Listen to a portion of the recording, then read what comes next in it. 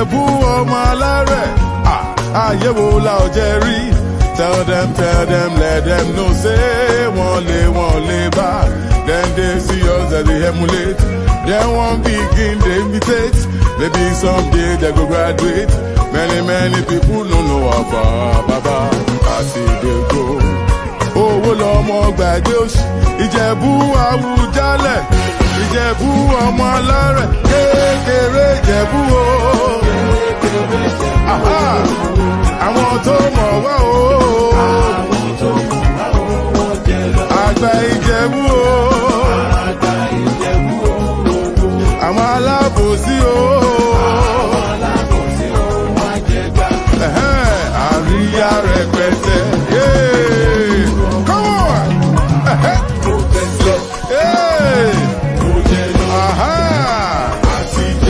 Ìjẹ̀bú jó dáadáa. Ìjẹ̀bú Jayọba. We done the ball with the represent. Olówó lọmọ ṣe yóò. Ìjẹ̀bú lọmọ kò sóṣì. Àyẹ̀wò la ò jẹ́ rí. Tell them, let them know, say, wọ́n lè bá. Ìjẹ̀bú Àwùjalẹ̀.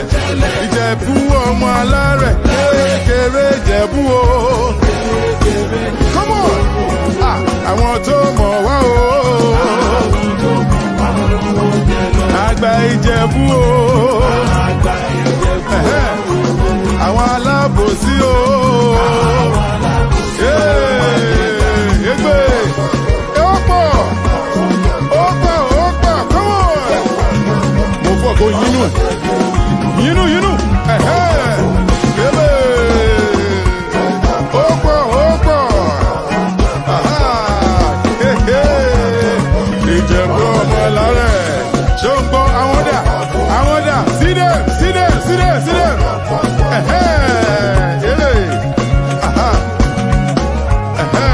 Kékeré Ìjẹ̀bú o. Àwọn tó mọ̀ wá o. Àgbà Ìjẹ̀bú o. Àwọn alábòsí o. Ayandaba.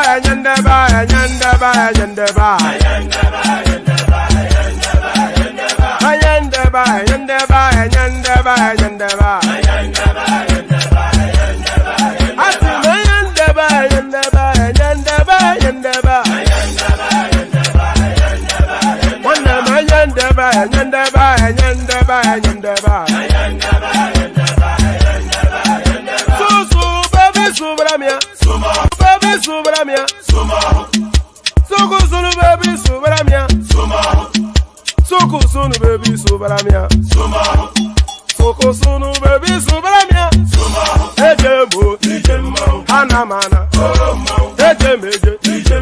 Anamana. Anamu. Parachuba dodiri chukuma dukuchuba dodiri ndimmawu. Egummawu. Parachuba dodiri chukuma dukuchuba dodiri ndimmawu. Obodo jisike n'ụbọchị eruona. Oyibo. It is a free one. Be free. Ayandaba.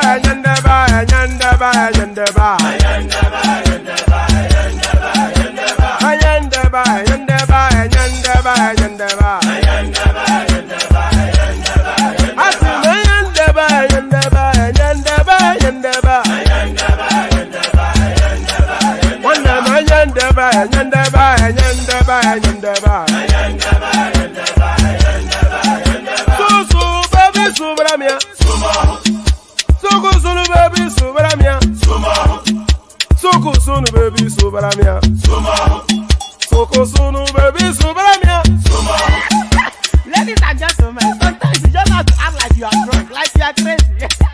Confuse your enemies. Confuse them.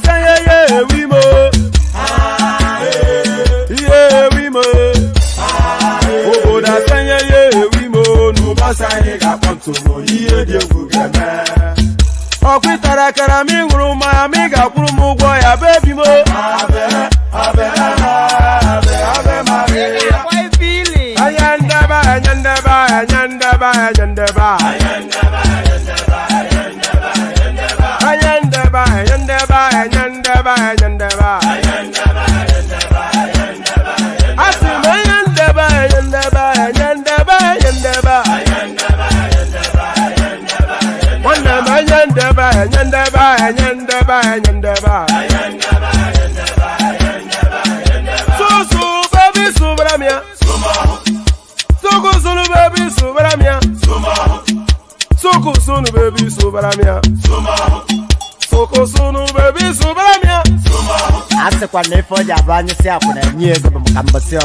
Since I was born, but now I am getting youth. I gonna move down, I gonna go gabu.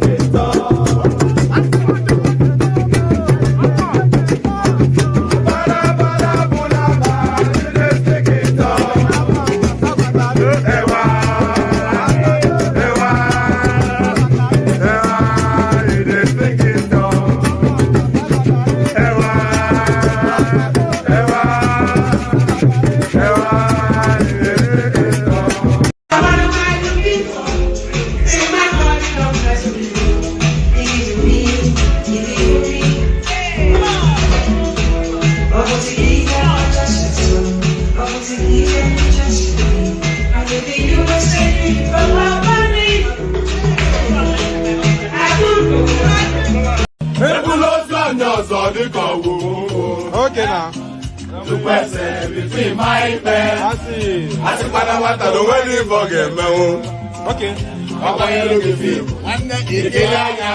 Mama musi na to go kwa. Aga na mwa mutelomba. Owe butike. Aga nilu ne butilo wanemo. Ata mwake ya diba kwa ya jomba. Ẹ̀jẹ̀ mi ni ẹ kí n gbọ́, àkọ́bí ewé ayò, ewé tún méje, ìtún ló ní ọ̀tún ẹ̀ ṣe, ìfà ló ní kan fà ẹ̀ mọ́ra, àìbínú gbogbo àtàrẹ, gbogbo méjì ọkà bàbà, gbogbo mẹ́ta ọkà wáṣẹ́, orí ló túmọ̀ ẹ̀dùn, gbogbo ọ̀nà ní túmọ̀ ẹsẹ̀. Akọni ìmọ̀ tú ìmọ̀ ọjọ́, ìmọ̀ èmi ni wọn kì í dálẹ̀. Wọ́n bá lọ mẹ́lẹ́mọ́, wọ́n á fi jó ẹlẹ́mọ́. Akọni wọ́n bá lọ gbé fèrè, wọ́n á fi jó ẹrùkù. Wọ́n wọ́n bá tẹ̀lé, wọ́n á fi jó aláre. Àwọn mẹ́tẹ̀ẹ̀ta parapọ̀. Wọ́n wá jọ ń pẹ́ mọ́, ẹ̀ẹ́mọ́ olóko jẹ. Wọ́n pa Akíntọ́lá, Akíntọ́lá ọmọ Ògún wọ́n ń pàdé ìyọ̀dà ọmọ àtàrà bàbá àkọ́bí wọ́n pàdé ṣàtàdá dẹ ọmọ ọba Ìjẹ̀bú mèrè aṣíwájú odò gbólùkẹrẹ ajagun lólòdì ọ̀run tó bá ṣe pé tìyẹ tó bá ṣe pé tìyẹ lọ́ bá ń darí jọ wí àgbèrò ni kò ń gbọ́wọ́ ọ̀gọ́ ti ṣìgìdì bá gbé àgẹ́tì ló máa ń gbé àyàn tí ìlàyàn ewúrẹ́ ọlọ́run dákun má padà lẹ́yìn ẹ kó má gbàgbé ọ̀rọ̀ tẹ́ aṣíwájú ọlọ́run dákun má padà lẹ́yìn ẹ kó má gbàgbé ọ̀rọ̀ tẹ́ àkọ́bí ọlọ́run dákun má padà lẹ́yìn ẹ kó má gbàgbé ọ̀rọ̀ tẹ́ ọkọ̀ olúrẹ̀lẹ̀ ọlọ́run dákun má padà lẹ́yìn ẹ kó má gbàgbé ọ̀rọ̀ tẹ́. And it is right there. Oloma pada lẹ́yìn, may God never depart from you. I mean, who wouldn't say amen to that? Certainly, that is a universally amen sort of, who does not want that to be their portion in life? May God never depart from you. Of course, that is exactly what you want. So amen to that on behalf of myself and you, on behalf of myself and you, my friends. So, pardon me. Amen to that on behalf of myself and you, my friend. So, amen to that. So, the usual good day to you, by the way. Good to be in your company, and how are you? We must always start with the greetings. Start with pleasantries first. Start with pleasantries before the Ghostbusters kicks in. So, good day to you. Good to be in your company, and how are you? So, we started off with that. Good day to you. Tell me, gist me about your day. What have you been up to? Did you get the pay rise at work, or did you get your P45? Do you know what a P45 is? I think UK residents will know exactly what that is. If your employer gives you your P45, then you need not turn up the next day. So that's your tax papers for the duration of the period you've worked there. So if you get your P45, then you are no longer with that establishment. So there it is. So good day to you. Good to be in your company. And how are you? The usual protocol, of course. The protocol never changes. Oh, well done, Aloy Mighty. Good, congratulations there. So let's see that reflects then in Super Chat. So good day to you. Good to be in your. Is it P60? It's P45, isn't it? Is it P60? I'm always being corrected by the comment section now. Thank you to Niger. One Niger, not two Niger, or Niger man even. I was watching two Niger on a previous space being well behaved. So it was on some Gambian setup with some Africans talking nonsense. I say, universally, two Niger talks anywhere you see him. It's just the totality of nonsense. Everything he says. So yes, good day to you. Good to be in your company. And how are you? The protocol, as I was saying, never changes. So as soon as either you come in or you hear the invitation, then you click on the like button. Yes, thank you. There is P45. Don't confuse me too. Yeah. So click on. So as soon as you hear the invitation, click. I'm interacting both, talking to you directly and being caught by the comment section, which is just streaming right to my right. Do you know how I tell my right from my left, even at my age? If you look here, I'm not sure if you can see it. If you look here, I have a bit of a mole. You can see that speck there. So that dark speck there, that's a mole right there. Just where is it? So yeah, where my finger is right, that dark speck there, that's a mole right there. And ever since I was born, to to determine what my right is from my left, I just check on the dark speck. So there it is. I digress. So yes. Click on the like button just as soon as you come in. So do that immediately. And right now, we want the likes hitting 100 in the course of this session. If you're watching and watch back, please go on and do exactly that as well. Click on subscribe if you're not already subscribed. Same arguments apply, same principle, same play for reasons of YouTube algorithm. So click on like. And if you are not already subscribed, click on subscribe. So like and subscribe. And then if you want to come and be an active participant, if you want your voice heard, then there is nothing more complex than just clicking on this hyperlink that I'm about to send to the comment section. I've scrolled past it, so let me swivel back. So if you want your voice heard, all you need to do is click on this hyperlink right there.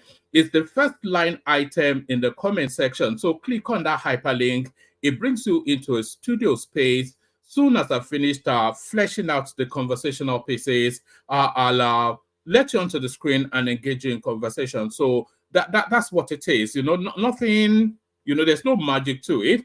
Any and everybody that you see on the screen or you hear on the screen, they are only there really for reasons of simply clicking on that hyperlink. There are no special invitations. There are no reserved seats. There are no special invitations. There are no reserved seats. It's first come, first serve. So come in early, book your seats. It's always somewhat of a slow start, and then the room fills up fairly quickly. So if you did intend to come on, today might be that day to do exactly that. So click on the hyperlink that says StreamYard. And of course, the $sign at the bottom of the screen. We keep encouraging that only is usually only designated, and it's not designated but it's usually just the same set of people that does this. It's either Chioma or Ayo. So I want to be able to say somebody else super chatted outside of those two names of Chioma or Ayo. So you be that one that breaks that duo to a trilogy. So a minimum of 5 super chats, always the anticipation in every stream. So Chioma sets the bar. So you either match what Chioma has put up there or you exceed it. So that's how it works. So just to recap, click on like if you haven't done that already. Click on subscribe if the subscription button is showing as red on your screen. If you want to come and join in the conversation, please click on that hyperlink that says StreamYard.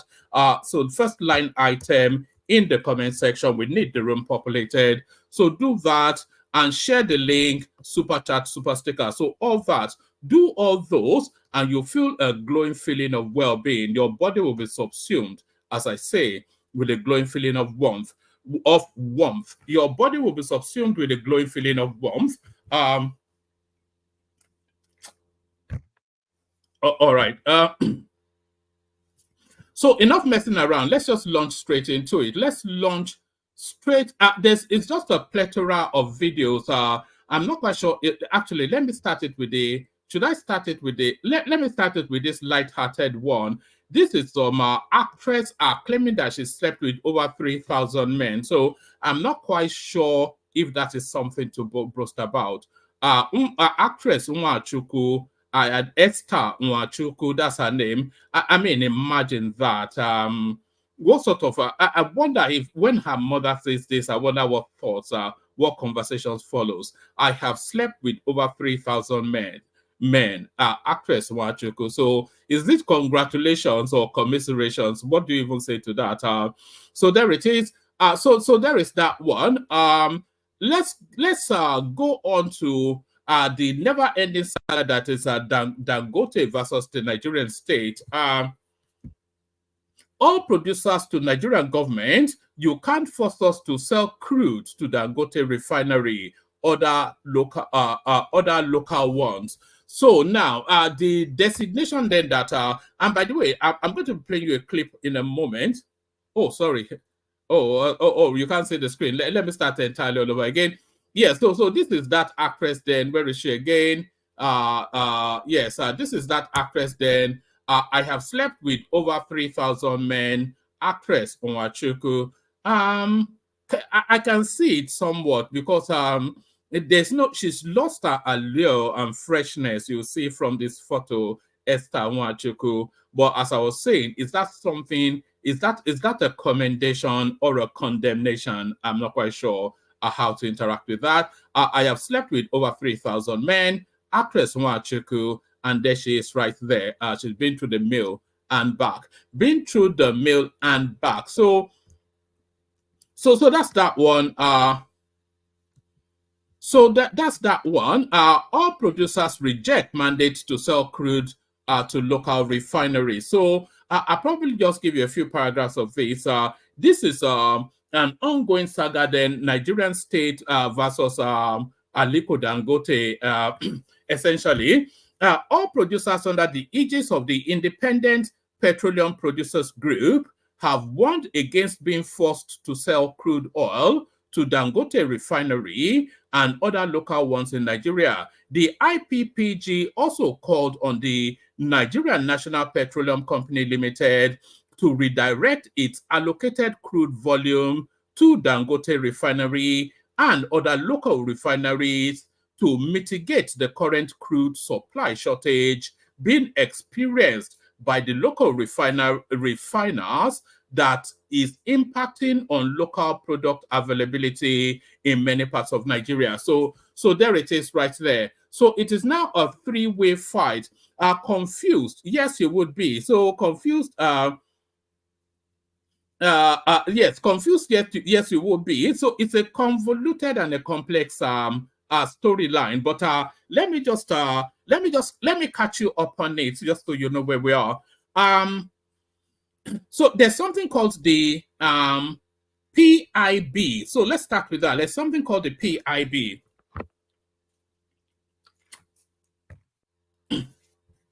So there's something called yes, Hassan, certainly come on. Give it about 30-40 minutes, Hassan. Let me get the readouts out, then come on.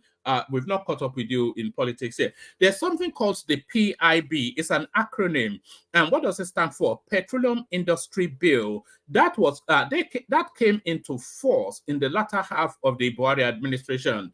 Now, embedded in that Petroleum Industry Bill, it's a complement of 400, and I'm just giving you a précis. It's not the full diet. It's not the full meal. It's just a précis of just what's led us to where we are. So embedded within that Petroleum Industry Bill is a complement of 450,000 barrels of crude that should be going towards the Nigerian space to satiate the local needs. So that complement of 450,000 barrels, that is now entangled in a spider's web of intrigues. So within that complement comes a complement that goes to Dangote, which is 6 cargoes of that 450,000 barrels. But those 450,000 barrels, they've been largely encumbered by machinations. In fact, I'm confusing you even more, isn't it? Let me just leave it there. But really, it's a web of intrigue. It's a web of intrigue. So let me just take it from the top. We speed through. All producers under the aegis of the Independent Petroleum Producers Group have warned against being forced to sell crude oil to the Dangote Refinery and other local ones in Nigeria. The IPPG also called on the Nigerian National Petroleum Company Limited to redirect its allocated crude volumes to Dangote Refinery and other local refineries to mitigate the current crude supply shortage being experienced by the local refiners that is impacting local product availability in many parts of Nigeria. The chairman of IPPG, Abdulrasak Issa, in a letter dated August 16, 2024, and addressed to the chief executive of the Nigerian Upstream Petroleum Regulatory Commission, Benga Komolafe, said the NNPC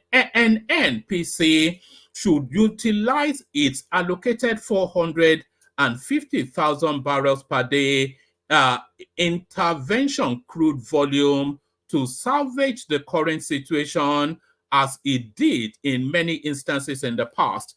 So this is it right there. So everything now circles and lands back at NNPC. So everything circles and lands back at NNPC. So now they've tried to force the IOCs, which are the independent, or is it even international, the IOCs, independent oil producing companies, they've tried to force them to to satisfy the needs of Dangote refinery. But that space now pushes it back to NMPC. But what really should satisfy the Dangote refinery requirements? What should satisfy the Dangote refinery requirement is that allocation of 450,000 barrels a day that has been bracketed off by law to satiate the domestic market. So we're there. So why is that not then being funneled onto Dangote refinery and other local refineries to satiate the domestic market? That is where the question is. And that question can only really be answered by NNPC. So they've sold it all off under sweetheart deals with their partymen and fellow criminals. All right, let's take it from the top and we'll speak through this time. All producers under the aegis of the Independent Petroleum Producers Group have warned against being forced to sell crude oil to the Dangote refinery and other local ones in Nigeria. The IPPG also called on the Nigerian National Petroleum Company Limited to redirect its allocated crude oil volumes to Dangote refinery and other local refineries to mitigate the current crude supply shortage being experienced by the local refiners that is impacting local product availability in many parts of Nigeria. The chairman of IPPG, Abdulrasak Issa, in a letter dated August the 16th, 2024, and addressed to the chief executive of the Nigerian Upstream Petroleum Regulatory Commission, Benga Komolafe, said the NNPC should utilize its allocated 450,000 barrels per day intervention crude volume to salvage the current situation as it did in many instances in the past. Issa said some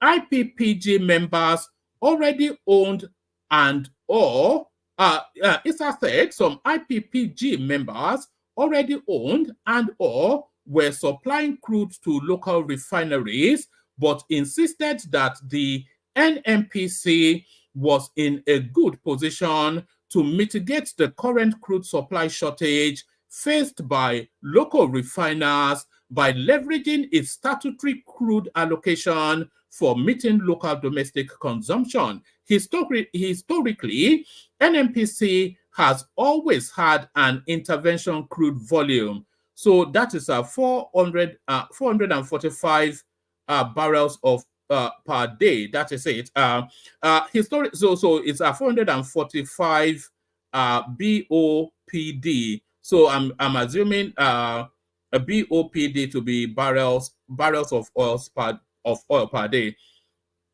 Historically, NNPC has always had an intervention crude volume 445 KBOPD, meant to satisfy the nation's domestic consumption. This volume has always been used under various swap mechanisms to import refined products for domestic consumption.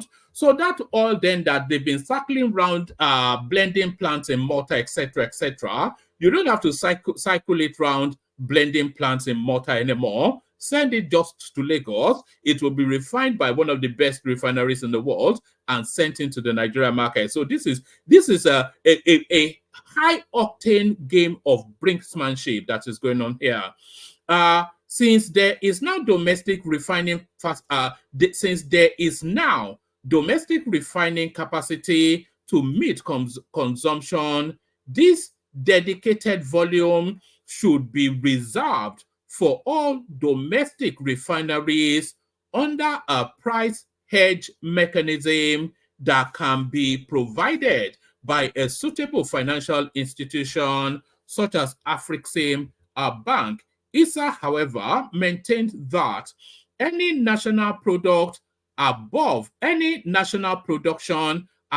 this allocated volume should be treated strictly as export volume, adhering to the willing buyer. So there's such a lot embedded in this. I may have to read it twice because this is so important a document, a piece, there's so many layers embedded in this that we probably have to untangle. If we have the panel to untangle this, then this might well be a conversation. Now, ISA, however, maintains that any national production above this allocated volume should be treated strictly as export volumes, adhering to the willing buyer, willing seller framework of the international market, especially since the refiners will need to export excess products that surpasses domestic demand, thus boosting forex earnings. So embedded in here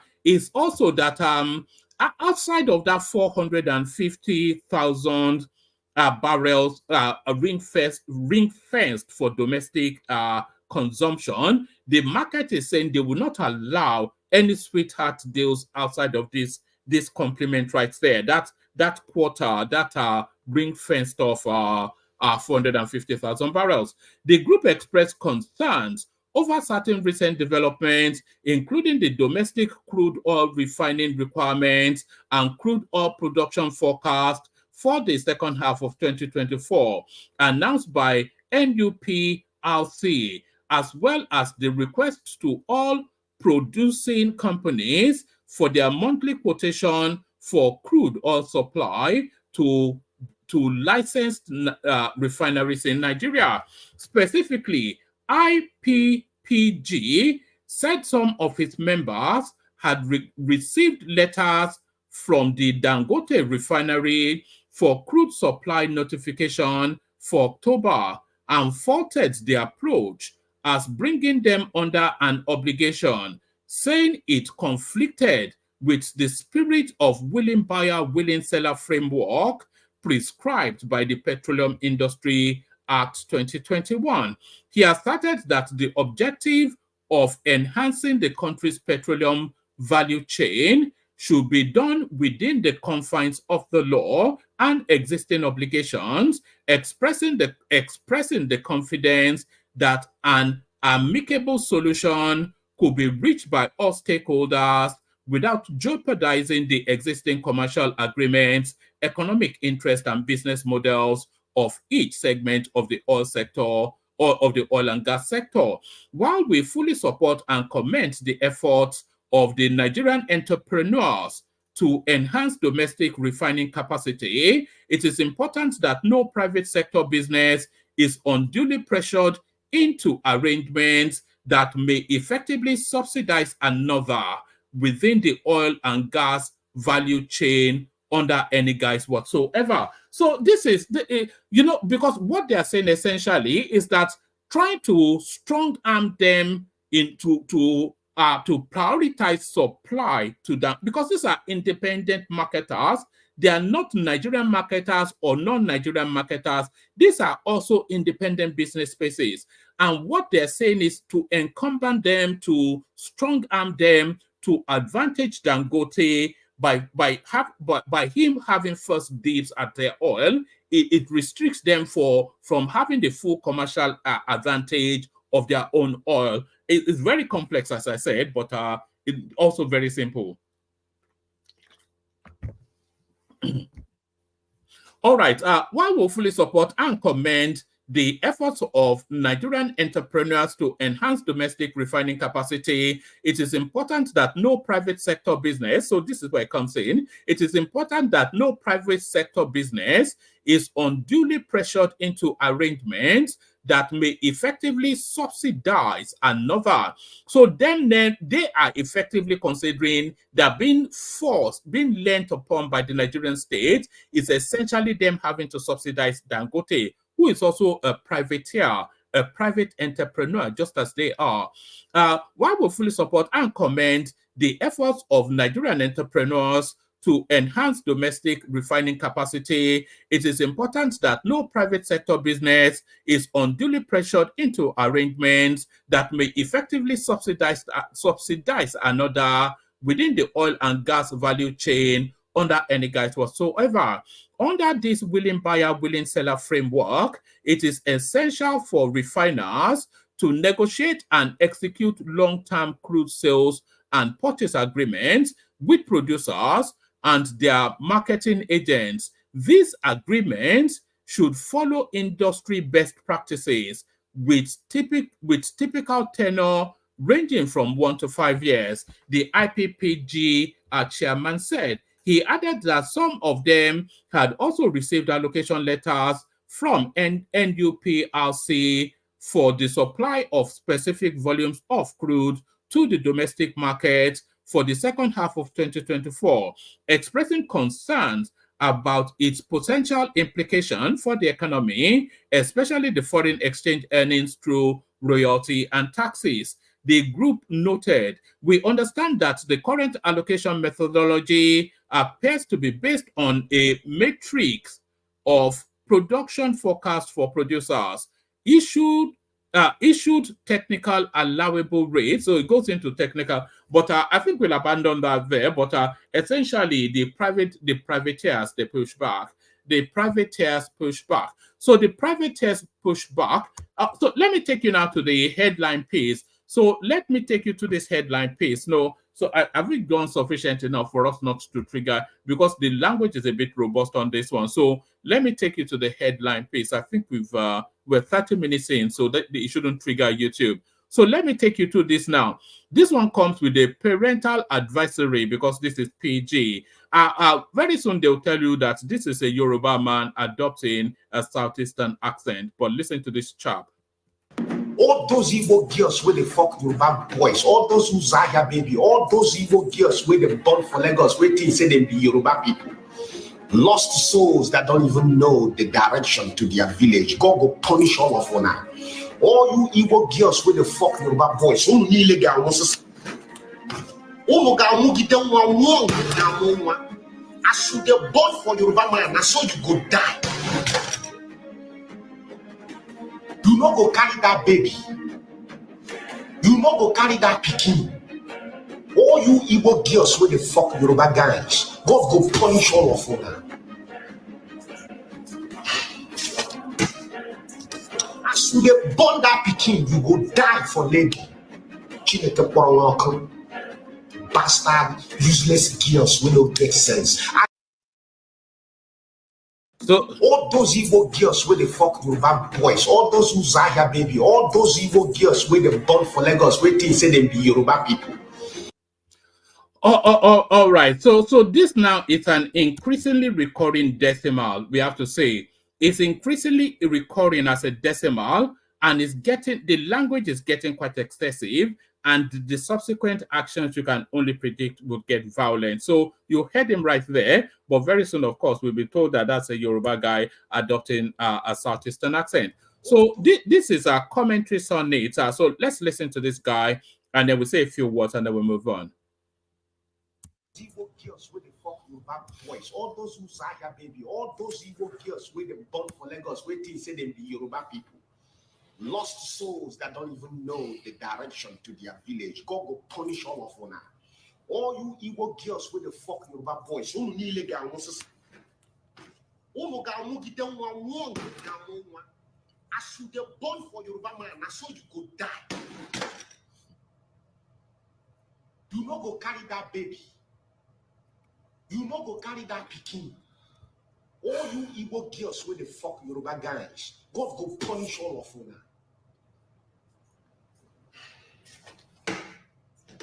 As you get born that pikin, you go die for labor. Bastard, useless girls with no get sense.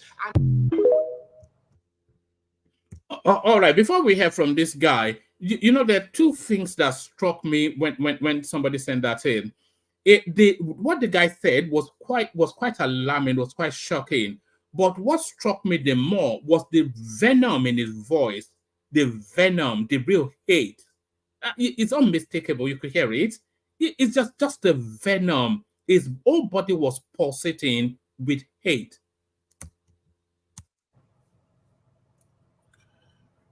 Hello, good morning, my people.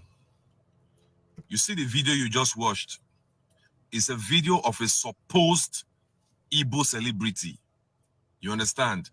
He's a celebrity, though even if I know they regard him, I regard him as a senseless being.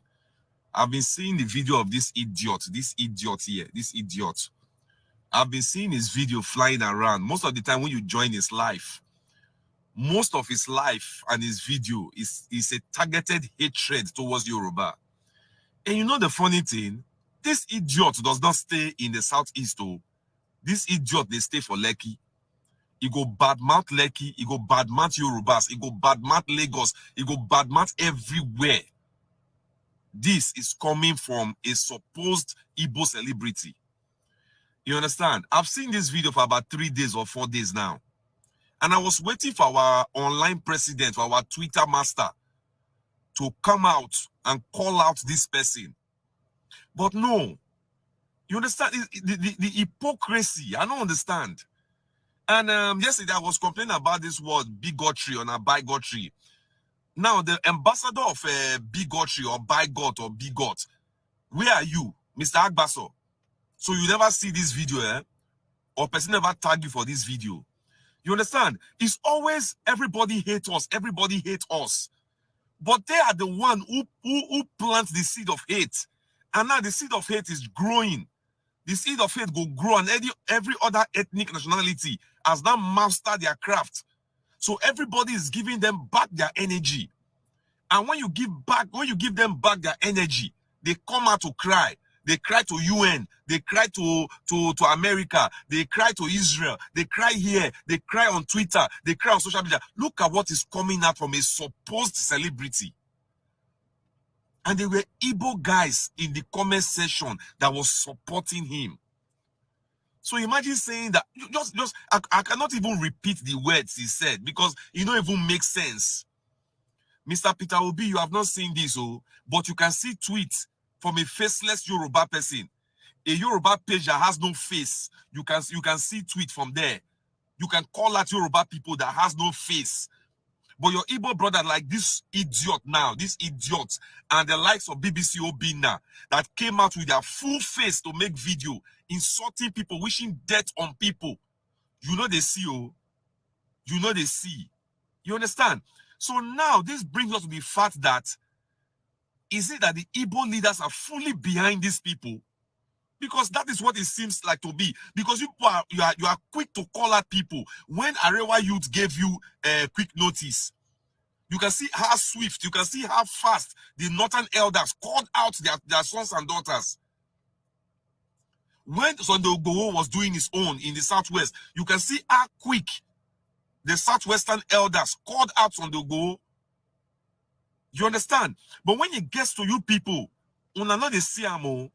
No, this video now is not bigotry, it's not bigotry, it's not anything, no. It's not hatred, it's not envy, it's nothing, unless it is done by Yoruba. Imagine the traffic, imagine the tweets our Twitter president go give if these same words were coming from Portable. Or if these same words were coming from Whiskey, or it was coming from Olamide, or it was coming from any Yoruba celebrity. Imagine waiting go don't have put our Twitter space by now. Imagine what waiting go don't day for social media by now. I'm sure one of those Igbo people will come outside now, come talk, say no, this Acme video, this video of Speed Darlington is an edited video. So the voice behind is a Yoruba voice. If I will even come outside and say Yoruba person manipulate them to say these words. Because they never hold their people accountable. Nobody, you understand? Everybody in their eyes is wrong. Now only them they right. This video now is not worthy to be called out to. But when a Yoruba person will make a counter video and say the same exact word, our Twitter president will remember saying get phone. Right now, he no get phone, or maybe he no get data, or where he day, light no day, so he never charge his phone, or he no get power bank. It is only hatred, envy, jealousy when it is done by other ethnic group. But it's okay when it's done by the Igbos. Anyway, I'm off to work. When I continue to push on an evil agenda. But one thing you don't know is the evil that they built for Southeast, the hatred you are planting in your youth, in the heart of your youth, is only going to come back to consume you guys. It's as simple as that. Have a nice day.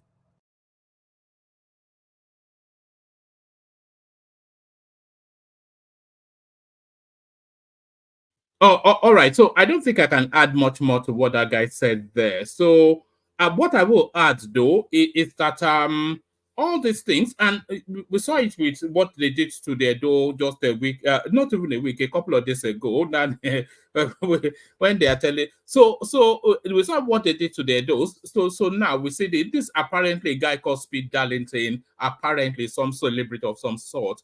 Just the venom, the sheer hate, like if there was a Yoruba person in front of that guy, he would rip him, he would rip him from limb to limb with his bare hands.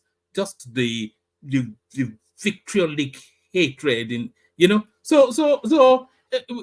But what this is going to ultimately do is it will awaken, for reasons of self preservation. It will awaken some sort of ethnic jingoism in other spaces too, because there is only so much, and then once you're against the wall, then you face, and then you push back.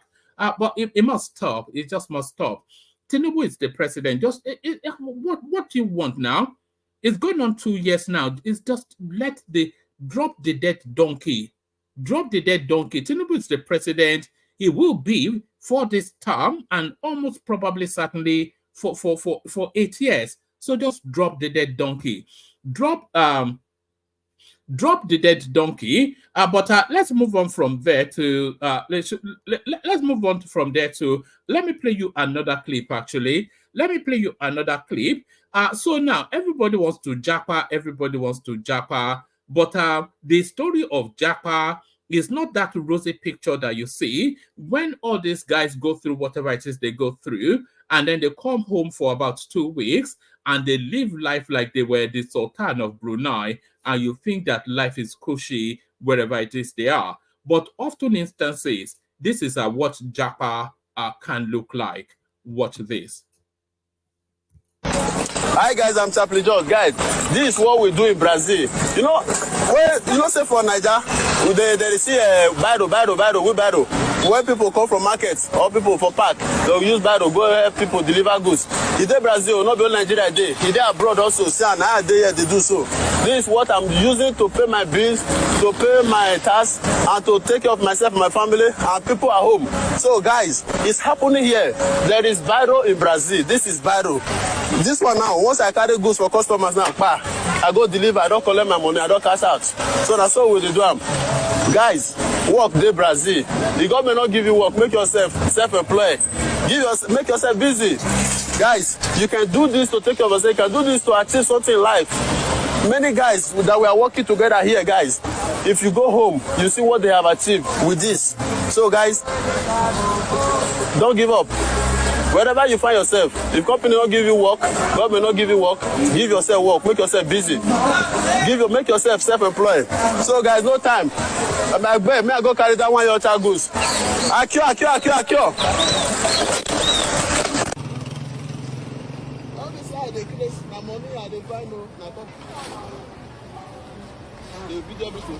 They video everything. Guys, who tell you so they know they do can heal from Nigeria? Because they do wheelbarrow. No wheelbarrow what they do for market that time. Wheelbarrow. When they will buy things for market, boys will go carry go drop out for bus, for park. That's what they do for Brazil. So wheelbarrow dey Brazil. Wheelbarrow, guys. See this goods? If I carry these goods now, go drop on the owner. I don't collect my money. And so they survive there. Wheelbarrow dey abroad. This is another way of wheelbarrow. And I work with this, so I say I can collect my money for Brazil. So there it is right there. And nothing at all to knock honest labor. So $1 earned is $1 earned, whether you're earning it as a brain surgeon or you're earning it by any other means. $1 earned is $1 earned. But the story of Japa is not always all those cushy storylines that you often hear. So it's not all those cushy storylines that you often hear. So now let's go on to let's go back to politics. And as I said, as I've been saying over the last, and by the way, the room needs populating. Anybody that wants to come join. As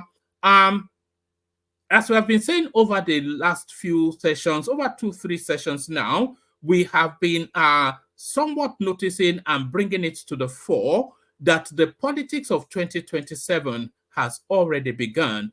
And we have been looking at a lot of the permutations that have been permuted into the space. We saw from the sublime to the ridiculous. We've seen matchups of Bukola Saraki as the head of a ticket with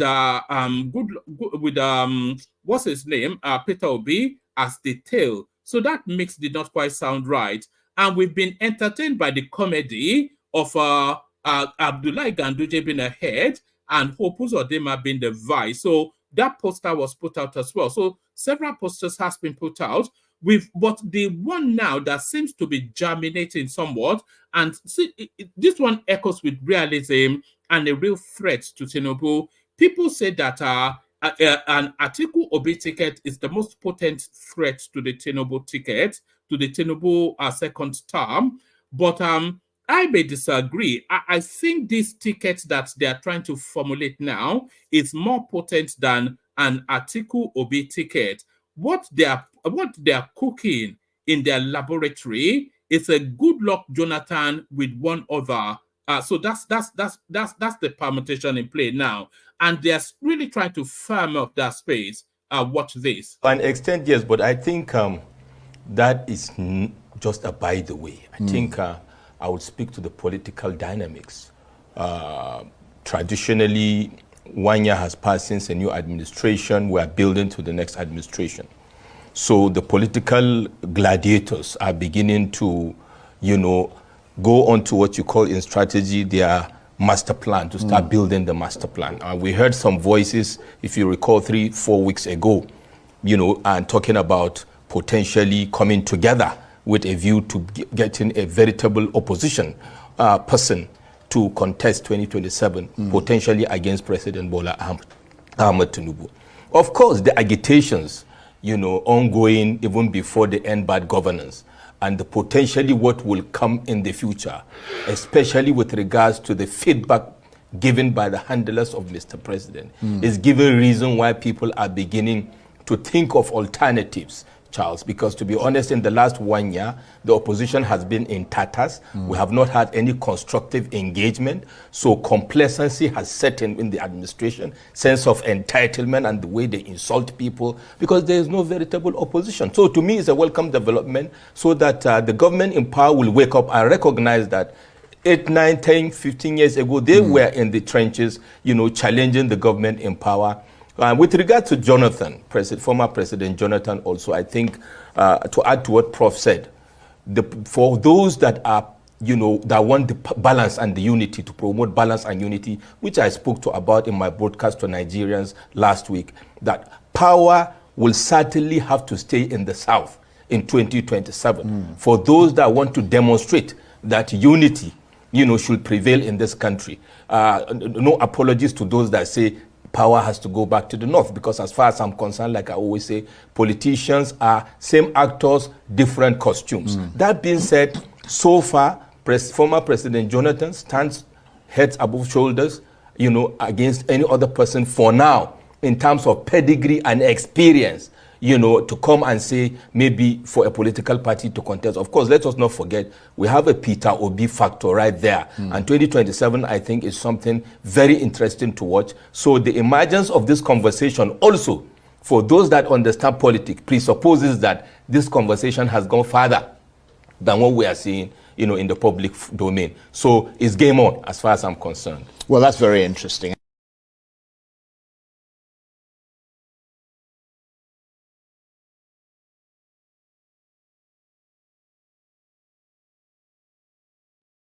All right, so it is game on as far as is concerned, and certainly I echo that as well. It is certainly game on.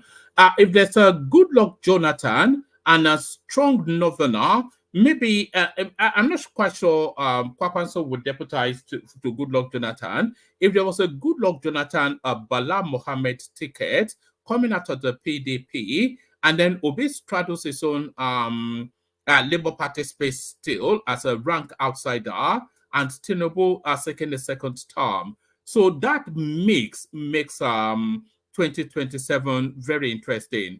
If it was Atiku Abubakar with one other Peter Obi with one other taking on Tinubu. I think then we will probably get a repetition of 2023. But if it was Goodluck Jonathan taking the PDP ticket, then because Goodluck Jonathan, it really serves the North in all ways. So it helps them uphold their credibility. That, pardon me, it helps them. Hold on, water. It helps them uphold their credibility that they are honoring then that power remaining in the South for the full complement of 8 years. So it helps them uphold that credibility. But then it also puts in Astor Rock somebody that they know is very malleable, somebody they know they can bully and they can whip around to their will, because we saw them do it for 6 years with Goodluck Jonathan. So that satiates so many things, and it helps them get rid of Tinubu, who has now become a thorn in their flesh. So all of that comes into play. So Goodluck Jonathan being on that ticket for PDP is a real potency against Tinubu. But with Peter Obi still running up ahead in the Southeast, who does that advantage? If Peter Obi runs, and then we have that tripartite, Tinubu, Peter Obi, and one other, that one other being Goodluck Jonathan, how does that weigh? How does the North go? Does the North go with Goodluck Jonathan, having gone through the period of suffering with Tinubu, etc., which of course will be amplified during that election? Will Tinubu recover the economy sufficiently enough to nullify that narrative? Because it is only that narrative that can run against Tinubu in the North, a narrative of suffering. You know, because they can't sell Goodluck Jonathan as a Northerner, can they? So very interesting permutations coming out. But have no equivocation and disabuse your mind. 2027 election is already afoot. 2027 election already afoot. So 2027 election already afoot. So back to the Dangote narrative and the oil situation report. Sayu Dantata, Dangote's half-brother, amongst importers of petrol from Malta. So there he is right there. So that's Dangote's other brother. Sayu Dantata, founder and chief executive officer of MRS Oil and Gas, has been identified as one of the individuals behind the importation of petroleum products from Malta. Dantata is the half-brother of Aliko Dangote, founder of Dangote Petroleum Refinery. According to, let's start from the top again. Seyu, is this Seyu? How do you pronounce it? Seyu Dantata, founder and chief executive officer of MRS Oil and Gas, has been identified as one of the individuals behind the importation of petroleum products from Malta. Dantata is the half-brother of Aliko Dangote, founder of Dangote Petroleum Refinery. According to correspondents on Tuesday, based on documents obtained, MRS imported fuel into Nigeria in February through the vessel MT and then Aether. The publication also said in separate letters dated March the 4th and addressed to the CEO of the Nigerian Midstream and Downstream Petroleum Regulatory and the CEO Nigerian Upstream Petroleum Regulatory Commission, the oil firm confirmed that it had purchased 91,100 metric tons of unleaded petrol 91 research octane number from Petrocam, from wherever I got it from. The letter was said to have been signed by Moyosola Kuku, MRS Oil's General Manager of Risk Management.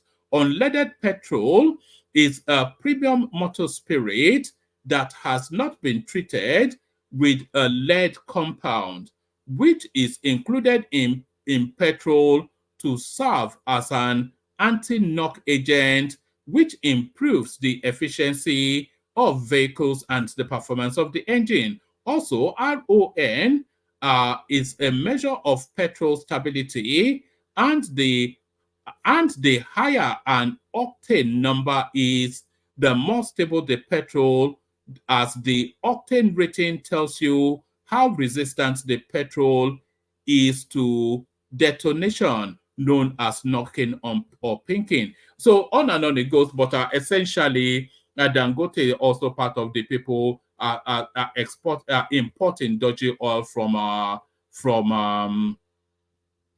Malta. So Dangote importing dodgy oil from Malta. So let's take a pause there and get a little bit of a flavor of Rufai Oseni versus Reuters. So this one circulated quite heavily. So let's just let's have a flavor of it. We can subsidize that local production. It's very important. That's it. Actually, for the final point, you saw Vimbai with the headlines from The Guardian, right? 600 billion that the telcos, the states, right? How many times does 600 billion go into 6.8 trillion in subsidies? The other issues around it, just think about where that money could go. That's Sir, you see, the problem with many people is that, especially the World Bank, that they don't understand Nigeria. It's not this Trump-top data economics that they do. You're talking about a country. And for those that you make the argument, we take the money, we invest in other parts of the economy. You're talking about a country that the government has invested 15 trillion in the coastal road that was needless, where you have other roads that were still remaining to be done. And they left those roads. In fact, actually, that 15 trillion invested in just one road was going to fix all the pre-existing roads in Nigeria. I didn't say that. Do you know who said that? The Minister of Works himself. But we took that money, went to launch a new project, and we left many roads undone. They're talking about a country that has a persistent, niggling mindset of corruption, where even if you make those savings, they will never reinvest into a lot of the people. Today, we are talking about a presidential jet where they've not told us how they got the money to buy it. So for me, I understand the culture of impunity. Maybe down the line, if we change the culture of impunity, which I don't think will change anytime soon, you can make a sensible argument. You were talking about Singapore. I looked at you, I laughed. Do you know what will happen in Nigeria when they build those buildings? Government workers will buy those same buildings of the government and sell it at exorbitant rates. Go and check most of the government housing they do. It's already pre-bought by the same people internally. So you are comparing with Singapore and you're saying, if you give home subs, it will never be visible here. Probably only the days of them Jack on day when there was finance. It's government officials that they will buy us all those homes at 20 or 10 million naira. And they will go and resell it at 40, 50 million naira. Go and check if it's that easy. All the homes going to have a building. Just please apply to buy one of these government housing projects. Just go ahead. I want you to do it yourself. Rotus, culture will eat strategy for breakfast. All you are saying is strategy. The deeper problem is the culture. I get what Kalu Ajabu is saying. Can we put the subsidy at the pump? But the culture of corruption will never allow them put it at the pump. You will see rich people faking beef. Do you see that Dambelo's investigation where somebody had 44 different accounts? 44 local government were paying monies to one account. So when you even say you want to do stickers for the poorest of the poor and, income bracket and things like that, they will still corrupt it. Where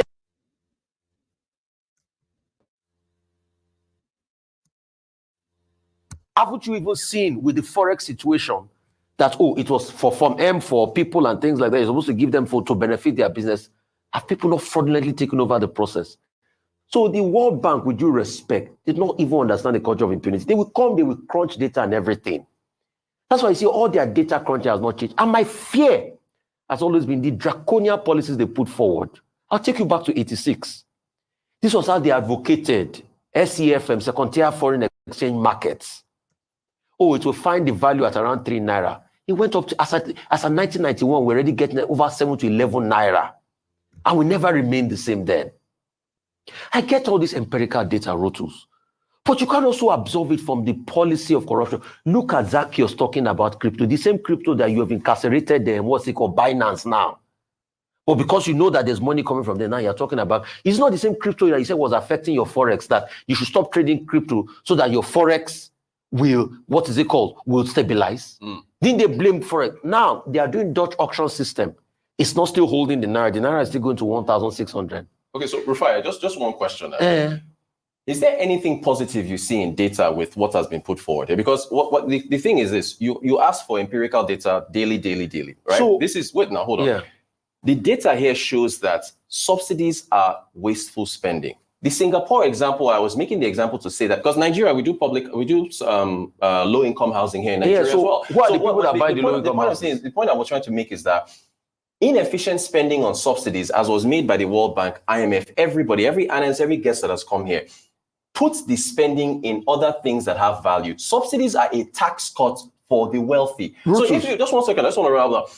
All you've done is just say corruption. If you bring a solution here, corruption will destroy it. You bring a solution here, corruption will destroy it. You bring it. So the thing is, the point is that if every single way you turn, you say that nothing will work, corruption will destroy it, then let me just put my laptop down, pick up my phone, and let everybody just go home and leave Nigeria to burn. You know what I'm saying? There has to be some hope and optimism that some of these things can work.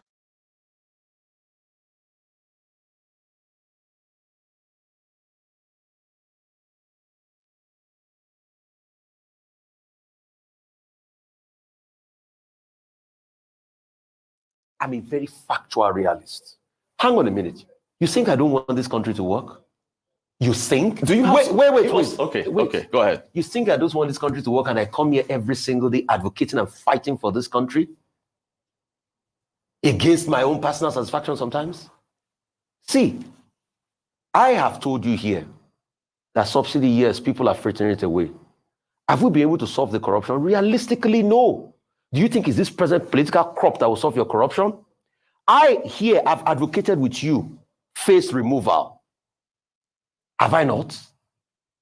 But even with face removal, is it the same NMPC that they released their report today that you are saying you want the financials because you can't trust them enough? Are these the people who are going to live with this? So, Roto, see, I am saying the reality so that people that are watching can understand realism and press for more accountability. You are talking about subsidy savings in a country where the president did not even respect you enough before he went ahead to buy a private jet behind you. Without it, he didn't even rate you enough as a citizen. So you think I don't want the best for this country? Rotus, we want the best. I'm hopeful. Well, give me hope. Give me hope. I need to hear hope and positivity from. Give me hope on something. Give me something you've seen that is hopeful. Give me one thing, please. Let me tell you. Okay. My hope now will be, how can we increase revenue through mining? But subsidy is eating up the revenue. Wait now.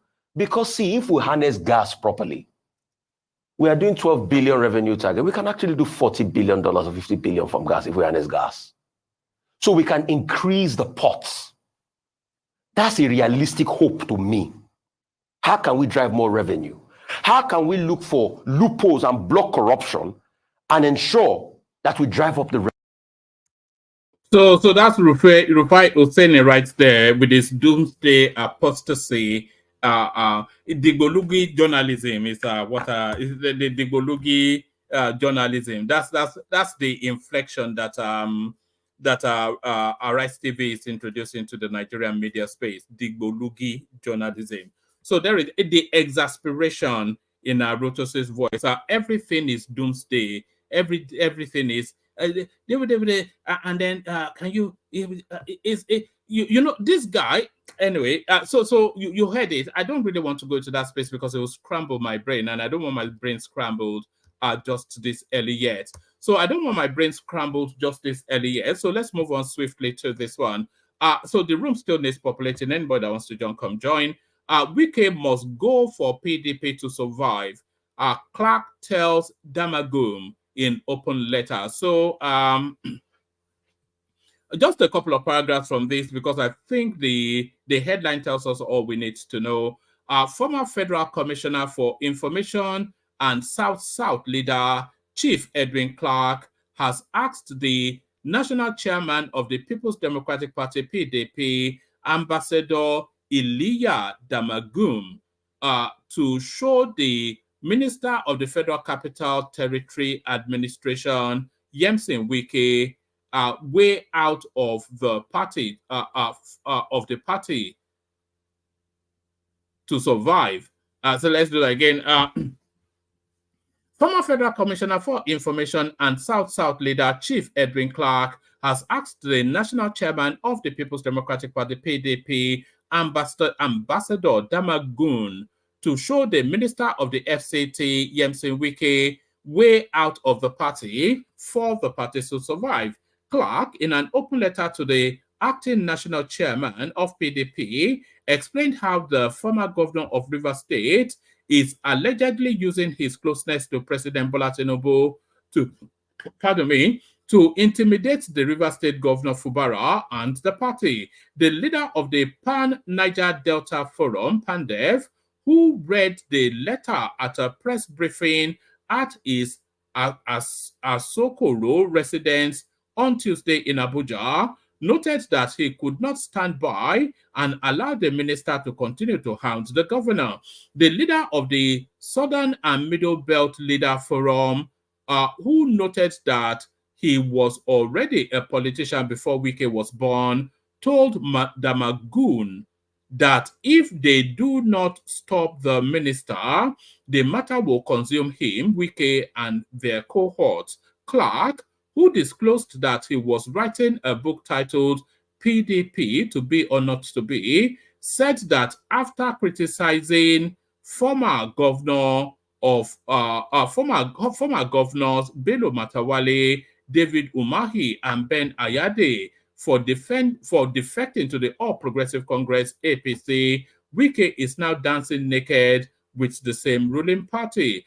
After conceding that former Rivers State Governor Peter Odili and his wife made him what he is today and will forever remain grateful to them, he is now abusing them. I won't allow him to destroy Rivers State, Clark declared. He alleged that having failed to use the APC to disrupt the PDP, Wike is now using the party against itself. So there, for any and everything that Clark said there, the headline holds all the truth within that. If Wike remains within the PDP, that party is going nowhere. So let me just give you a few more headlines, play you a couple of clips, and then we'll see who turns up for the session. Tinubu National Assembly governors indulging in worst fiscal rascality. This is Madam Obiese-Kwesele fuming over Tinubu's jet, but ignoring the insults to the Edos and this latest clip that we've just seen there. So that's just typical of that. I think we are identifying the sort of politics being played there. I think we are identifying the sort of politics being played there. It's just an ethnic politics that is being played by Peter Obiese-Kwesele, Kingsley Moghalu. They're all rallying round the clan. That's just what we can conclude. Tinubu's ministers' aides shared 54 billion naira from 120 billion naira forfeited by Emefiele's accomplices in money laundering case. So this is Omoyele Sowore telling us tales by moonlight. So that's from the Sahara Reporter Space. So that's from the Sahara Reporter Space. Let me play you. I'll play you just a few more clips, and then we'll see how this session takes shape. No, let me not play you that one just yet. Let me play you this one. Actually, this speaks to the narrative of our fuel subsidy, and this is NNPC speaking. Watch this. I think there is one fact that I need to make it very clear, that in the last 8 or 9 years, this company, even corporation as it were, has not paid anybody a dime or 1 naira as subsidy. No one has been paid kobo by NNPC as in the name of subsidy. That means no marketer has received money from us by way of subsidy. What has been happening is that we've been importing PMS, landing at a certain price, at a cost price, and government is telling us to sell it at half price. So the delta between that landed price and the half price is what we call shortfall, or call it subsidy. And the deal is between Federation and ourselves to reconcile, and sometimes they give us money, sometimes we do net ups. So there is no money exchanging hands to any marketer or anybody in the name of subsidy. So there it is right there. There's never been subsidy in the first instance. So the money's being budgeted for subsidy is actually money being paid for discounted fuel. So marketers don't actually get subsidy. That's what NMPC is saying. But we saw that video clip from Benjamin Kalu just yesterday, and very quickly he gets a response. I was going to say the clown claps back, but he gets a response. This morning to talk to you about a pertinent issue and a video which has been circulating online from Benjamin Carlo, who claims that he's the sixth most powerful man in Nigeria. And he was talking about Abia State and insisting that in the next election that the governor of Abia State will be retired. Mr. Benjamin Carlo, let me speak to you. When people become arrogant because of certain positions they have, they should first of all think back and ask themselves of what relevance have they been in the political life and in the personal life of individuals in a particular state. Mr. Benjamin, we don't know where you come from. We don't know what empowered you to make such a categorical statement and boast on behalf of the people of Abia State. We've not seen you anywhere for the past 26 years and beyond, when Abia State was in total disrepair, when Aba was a total write-off. Nobody heard about you. And now suddenly the people of Abia State are beginning to witness significant improvement in their lives. And people like you come up to boast because you claim you're the sixth most powerful person in Nigeria.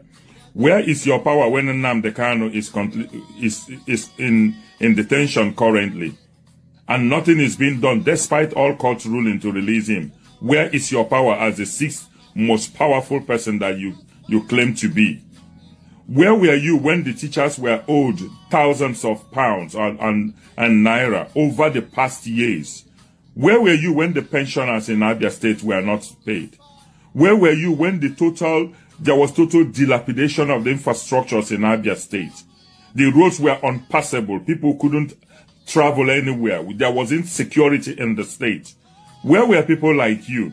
For you to come out and boast that you're going to retire the current governor of Abia State, have you now taken that law into your hand and you decide who rules Abia State and no longer the people?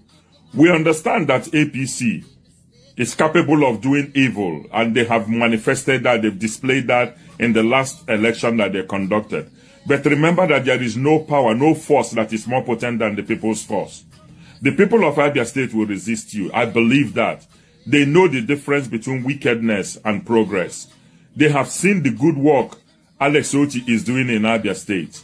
And I wonder where you're getting your courage from, where you're getting your audacity from, for you to come out and make such a categorical boast that APC will take Abia State, so that you will return Abia State to other states that APC is ruling. We have seen what APC is doing in Nigeria. The hunger, the starvation, the partial appointment of appointees. What is your state in the southeast getting from this government that you are so proud and arrogant of defending? What positions were given to the Igbos in this particular dispensation? Have you ever spoken up to talk about the marginalization of your people? Have you traveled from Aba to other parts of Abia State to see the thousands of military checkpoints, police checkpoints, NDLA checkpoints, and custom checkpoints, and every notable checkpoint in this world? The people of Abia cannot even travel 3 minutes without having a checkpoint, without being harassed and intimidated. Have you spoken up in the house for them? You claim that we have the Southeastern, what I don't know, that was given to us by Tinubu. Guy, we have survived over the years since 1970 without that development or whatever commission you called it. We have existed, we have suffered. From 20 pounds, we have rebuilt Igbo land. So that singular gesture that you talk about does not mean. So there it is right there. That's the predictable response that you get from that sort of a space. So There wasn't even anything there that almost verbatim you could have recited what he said as a response coming from somebody like that to that sort of narrative. Never to the nuance, never to the intelligence of it, always just to the parochialism of tribe. So the parochialism of tribe. So now this guy now, in this next clip that I'm about to play you, this guy now is about to and sets about, and it looks as though he has succeeded in correcting an injustice that is centuries long. So let me leave it that ambiguous. So this guy in this next clip now is set about, and he may well have succeeded in correcting an injustice that is centuries long. Watch this. A lawyer and former spokesman of the Kenyan judiciary, filed a case challenging the unfair trial, sentencing, punishment, and death of Jesus Christ 2,000 years ago. It was a bit awkward that in the case of Jesus of Nazareth, the presiding judge, having confessed that the The petitioner challenged the mode of questioning used during Jesus' trial and for the prosecution. All right. I'm not sure how much of that you could hear from the background music, but just to fill you in, the guy there is actually gone to court to institute a legal suit against the state of Israel and Italy for the death of Jesus Christ. So there he is right there. It is so unclear. We don't actually know if he won, but that's his own pursuit in life. It's gone to court to institute a legal suit against the state of Israel and Italy for the death of Jesus Christ. So there it is right there. Something equally comical. Here is Omoyele Sowore trying to pick a pocket or two. The diaspora was the reason I was a candidate, and they sustained me to the last. So if we can get them, if people are sending $50 billion to Nigeria every year, is it possible that we can get you guys to just donate $1 million to the protest that's going to happen in February? I don't know how we're going to do it. You know, if you know anybody that can set up a wallet that can be trusted and transparent, I'm for it. But the diaspora, please, we cannot ignore them. And that is why part of our demand for this protest is diaspora voting. 6 million diasporans can change election fortunes in Nigeria if they're allowed to vote. So that's Omoyele Sowore, as ever, picking the pocket of the picking the pocket of the gullible. The next clip, watch this. Pontius Pilate, governor of Judea. Oh no, that's still from that nonsensical guy. So that's still from that nonsensical guy. But this now next clip is not at all nonsensical. It is actually quite depressing. Watch this. Kogi State is that. At men of the press, I want you to help me ask the federal government, the Inspector General of Police, and the security agent, if at all Kogi State is still in Nigeria. Because most of the things that happen in that state, I don't think Kogi State is part of Nigeria. Because that state is so small that Yaya Bello, the fugitive we are talking about today, ordered the court to transfer his case to Lokoja. Have you heard that before? A suspect ordering a high court judges to transfer his case to his place of choice. And the same thing now, the Inspector General of Police is now ordering the Supreme Court to give the judgment on the 16th.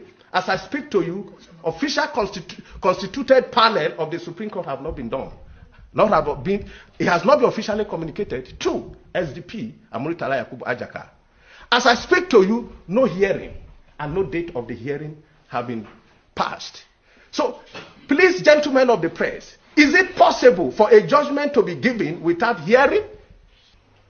And it is important for you men of the press to help us to ask the Nigerian government if at all Kogi State is still part of Nigeria. Because the lawlessness is getting out of hand. The lawlessness, the impunity, the torture activity, and you know what? Let me shock you with this fact.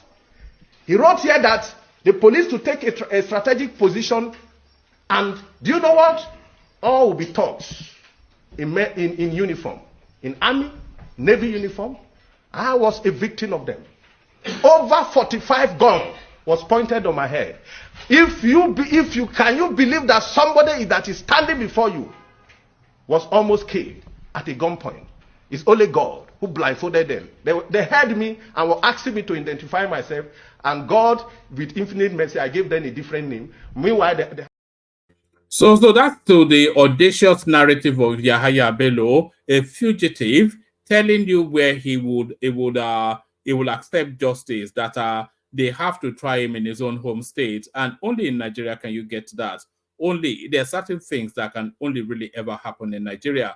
So this now next clip, think Holy Ghost fire. So that is your ambiguous clue towards what is coming next. This now next clip, think Holy Ghost fire. Holy Ghost fire. Get yourself a job. Go get yourself a job. Get yourself a job.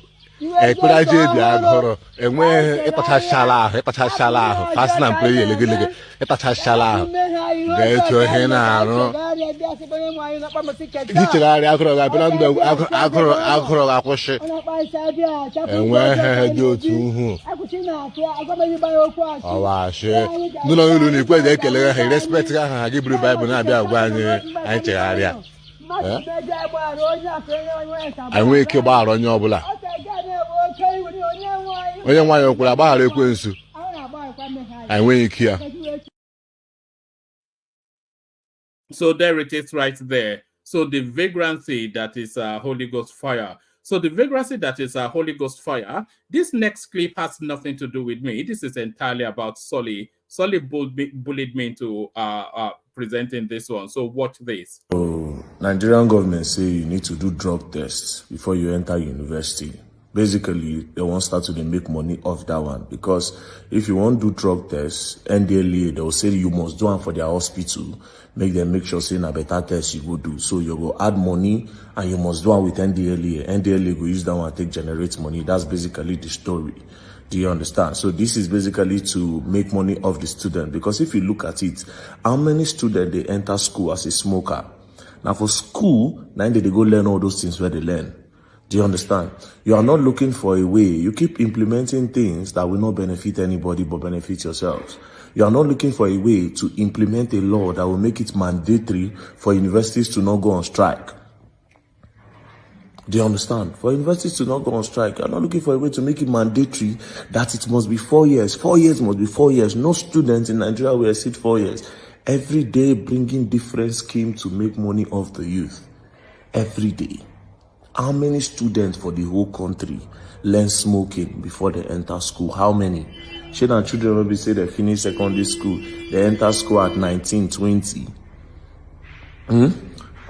Now people enter school at 19, 20, now then you want tests for smoking. If at all you want to clean the society, you go say, okay, after graduation, you must do a test after graduation.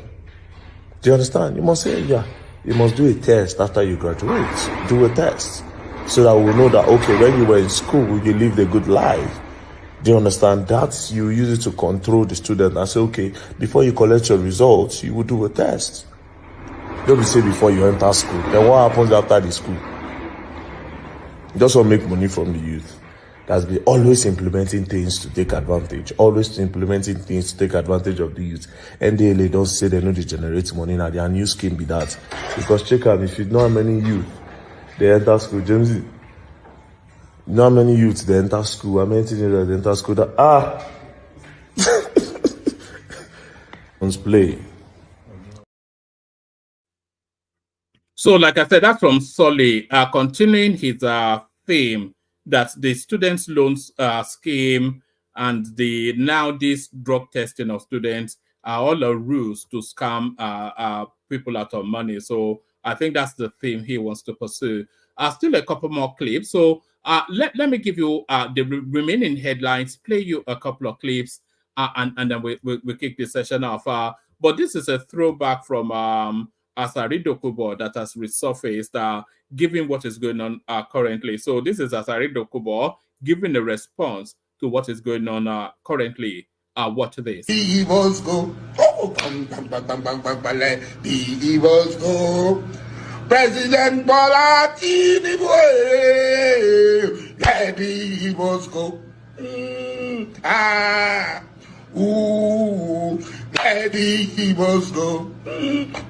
National Assembly, let the evils go. So that is Asaredo Kobo right there up to his usual mischief, Okoyawan. So Okoyawan Asaredo Kobo.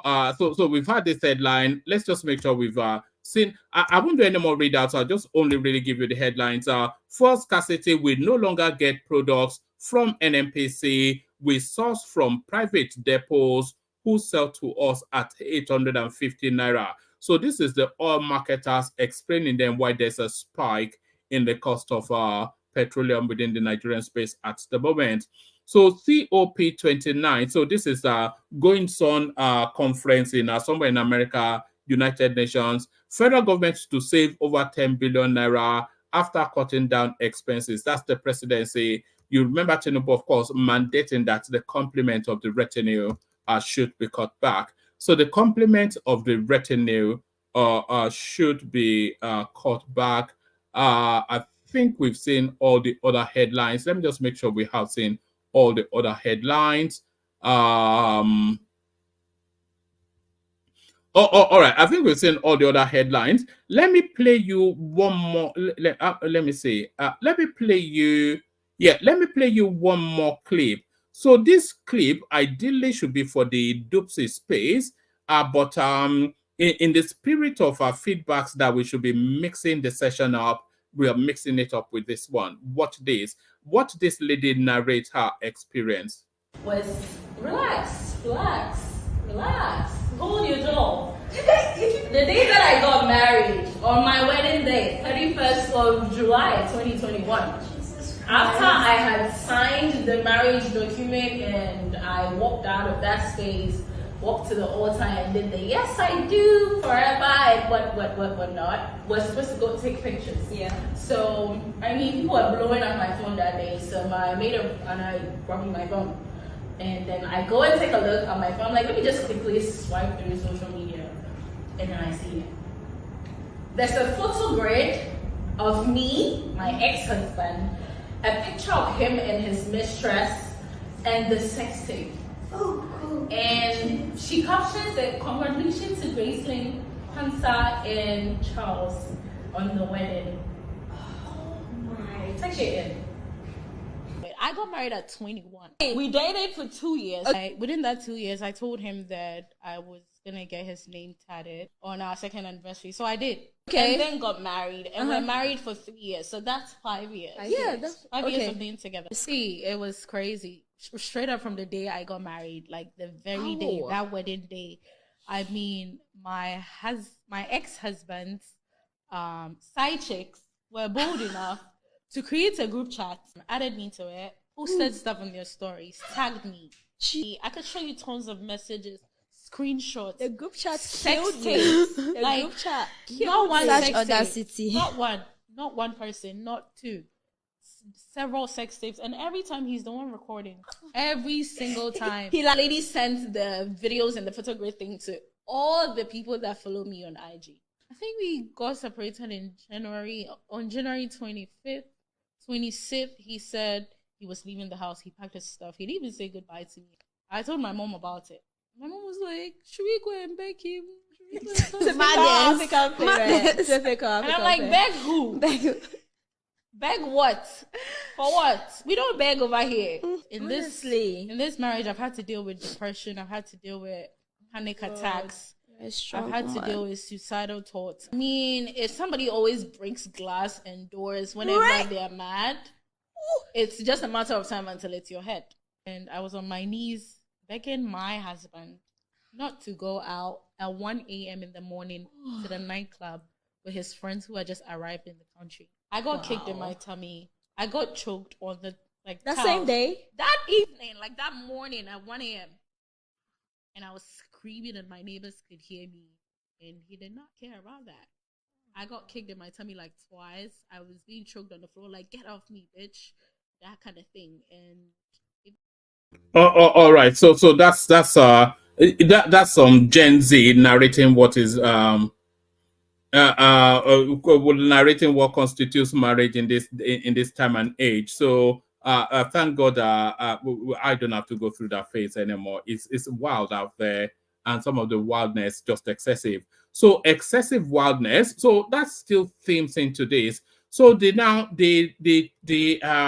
leader of the labor union is wanted by the police to answer questions around terrorism and all that. And this now, they seem to have now found something to bully the government with, which is demonstrations and strikes.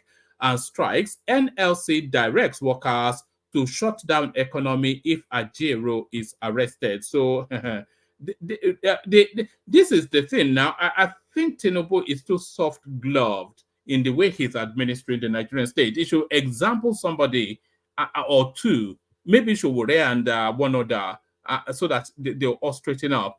The Nigeria Labour Congress NLC has directed its affiliate members and indeed all workers in the country to immediately shut down the economy if the Nigerian police arrest the Congress president, Comrade Joe Ajero. Recall that the police had last night invited the NLC president to its headquarters for questioning over the allegation of involvement in terrorism financing, amongst others. So, and by the way, he ignored the invitation of the police.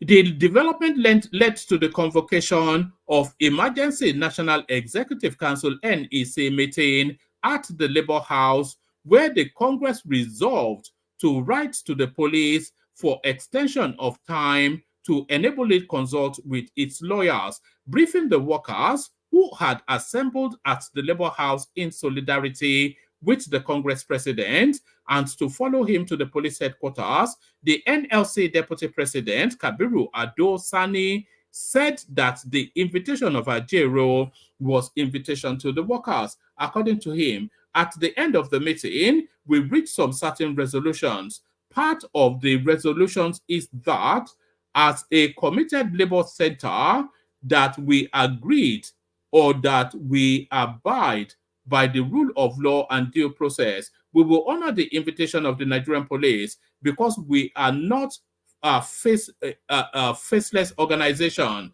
but we believe that we need an extension of time. After consultation with our lawyers, because this invitation was extended to the Congress president yesterday and asked to report at the police by 10 a.m. today. So if he hasn't reported by at the police at 10 a.m. today, then he's a fugitive. So it's on the run from the law. If he has not appeared, which he was invited to at 10 a.m. today, then he's a fugitive. So we are already working with our lawyers to look for extension of time, but this does not legitimize the charges by the Nigerian police to the Congress leadership. It's not to the Congress leadership, by the way, it's to Joe Ajero, who is an individual. And secondly, we resolved that in an event our Congress president was arrested or detained at any moment, we put our affiliates on red alert to mobilize our membership across the country that all workers in this country should down to their services. This is the resolution because, comrades, this organization belongs to all of us. Therefore, we should do everything possible to safeguard the safety of this organization. We therefore thank you very much and your stalwart for further you should wait to spot it as one word, and you should wait for further directives by our leadership. Whatever happens, we will communicate your leadership, and your leadership will communicate you. We urge you to remain calm and go back peacefully to our working place and await further directives. So Joe Ajero then clearly firmly above the law. So Joe Ajero family above the law. So we play a couple of musical details to give people time to populate the room, and then we kick off the session. I'll send the link again for anybody that wants to join. Let's play you. Which one? I'm rather enjoying that. Yes, I'm rather enjoying that Egba song. So let's play you a bit of it.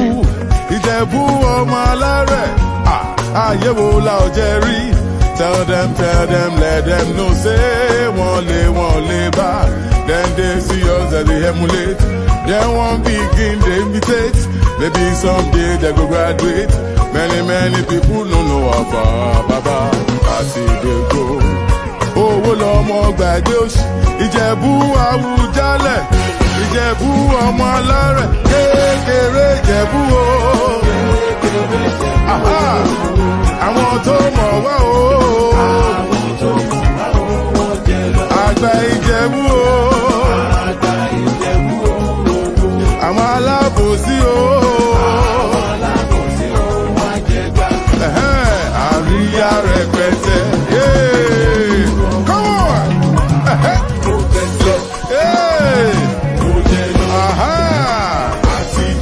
Ìjẹ̀bú jó dáadáa. Ìjẹ̀bú jayọba. We done the ball with the represent. Olówó lọmọ ṣe yóò. Ìjẹ̀bú lọmọ kò sóṣì. Ayéwo la ọ̀jẹ̀ rí. Tell them, let them know, say, wọ́n lè bá.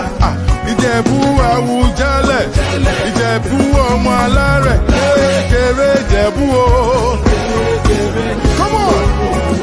Àwọn tó mọ̀ wá o. Àgbà Ìjẹ̀bú o.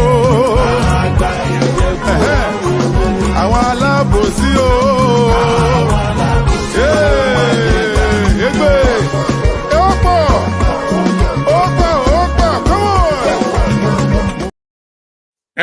So there it is right there. Iru ayé wo la ò jẹ rí. Iru ayé wo la ò jẹ rí. Certainly ayé ẹgbẹ́ ẹlẹ́mu. We can chop that one. Take care, guys. Water, only water. Only water, where they see ma. Water.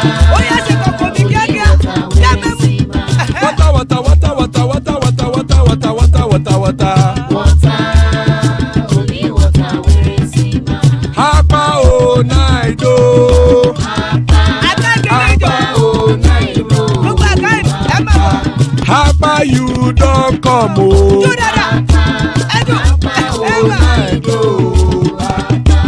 Hapa oh night oh.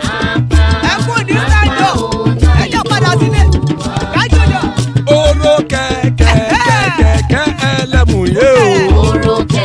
Ibe sodi akẹ̀kẹ́ ẹlẹ́mù rẹ o. Bobby master kẹ̀kẹ́ ẹlẹ́mù rẹ o. Chief Wáìlà tí kẹ̀kẹ́ ẹlẹ́mù rẹ o. Eruku lẹ̀lẹ̀ ẹlẹ́mù dé.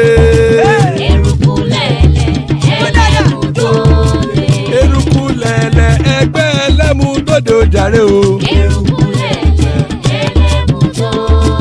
Eruku lẹ̀lẹ̀ Ghana ti dé ẹgbẹ́ bọ́dì o. Ọmọ ẹlẹ́yẹ ẹyẹ o ó dilé o. Odúyẹ̀lá ẹyẹ o ó dilé o. Petrosonama ẹyẹ o ó dilé o. Petrosodúnkẹ́ ẹyẹ rẹ̀ ó dilé o. Ẹlẹ́kọ̀ ọ̀run mú ìní o.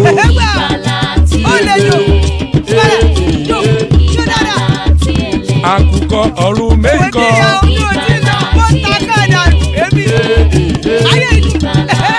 Ikú kò ní ríwà gbéṣe o.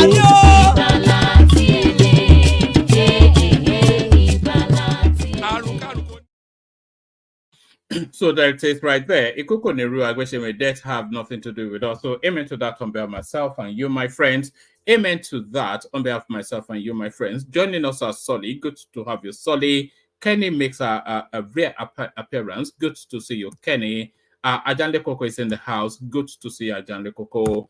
Ekene makes up the list so far. So good to see you, gentlemen. We go in the order. Solly, Ekene, Kenny, Ajanle Koko. So let's kick it off with Solly. Hopefully still there. Solly. Oh man, your intro today was very long, bro. It was only an hour. What do you mean very long? 1 hour 45 minutes. Well, yes. Yes. People look forward to that. Okay, yeah, I'm ready for the topics. Oh, But first, yeah, go on. the topic that caught my one man, you played a video of Sowore asking for funding, and then you used it to mock him. Yes. But Yes. when politicians steal, you don't mock them. He's not. He doesn't have stolen phones. He's asking for money to do what? To burn down more buildings in Kano. No, he never said that. He said he needs funds, and you cut off that part. He needs funds to feed people because of the protest.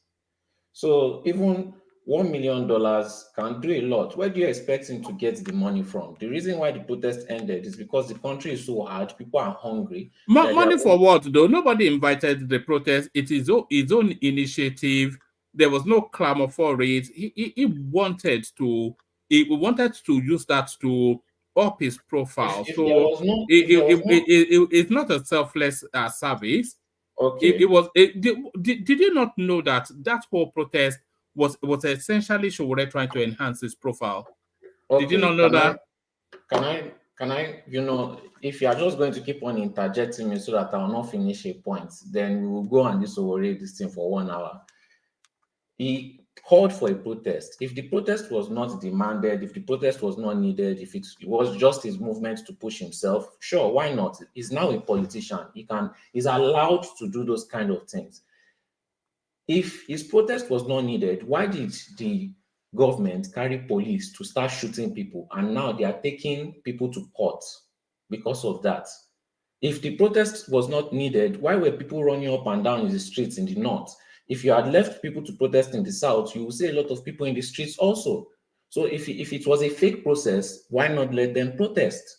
So we are being disingenuous by putting one part in front, then covering the other part. So sorry, did they not protest? They did. Yeah. So what do you mean? Why not let them protest? They were limited a lot, and they had to go back home because they were hungry. Now you cannot. They completed their 10 days. You are still in charge. You are not. No. I'm having a conversation with you. But let me finish my own part. Yeah, but you can't run amok with a fake something now. You said why didn't they let them protest? But you said why didn't they let them protest? And we all saw the protest take place. We also police trying to push people into a stadium. We also police. Yes. Are you saying the authorities should not manage the protest? People were not causing chaos in the south when they started shooting tear gas and bullets. People were not. So I'm not even sure. You are saying they didn't let them protest. We saw the protest, and you are saying the protest should not be managed by the authorities. Suppressed because of ammunition and threats from the government. It was suppressed. So obviously, when you are pushing for a protest, you don't want it to go violent. You want people, not people. You want the government that pretends that you are not hungry to hear your cries of hunger. And if people could stay longer for the protest, they would. Now, how are they going to do that? They don't have money to buy food because you are sucking everything dry from them.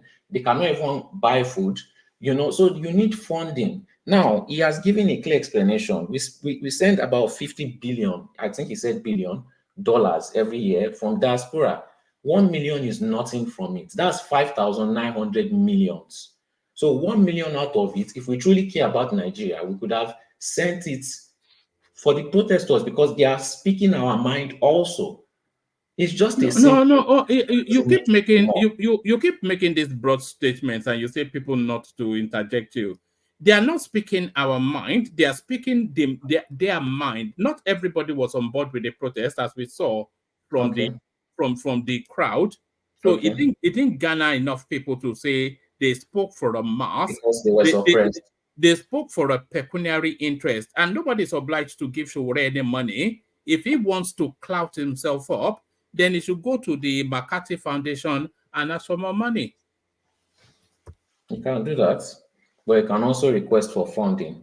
In the US, when they are doing election, they request for funding. How much did Kamala Harris gets? And she hasn't even done Yeah, any that's for legitimate reasons. Now he's canvassing for anarchy. When there's a protest, there's always funding, and he has the right to request for that funding. Anyway, let's move on to the next topic. All right, let's go on to the next topic then. The main topic really is you saw the clip of that Speed Darlington and what he had to say. I don't want to repeat the words because they're not the words that I usually utter. But what did you make of that?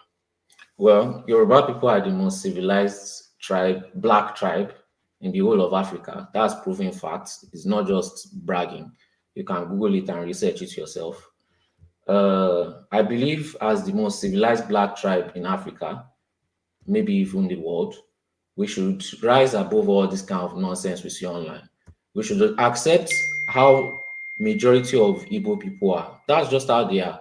They insult everybody, they push propaganda, they come with fake facts, and they don't have accountability. It's a very, very feminine tribe. Not all of them, but majority. So if an Igbo man insults me at this point in my life, I will even take off. I'll just not take the person serious. Let him insult all he wants. Let him, cry all he wants. If Nigeria was working, you won't see him online ranting. That's just the truth. But because you have made the youth jobless, you see people like that ranting. If majority of these Igbo people were working, if they had their industries, if they had their factories, they will not be coming online to be insulting people. But they are jobless. They may have their same mindsets, which I don't think is going to change in a long time, but they would have been kept busy. So then you have miscreants that are jobless online, speaking out their minds just because they are frustrated about the country and they are looking forward to direct it to. If they don't take accountability, it will not faze me anymore. It will not surprise me.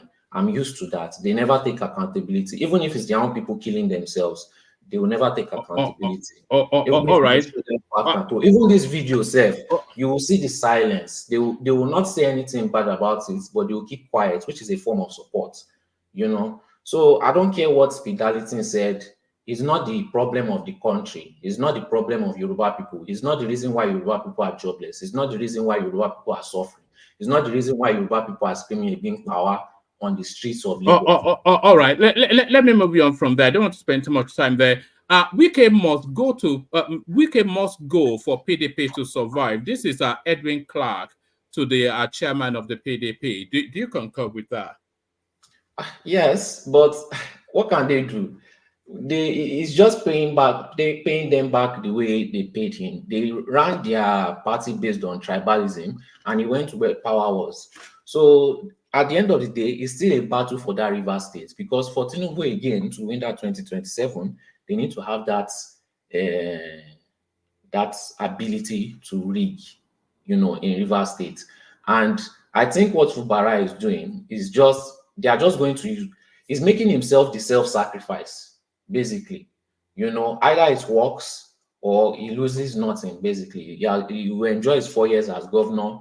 If he's able to help his party frustrate Wike, then he's going to do it. But we should not come here and be pretending like Wike is some savior or anything. He's just doing it for the power. That's just it. He's chasing his own power. He's going to frustrate PDP and at the end of the day move to APC. He's already in their community. He already works with them. He already works for them. He's already siphoning information from them.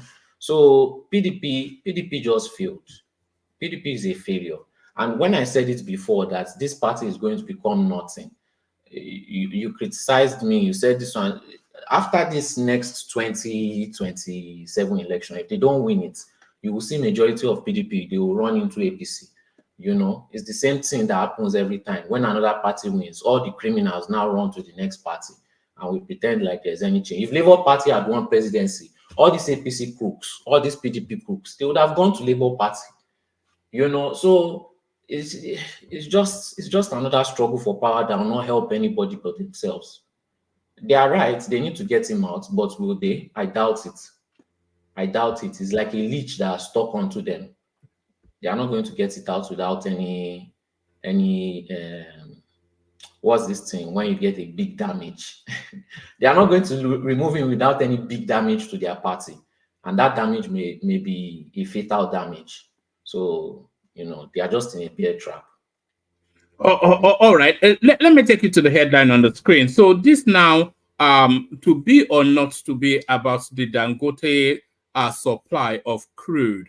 So people are trying to pass the pressure from one space to the other. So the pressure at the moment with independent oil companies, but they are now referencing the complement of 450,000 barrels that were already ring-fenced within the NNPC. So are you following this narrative at all? Do you know anything about it? And do you have any thoughts on this latest inflection of this on this never-ending saga? I've not really been following it because it doesn't benefit the people in any way. Dangote is fighting for themselves. The crooks they are fighting for themselves. So in a corrupt system, obviously the crooks they might win. That's just the thing. And investment may go to waste, or you have to sell it to the crooks. And we'll start all this cycle again of where they are paying refineries for fixing and it will never work. So that's their whole game plan. Dangote should just try and collect all his money that is not worth it. In a corrupt system, it's not worth the battle. I feel they will win eventually. Everybody is getting away with crime in that country. So what's to say that Dangote is going to win? He's fighting a Western game with these people, and it's not going to work. If you don't have the backing of the presidency, if you don't have the backing of a working system, then it's just a losing battle. They are going to frustrate him all the way till he pulls out. And who is going to suffer? Still Nigerians, So I've not been following. So it's going to pull out of a $20 billion investment. They will frustrate him. They will frustrate him. Pull out of what? Isn't that their goal? No. That's not. Why would that be their goal? Well, I don't know. I say I haven't been following the story. It doesn't really interest me.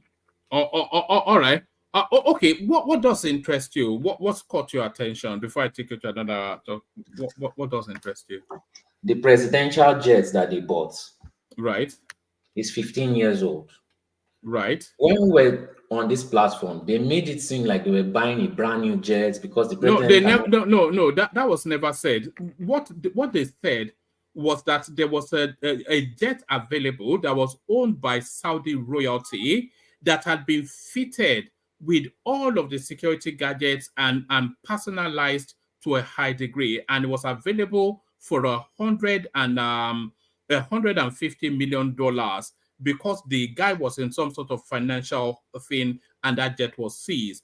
That jet normally will cost 350 to half a billion naira. And they saw that opportunity and they said it was going to be a steal. So they went for it. So they never at any point said they brand new jet. Never.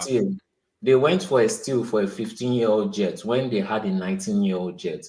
While people are struggling in the country, the amount of money they spent to buy that jet, which means it wasn't necessary. They saw free stage and they started going out to go and buy looking for deals. When nobody is stopping you from making all this kind of unnecessary expenses, this is what happens. 19-year-old jets, you spend billions of naira, billions to go and buy 15-year-old jets just because it's a steal. What about the Nigerian people that don't have good public transportation? Where is their own steal? You've increased the fuel price. Now, most of them cannot even afford the public transportation and they are going to trek. Where is their own steal?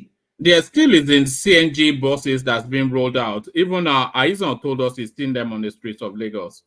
So that's the alternative for Nigerians. They should start that's one of the many complements of mass transit, the intra-rail system as well. You were talking about the red line that was abandoned, but unfortunately you didn't turn up yesterday when we caught up with developments there. So that's the still for the mass transit system that's the country avails them. That's their still.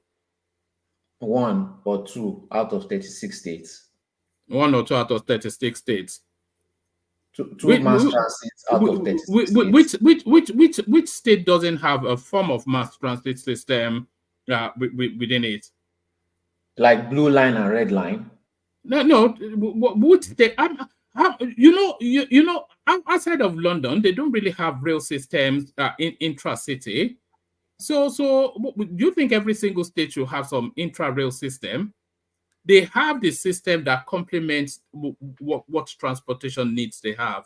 Okay, do you agree with me that there are pending things in the country that money could have There been will used? forever be pending. Which country does not have pending things?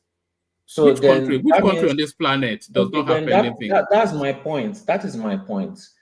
Yeah, but that's a universal point, though, not a Nigerian point. That jet was not a priority. That narrative of government spending, whilst they could have judiciously used the money for something that insulates the public, that is a universal agreement, not a Nigerian argument.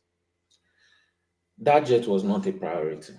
With the situation that is happening in this country, even with the high price of fuel, people still cannot find fuel to buy.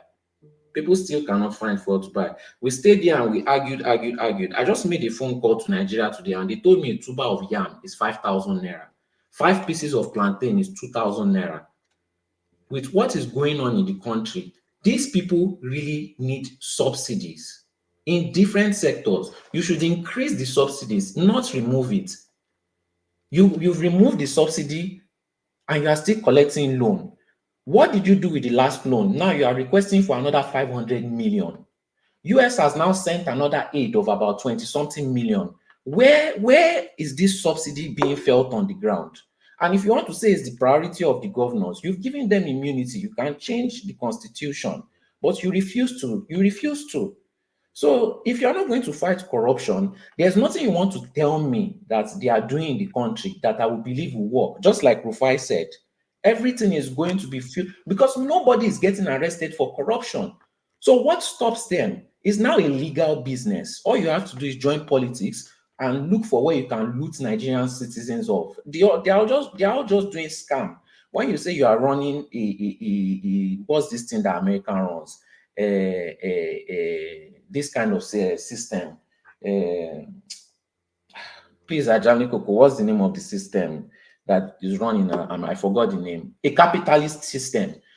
You run your capitalist based on your business. You don't join government to start sucking the last drop of blood out of them just because you are saying you want to run capitalist system. The system is not favoring the citizens in any way. They are not benefiting from it, but they are being forced to contribute to it all the time. So that means they are running a government where it is only a government that's, only the government benefits from the government. Only the government benefits from the country.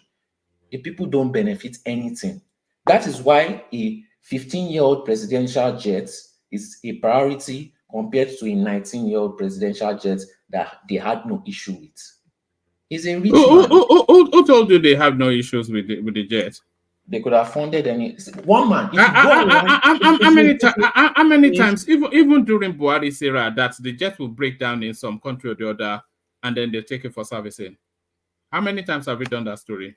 They should continue to service it then. Yes, they should continue. The money that they're using to service it to get a better one that doesn't need that level of servicing. Which one makes more economic sense? If you had limited amount of money, you would not go and buy a new car. You will service it, especially if you know you have a family to feed. You will not let your family starve and go and buy a brand new car.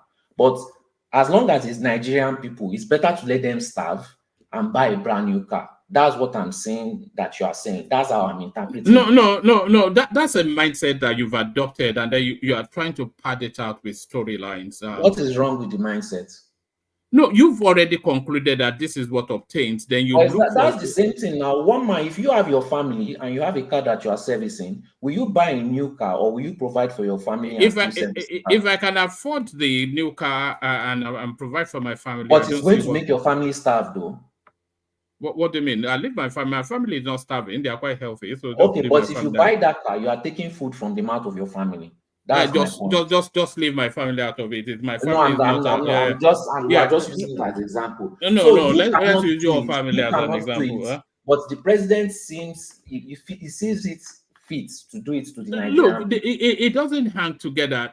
Look, buying the presidential jet, not buying the presidential jet does not improve the economic circumstances of Nigerians. It So can improve the lives of some Nigerians. A what large chunk of Nigerians. what A Nigerians very will large chunk. look? You can use it for water treatment Guy, facility in the forget States. all of this nonsensical whatever it is. It doesn't improve anything. What improves things are policy adaptations and the directional thrust of governance. It's that not will not be applied because everyone is corrupt. What's not been applied? Just do your thing, policy man. is not corrupted. What good policy in Nigeria is not corrupted? Just do your thing. Do if your you can narrative. tell me one, I'll be happy to keep quiet. I've told you countless ones, but which just one? Carry on. I'm not going Which to one engage is in not this. corrupted? Oh, do you want to give your submission? Go to this. Well, I next want an header. example of it. It's something I'm that not giving. look, just go to. Exactly. So everything in Nigeria is corrupted. All right. That's your you see, I should go on now. You don't want me to go on now. You don't want to answer my question too. All right. Are you going to answer the question or should I go on? Guy, just carry Which on. one should I do? Just carry on.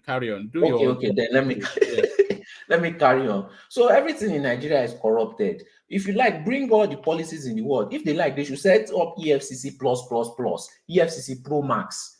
Nothing is going to happen. If you are not implementing these policies, you are not fighting corruption, then you are just deceiving people with your policies. You are wasting people's time with your policies. And when it's time for election again, they will key in to the stupid people in the country, like the stupid people that go online and insult other people. They will say, look, these people, they don't like you. It's better you vote for us. And those stupid people too will always play the same game. That's our problem in that country.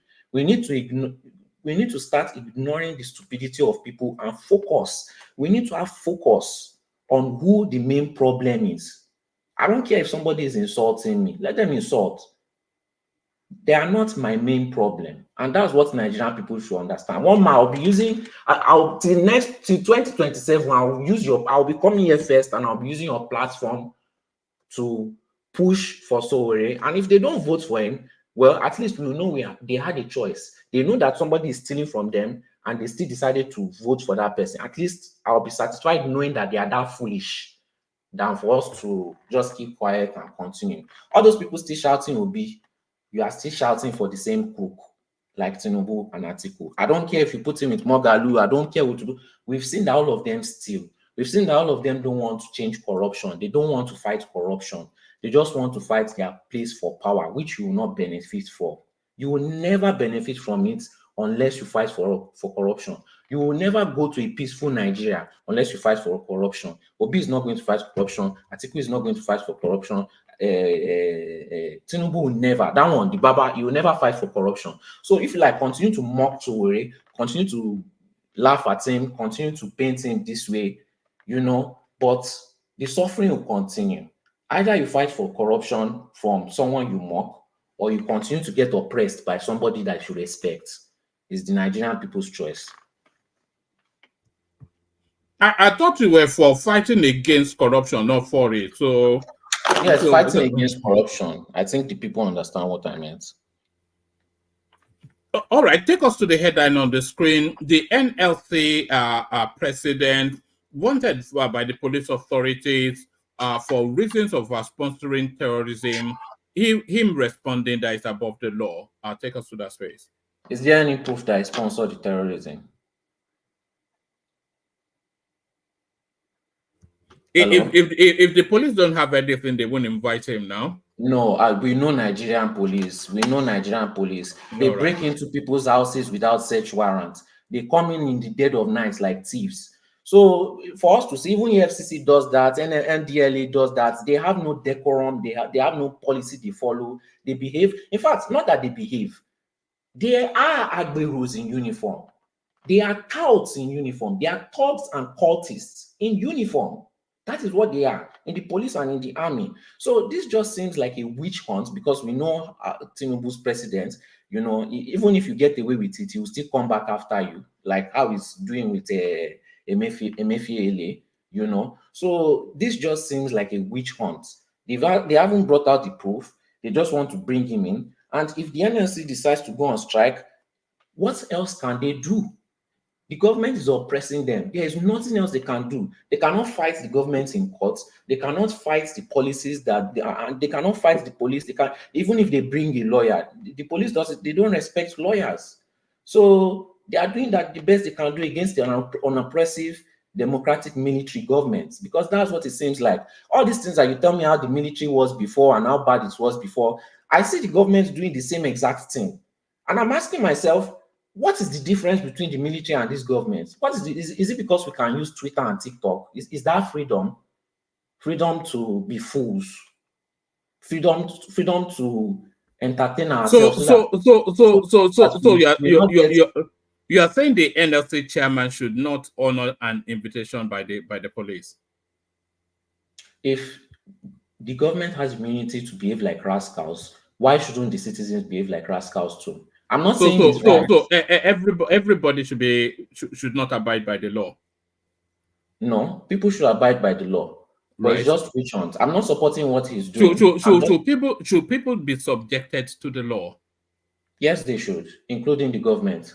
Including the NLC chairman? Yes. All right.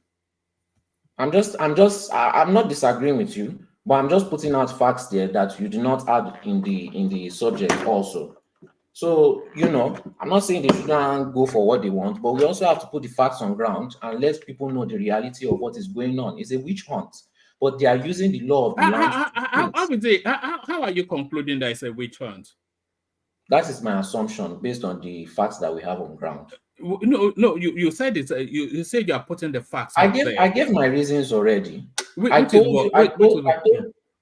gave my reasons already. That was how I started it.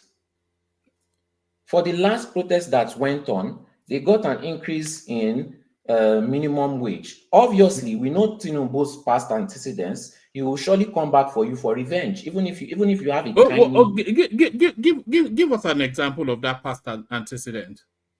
Emefiele, past CBN governor. Yes. Is that not revenge? It is revenge. Yes. So if it was hold on. If it was not revenge, then Emefiele would not be with the authorities. Can I explain why I set it as a pact of revenge? Because you claim to arrest one person, right? Because they are committing a crime. Meanwhile, you let the others go. If you were in UK and you committed crimes with 5 white people and they arrested only you as a black person, is that not you being selected for something, for a motive? So when you arrest one person for committing crime and you leave the others out there, is a precedence for revenge, is a precedence for a targeted move. Because are the other people innocent? No. When you are targeting this NLC president, it's because of what he gained during his last protest. And it made your party look bad. We know APC, they are always, even if it's not Tinubu, one person in the party will always feel the need to do it because they are so loyal to their godfather.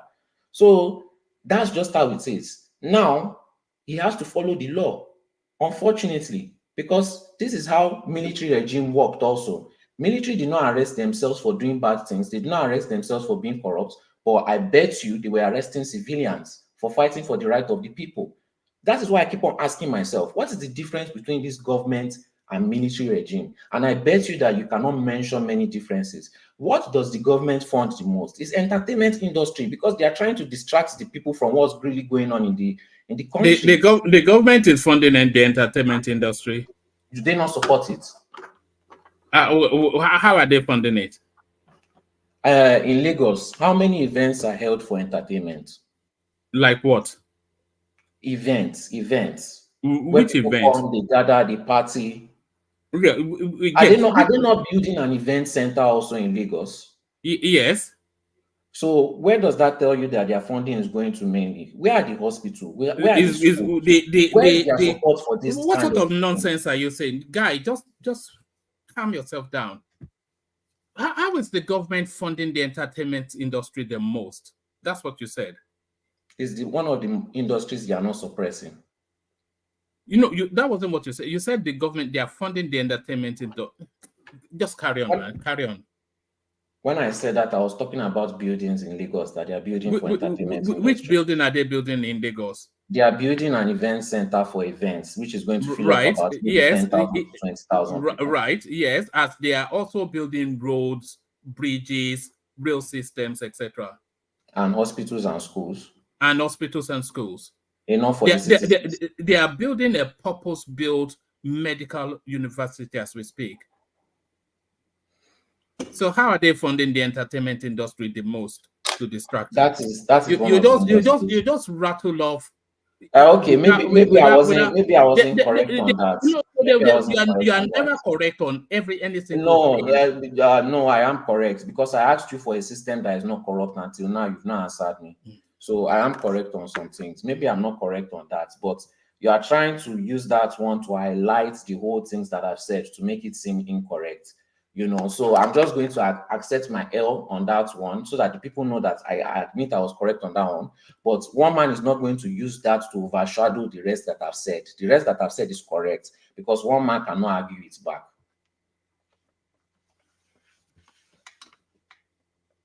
FG to save 10 billion naira after cutting down expenses, says presidency. And after they cut down the expenses, all right. So tell us, of course, they will loot it. Is it not true? We know it's true now. They will loot it. It will never.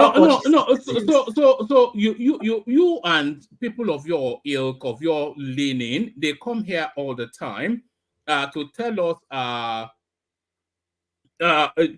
to tell us that the excesses in government. So now government cuts the expenses in government, and still that's a bad thing for you. Yes, because what I've seen in the past 1 year is all the expenses that they've cut down, they've just looted it and used it to fund themselves and share it between themselves. So for me to think that, oh, they did it the first year and the next 3 years, they are not going to do the same thing. Every single thing they are cutting down every single thing, anything benefiting, anything they can actually legitimate cut down just to increase their wealth, just to amass more power, just to make sure that they put themselves so high that nobody is going to be able to compete with them on any level in terms of funding of anything that they want to do for more power. So they are increasing the wealth gap to a point that it will become almost impossible to ever get to their extent, which is illegal, which is treason. But then again, we have thugs and cultists in the military, we have thugs and cultists in all police forces, we have thugs and cultists in the EFCC, So, it's not, what is this? What is this? It's not a government, it's a mafia. There's no difference. And I cannot be fooling myself because the mafia is saying that they are building school when they should be building hundreds, they are building one. And it's not like they don't have the money to build 100 schools. It's not like they don't have the money to build water facilities. It's not like people are still using electric pole in Nigeria when the thing should be underground. It's not like the money is not there. The money is there. The money is there, and it's so much that they can do it and still steal. But they refuse to do it. It's that level of impunity that I'm arguing about. If you want to steal, no problem. But implement what you are supposed to implement. The basic, people don't even know that they are suffering. That's how bad it is. People don't know that they are suffering because they were born in suffering and they grew up all their life in suffering, so they don't know that they are suffering. But you are their leader, you know that they are suffering, but you turn a blind eye to it. And you continue to increase the suffering. Everybody that is entering government now, they are just running in there to loot. And the worst part is that they are competing on who is going to loot the most. So it's very disheartening. They are going to loot it. So I'm not going to give them any kudos or any praise. So we can move on to the next topic. All right, we'll move on to the next topic, only for you to repeat everything you've just said there. Sayu Dantata, Dangote's half-brother amongst importers of petrol from Malta. So this is the narrative of that blended petrol from Malta. So do the round trip and land on, they're only going to loot it. Let's hear it. No, all these Dangote people have already said that I didn't focus on their issue. His brother is just You trying didn't to focus on Dangote. The most germane thing going on it's not benefiting the citizens now. It's just a is private not. man. It's just a private man trying to do his business in a corrupt system. It's just a So oh God. if you say his brother too is importing oil, that will not surprise me, All right. But now, how has this revelation helped Nigerians? It hasn't helped Nigerians in any way. It hasn't benefited Nigerians in any way. It's just political gossip to persuade people back to their side while not doing anything to benefit. Sorry, I will urge you to do a deeper dive into the Nigerian political space because you don't have I wouldn't say even a real grasp. You don't have a grasp at all of the space. You can correct me. No. But how many times will I correct you? You have no concept. Not even Woman, the please, story. can I interject? Woman, Yes. please, can I say something? Oh, all right, carry on. Solid. Yes. You just said something which is not true. What did I say? And I really find it disturbing. You were talking about Nigeria still using electric pole. Where in the world they are not using electric pole? In Holland, where I stay. There's one. There's one 2 streets away from me here. I don't know. In Australia, there is pole all over the places. I had this conversation with my friend in US. Still the same thing. So we should stop. We should stop giving this fake narrative. Okay. Can I reply you? Reply. All right. So my point is, Nigeria has the funding to do better, but they are not doing better, right? If you see people begging in other countries, why would you tell me that people are begging in other countries when it's the minority? Majority. Did you check those people history? I let you speak now. I let you speak. We as a people have the funding for the best, but anytime we criticize the government, we keep on comparing ourselves to the worst. If you want to give yourself something, and Australia is worse than Nigeria. Just be quiet. Don't screech now. You said comparing us is when you say something wrong that people want to come in. You said comparing ourselves to the worst. He cited Australia and the United States. So are you saying those are the worst? Is that the best of Australia? No, it is not. I'm in Sydney. You know what? See, if it is so good, why don't you go back to Nigeria? Yeah. You see your life. You see your life. No. Answer that question like it's a legitimate question. You say sorry. The thing is, you don't have enough. I'm talking to him now. I want him to answer me. All right. That's got left because we're tired of this. All these things, okay? No, there's nobody in the studio, so you have to listen to Solly whether you like it or not. You talk as if it is when you want to give yourself something the best. If you have money to buy a Bugatti, you will buy a Bugatti. You won't say, I still see some people using Toyota, so let me get Toyota. No, you have to treat people. If you are the government, you have to treat people how you want to be treated. You can't be wishing the worst for others and then wanting to enjoy the best and then be trying to argue why they should take the worst. Okay, can I respond to you? Can I respond to you? If Australian government behave like that, you will not be going to Australia. But and that is a fact. You said I'm comparing Nigeria with the worst country, so don't say if Australia. I didn't say countries. I said the worst. Because I gave you an example of Australia and US. You said I'm comparing with the worst country. That means Nigeria is better than Australia. I'll repeat my question again. If Australian government was running themselves like Nigerian government, would you go to Australia? That is not your business. That is not what we're talking about. Moment, please, let's move on to the next topic. Let me just say this. Please, enough of your interjection. Enough. I've given you enough time. You've been speaking. You will have your session. You've been speaking all through. And the only thing I've been able to grasp from you is that you don't even understand how government runs. Okay. All right. Thank you for that information. Thank you. One man, please, can we move on to the next topic? All right. I'm not sure that we have an abundance of topics. Do you want to let me take you to a show business? Should I take you to a show business space? Oh, okay. This one will probably this one feeds you even more. Tinubu National Assembly governors indulging in worst fiscal rascality. This is a Sekwesele talking about that presidential jet. Well, I think you've spoken on the presidential jet already. You've spoken on the NLC guy. You've spoken on the government cutting waste.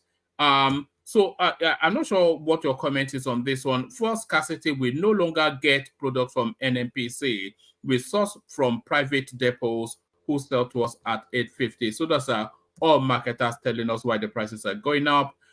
We touched on this lady claiming that she slept with 3,000 men, which I suspect might not be something to boast about.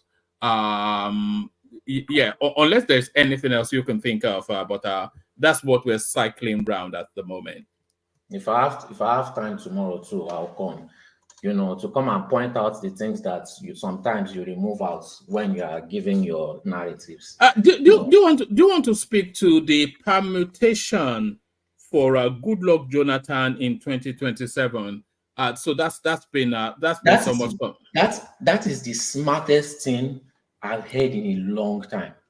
That is the smartest thing I've heard in a long time. But will they do it? That's another question. Because Goodluck Jonathan does not, like everybody says, it seems like somebody that they can easily bully. Enough pressure from Tinubu and he won't do it. That's just it. That's why I would rather, will I even trust him? Him too is corrupt. He allowed his wife to empty the coffers of Nigeria just because she caught him cheating. So I don't know, man. It's a smart move. It's something that obviously, if it's done, I can guarantee will take Tinubu out of power. But I doubt that they are going to make that move. I highly doubt it, because the last time they wanted. Why was Goodluck Jonathan removed from power? Because it's a bunch of reasons. It's a lot of reasons. What was the primary reason? One of the reasons I remembered is when he was planning to remove fuel subsidy or remove it, and then they protested. I wasn't really following. The primary reason was corruption. Okay, so that proves my point. That's it. When I said that I don't trust him because his system too will be corrupt, but he's one of the best people that I think that can. His corruption will be in no way worse than what is going on right now, according to people's experiences.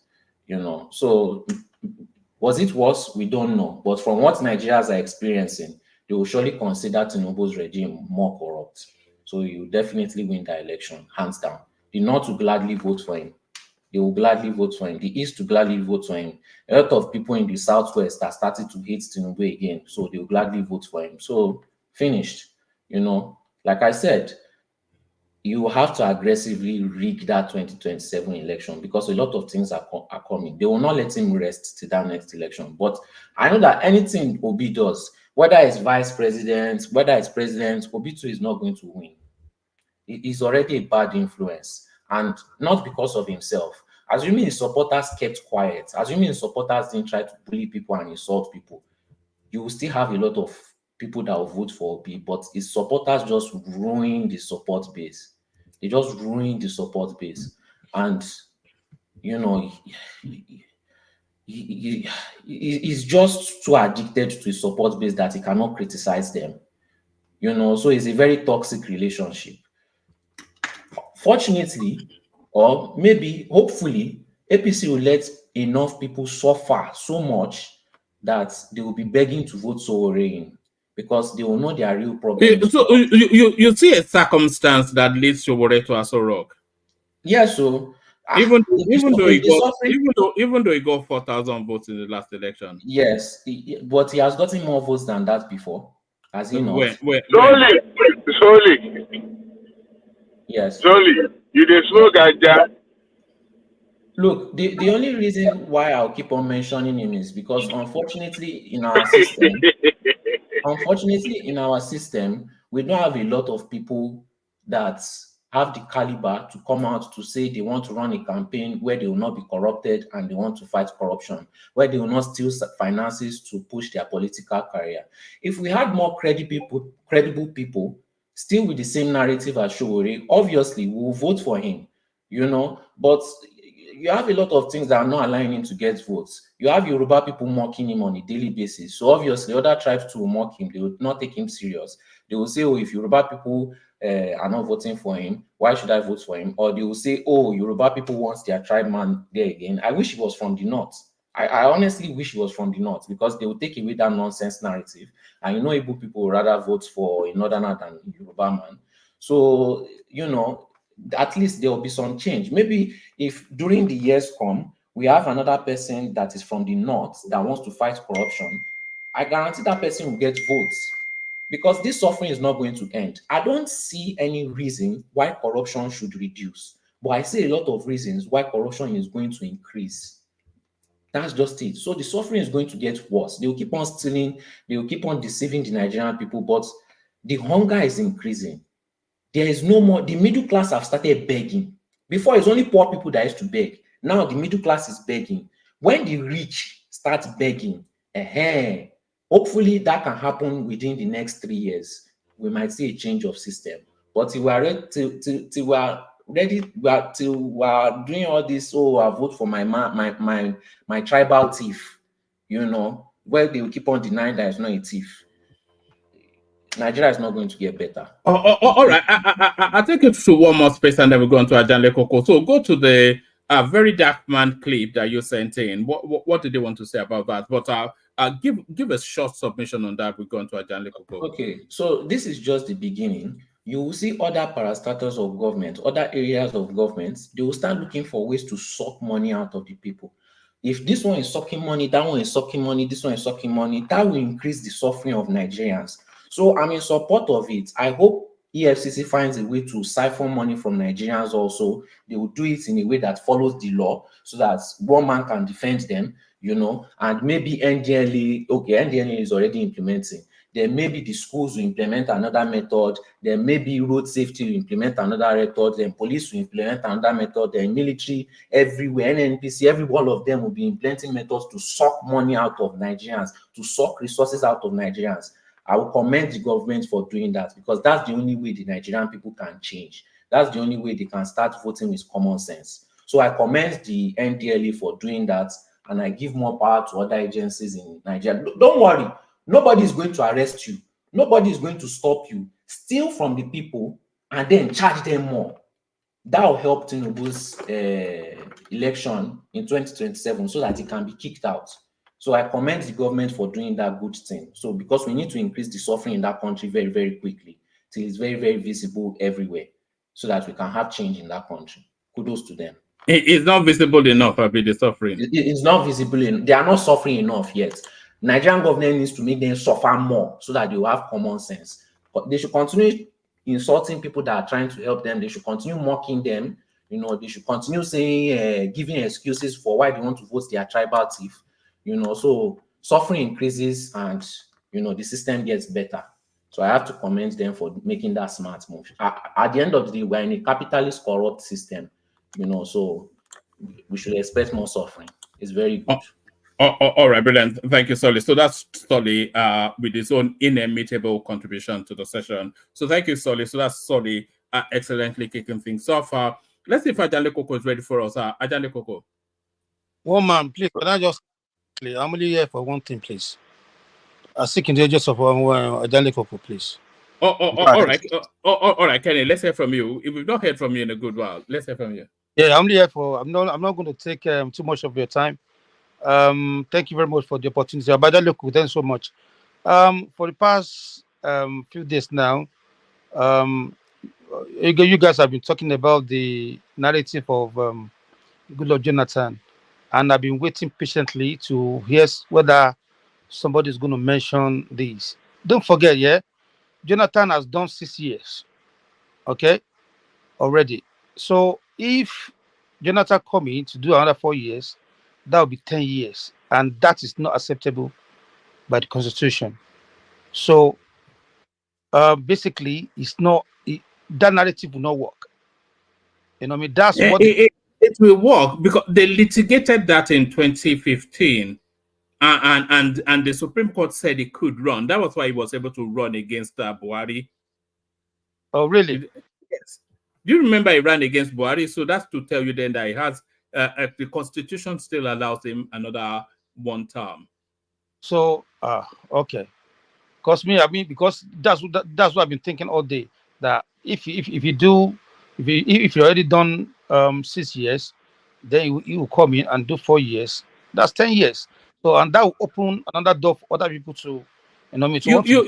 You remember that he has only really ever run an election once, you know, because it wasn't the principle on the ticket that he ran the 2 years. It was the vice there, so although he'll be sworn in as the president for a third term. So I'm not quite sure, but they litigated that in 2015, and I think it went in his favor. But it did go in his favor, yes. But you know, as I believe the reason why people don't pursue that because it didn't win, because and at the same time it was the incubator at that time, so he used some power to win the case. I believe if they pursue that case in court properly, it's not going to fly, because you cannot swear in somebody 3 times. I don't know. I'm not a lawyer. I don't know if I'm right, but I believe if someone take that to court and try to negate that, you know what I mean, probably is going to lose about that.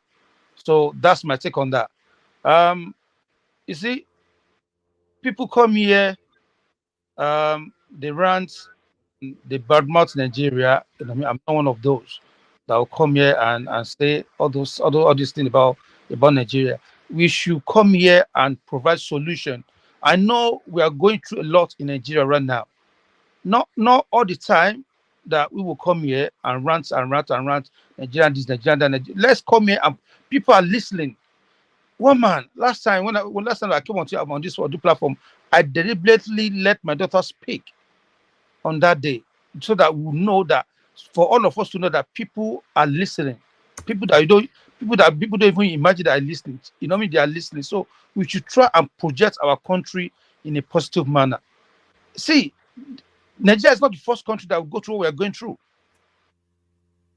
You know, and we are the only African country that badmouth our country every single time. It's only Nigeria. I've never seen Ghanaian, Cameroon, anybody talk bad about the nation. The way we do. You cannot hate Tinubu and hate your country. You can't say because you don't like the face of Asiwaju and because of that you hate your country. You know, please, I beg all of you guys, let's try and be positive minded. You know, everybody's going through it. I know how much I used to send to Nigeria back in the days. I know how much I send now. We all have to go through this. It's necessary. Nigeria is going to succeed. We're going to win. We cannot continue like this. Everything's going to be okay. But let's project our country in a positive manner. Let's sing praise of of our country. You know, so that's what I want to say. And for the Igbo, our brother that they hate Yoruba so much, you know, we are Omoluabi. We will not go in that direction with them. They say if they go low, we go low. We will not go low with them. All what we need to do, you just need to focus as Omoluabi that we have. Don't let us go into contact with them. In their mind, they know that they are doing the wrong thing. So, and I pray for them to change. God will change their mind. They will have to know heart. So, this platform is a good platform for everyone, for children, for adults. Like I said before, people are listening. You know what I mean? And me personally, I come here to educate myself, to listen to you guys, and to learn more about life. That's why I always sit down and let my children listen from people like you guys. So please, my brother, one of your studies. Solly is the Rufai Hosseini of the platform. That's what he is. He's the Rufai Hosseini. It's not the Rufai. Okay, can I speak? Or hold on, Solly. Yeah, I'm not going to take much time. I'm begging you, my brother. Yeah, please, Jebre, try and think about our nation. You understand? I know you're hungry about what is going on in Nigeria. I know. Me too, I'm hungry, but there's other way we can bring out our anger. You understand? So please, let's reduce the amount of toxic language we use against against our nation. I love Nigeria, and like I always said, I'm a Yoruba man first before Nigeria. But at the end of the day, I'm here. I'm using Nigerian passport, so I cannot speak of ill of Nigeria. I still love my country. Thank you very much. No, all right, brilliant. Did you want to speak to any of the talking points before you go? The Dangote narrative, the Joe Ajero placing himself above the law, all of these things we're speaking to. Come on. I don't know why they want to gaslight people with a protest. Tinubu should just go law out and arrest any one of them that try nonsense. Nobody's above the law.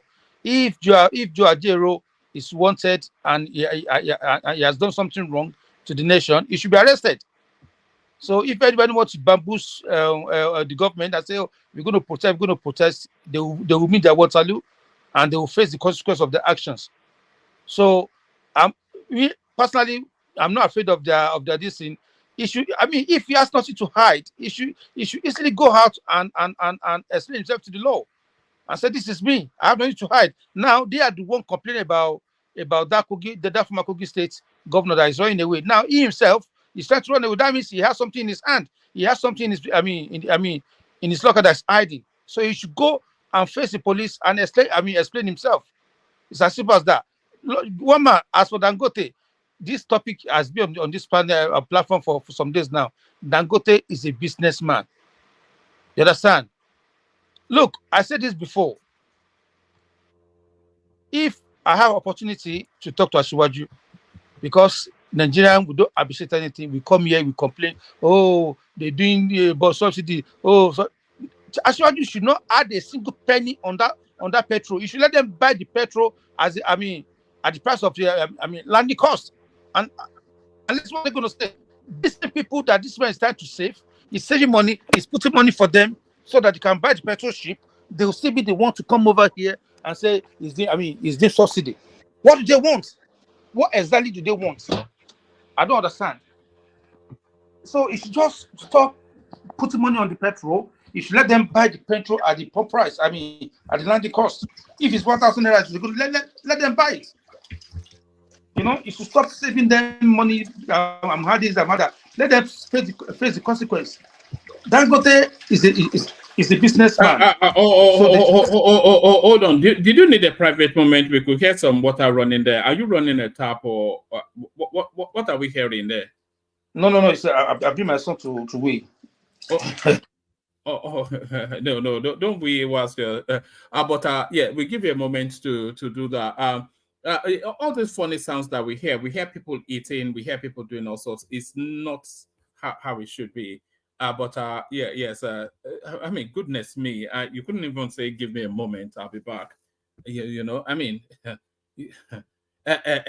let's go on to Ajande Koko. Ajande Koko, you're up next. You one man, greetings to our listeners around the world. Click on the like button, share and subscribe if you haven't done so. So what's going on? Yeah, it's just the usual Nigerian stuff.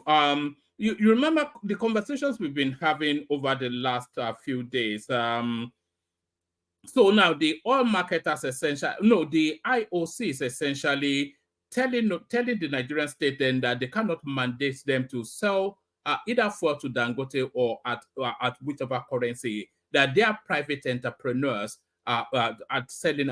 So they essentially refer back to NNPC and to the 450,000 compliments there. So what are you making of that, Ajande Koko? Yeah, I think we have discussed this several times, that IOC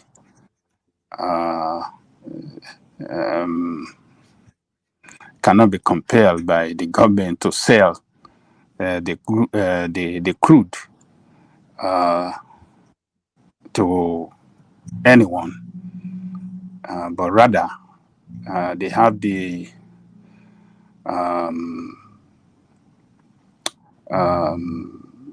they have the prerogative to sell it to whoever they want to sell it to. So in the case of Dangote, if they don't want to sell for him, they can go and buy it from outside the country. But in the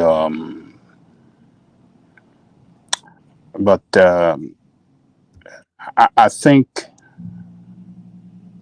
our government should try as much as possible,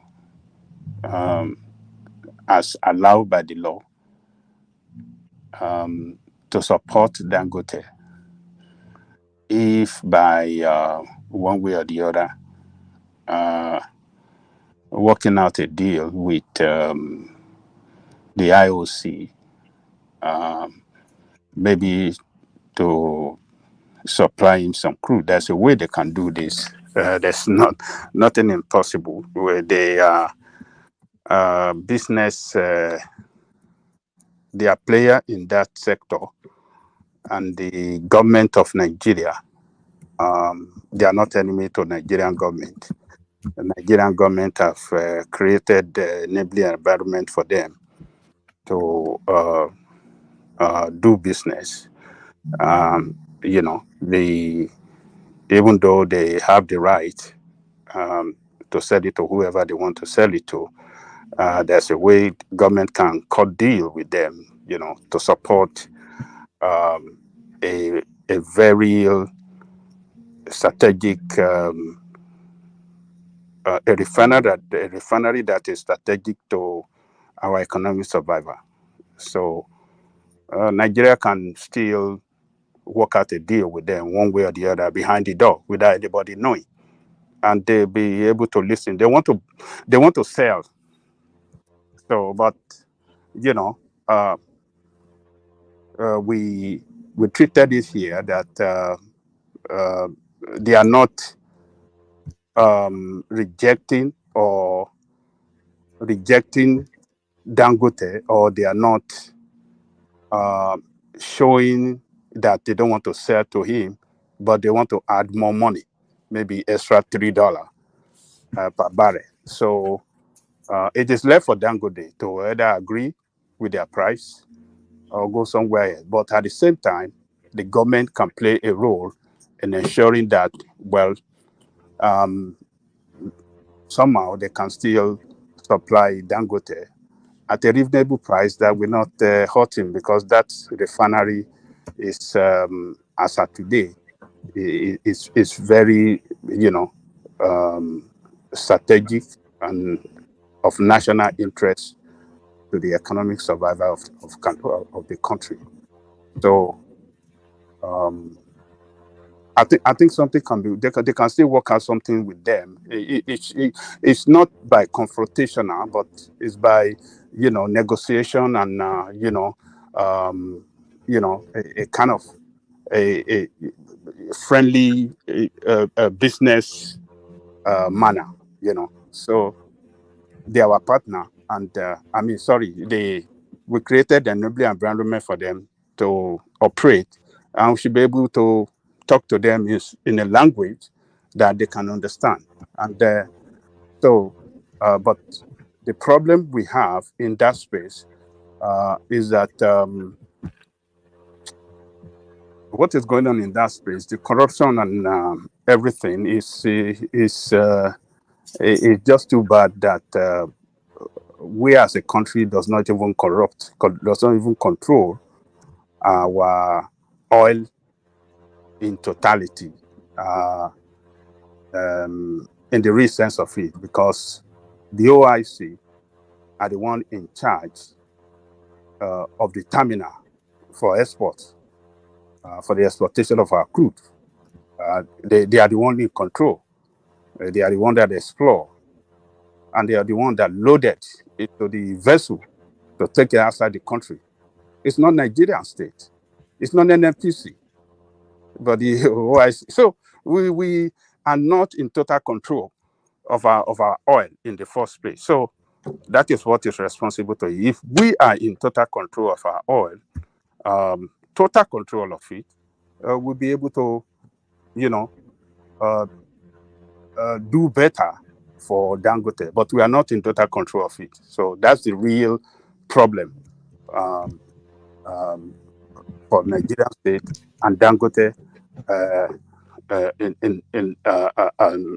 In this situation that is playing out now.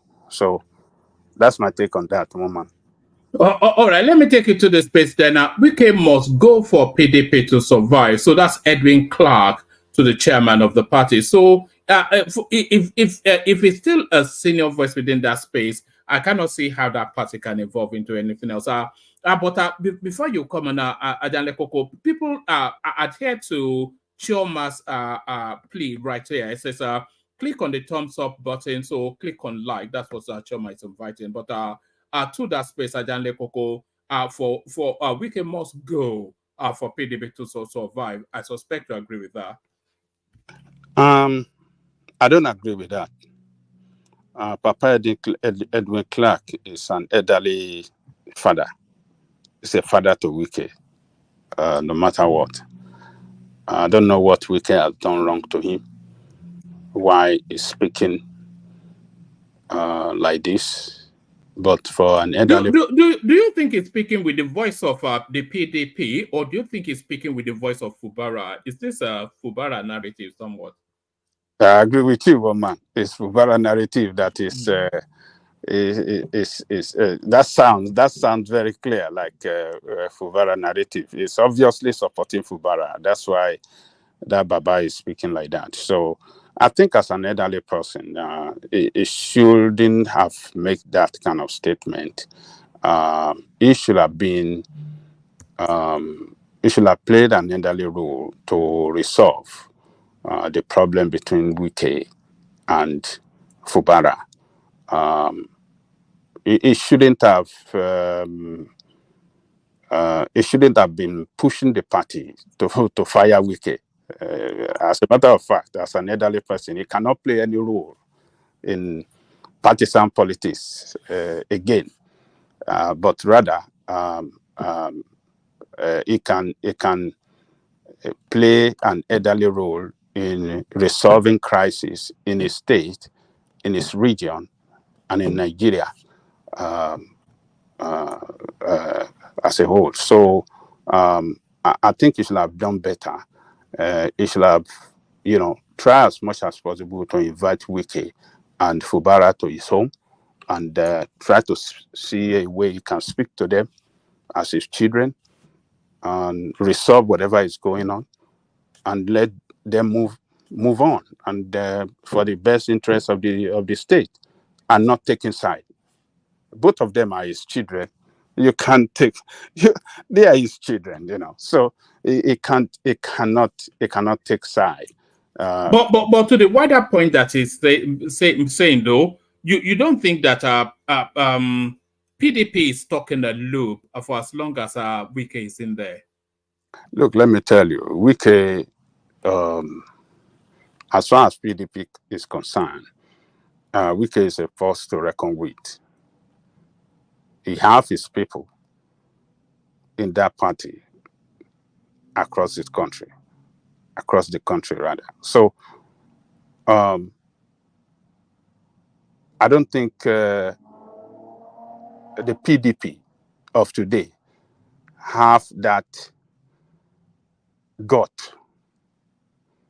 effrontery to fire Wike, because it should have come from the top. The people at the top are divided against each other. Some are on the side of Wike and some are on the side of Atiku. So when you have Wike influence penetrating among the people at the top echelon of the party, then you know that he have that strong base in that party. So Baba Edwin Clark, you shouldn't have spoken like that. I think he should have done better as an elderly person in the state. You cannot say that Wike have not done good for the state. And for all of them, some of these elders in that state trying to turn their back against Wike, it just showed to me that a lot of them are very, very can be called ingrate, because particularly the what do you call this one, the first governor, what is his name, that is it Odili? Odili. Wike honor this man till the last day in office. You will, I'm sure you remember that this hospital that he commissioned, the maybe cancer and something hospital, specialist hospital that he commissioned, he named it after Odili. So, but Odili is turning his back against Wike now. So I don't know what is wrong with the elders in that state, why they are doing so. That is not the way elders should do. Elders should be able to try to resolve crisis. What's happening, we know it's a power tussle. And Wike have explained why he's fighting Fubara. And the elders should have not taken side, but rather see how they can resolve it. That is what they have done. So I don't know what is wrong with those elders in that state. I don't know. I don't know. What they fail to realize is that the politics that Wike have played in that country called Nigeria is been able to elevate that state to the national politics in that country. They might not like Wike. But is Wike good for PDP though? That's the question. That's the question that Fubara Clark is asking. Clark. Is it good for PDP? Yes. Well, is Wike's continued presence in that party, is it good? Is it a positive or a negative? You see, it depends on the way you want to look at it. The position that Wike occupies today, he occupies it with the support of the party. He wrote a letter to the national executive of the party asking them for the approval for him to serve in the government, and they approve it. So for anyone now to now say Wike is not good for the party, when the party actually, the party leadership are the one behind him to go and serve in this government. So I don't know how you want to, I don't know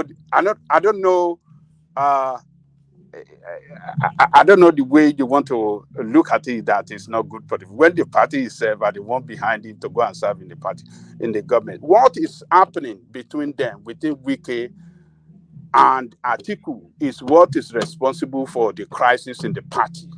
No, I'm talking about 2027 and a PDP being able to usurp power from Tinubu. Does Wike's presence in that party, does it enhance that possibility of PDP replacing Tinubu? Well, you see, the party must show that they are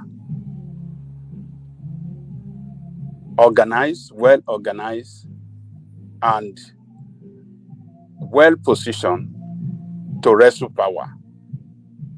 So they must. Are they able to show that with Wike there? No, repeat that question again. No, what I'm asking is is Wike being in PDP, does it enhance or diminish their possibility of replacing APC? Is it a positive or negative in terms of being able to wrestle power from APC? Let me tell you, no one is bigger than the party. You understand what I'm saying? No single individual is bigger than the party. If the party leadership are well committed to the development of the party and to organize the party in such a way that it can contest for elective position, no single individual can stop them. You understand what I'm saying, woman? So the way some people are looking at Wike as if he's almighty in the party, no. Wike is just a single individual. And people around him in his state and some other places, if the party cannot eject them, if the party cannot fire them, that shows that they represent a very solid base within the party. So, but as for Wike, a single individual that can hold the party down, that will tell me that that party is a party that is not fit for any purpose. No single individual. Atiku left a PDP. But you're not answering the question, Adanle Koko. I'll ask you one more time. I have answered the question. Wait, look, I answered the question. Is Wike been there in terms of PDP being able to wrestle power from APC? Is Wike being there? I'm not talking about how the party should organize, etc. I'm talking about singularly Wike as an individual. Is him being there? Is it a positive or a negative in terms of PDP being able to get power of APC? It's positive for PDP because he have structure within the party. He has structure within the party. If it's a person that does not have structure within the party, then you can say, well, it doesn't mean if Wike is nobody. But this is a man that has structure within the party. This is a man that the party even given approval to go and take up appointment with the present administration. That shows that is relevant within the party. So its relevancy means is positive. Do you think is Wike an opposition figure to the APC government? Well, it's serving in APC now. That will not say that it's opposition to the APC. What about PDP? Is PDP an opposition party to the APC government? Oh yeah, the PDP is opposition party to the APC. But Wike is not. Wike is not because it's serving in the, government. And you feel that you feel that Wike's presence in PDP enhances their prospects of wrestling power. One driving the party. The party have national executive. They have spokesperson. They have an opposition leader that is Atiku, that is playing his role, criticizing the government. So Wike is not the party. That is what I'm saying. He's not the party. Yes, he has structure in the party, but can he, stop the party from is he an influential figure within the party? Oh yes, I will agree with you that it's an influence. And how deep is his influence? I don't think that his influence is above the interest of the party. I don't think so, because the party on itself is an organization, and as such, it can function as an organization effectively without one person holding it down. I don't think Wike can hold PDP. If PDP concludes that Wike is a saboteur in that party, would they have reasons to form that conclusion that it's a saboteur? They have not yet come to that conclusion that it's a saboteur, and they don't have. They've not described him as a saboteur. the national level. So he's still, and at the moment, he's still a member of the party and one of the leaders. You remember recently when they had leaders meeting, he was there. So he was there. So for some people to say, "Oh, Wicked have to be fired before party can function," no, they don't have to fire him. They just have to manage him. They have to the party must really get itself organized in such a way that they can get themselves prepared for to contest election against the ruling party, and they have a very good chance to win the election if they can, you know, get themselves well organized at the grassroots level, and they have that grassroots network across the country. As far as PDP is concerned, they have their grassroots based party across Nigeria, and they can win the election again if if the party reposition itself with new faces, you know, leadership that are not identified as corrupt people. Maybe they can come out effectively against APC. So that is what they have to do, some internal reorganization and reposition the party. The faces of leadership, they must, you know, have new people in that can effectively position the party against APC, and they must play their opposition role very well. Nigeria is in crisis at the moment. This is where they should be able to play an effective opposition, and people will start to look at them maybe as alternative party to APC in 2027. But you know, they shouldn't see Wike as you know, somebody holding the party down or preventing the party to progress. It's not Wike. They have crisis and enemy, huge enemy within the party. They did it in 2014 against Jonathan. It's PDP that gave that victory to APC in 2014. Is it 2015 or 14 when Buhari won? It's PDP themselves, led by Atiku, Obisola Saraki, and 5 governors that defected from PDP to APC. They are the one that gave that victory to APC, and Wike was not among them then. So since then, since 2014, that they lost that election, they've been struggling to get it back. So they must look inward to see what are they doing wrong among themselves.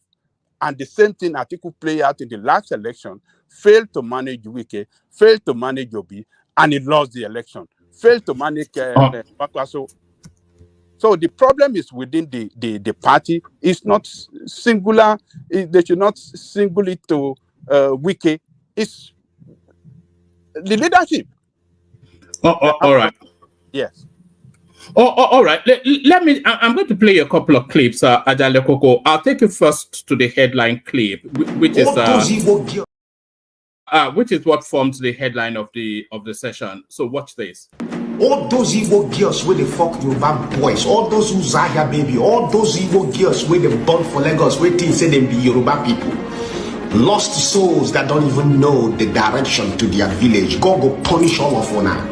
All you Igbo girls where they fuck Yoruba boys, only legal. As you dey born for Yoruba man, na so you go die. You no go carry that baby. You no go carry that pikin. All you Igbo girls with the fuck Yoruba guys, God go punish all of you now. As you dey born that pikin, you go die for lady. Chineke kpọrọ bastard, useless girls with no get sense. So Ajale Koko, set the language aside, but this is the sort of what did you make of that? That is a guy called Speed Darlington. Is an artist of some form. I don't know his work, by the way. I don't know, but apparently he's an artist. But the vitriol and the bile in his voice is something we are now getting too familiar with. What are you making of that excess off the back of what the Edos just went through? Let me tell you this. All these young guys that does not even know, does not even have the sense of history. They don't have the sense of their origin. I don't think we should take them serious. They just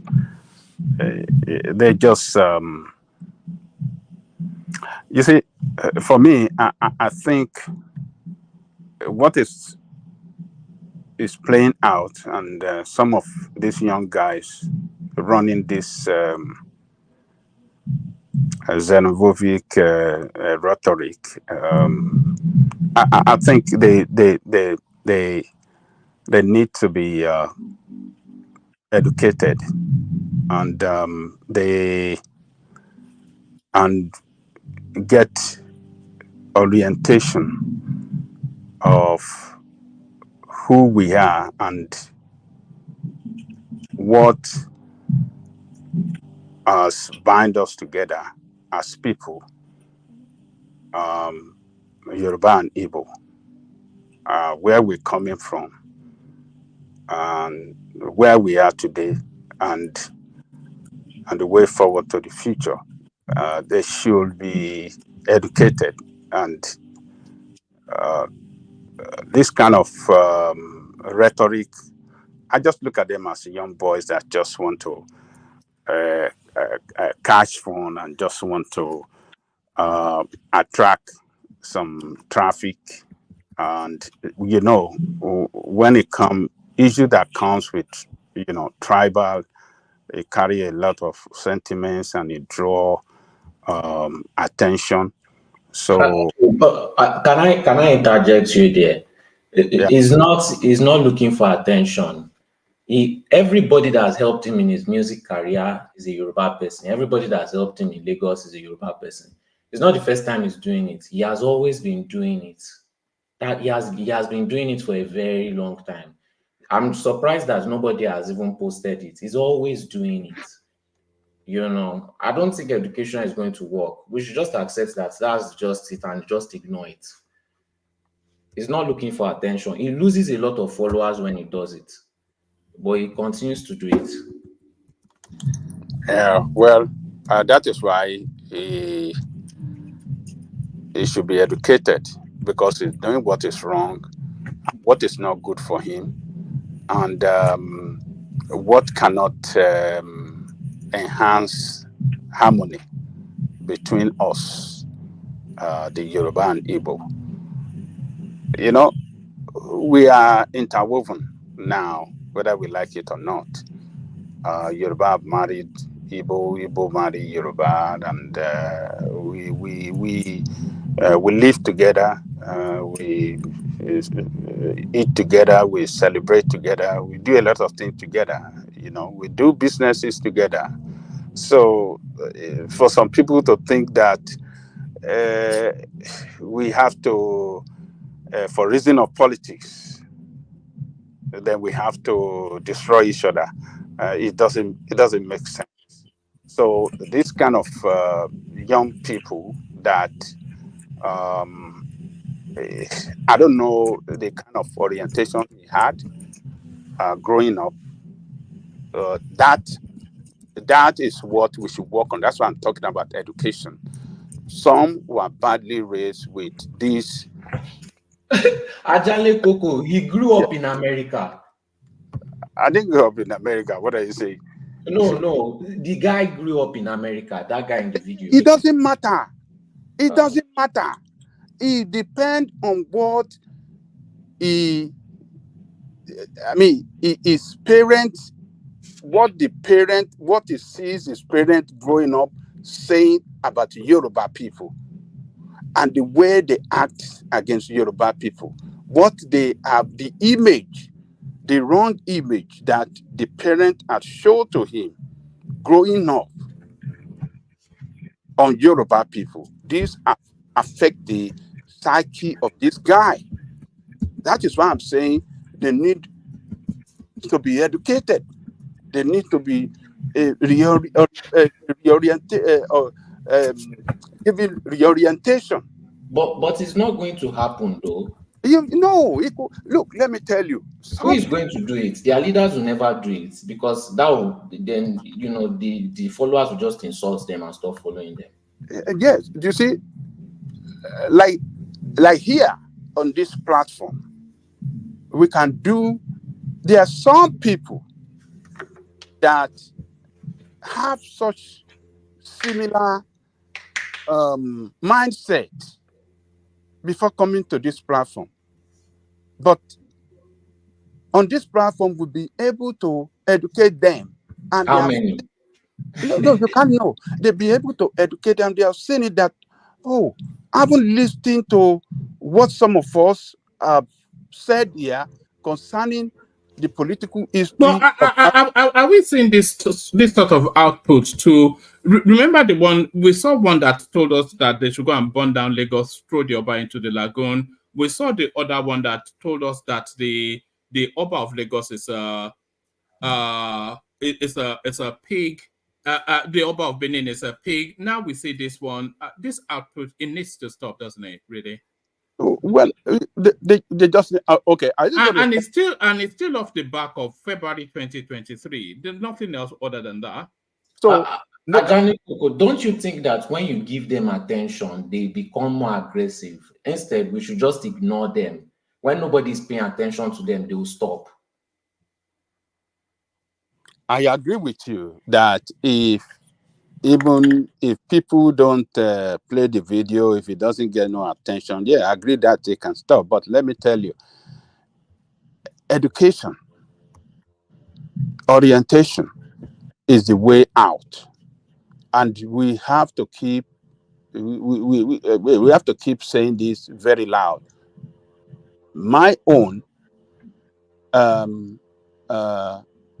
opinion on this is that they were raised by extremely tribal parents that have painted other tribes as no good tribe to Igbo people.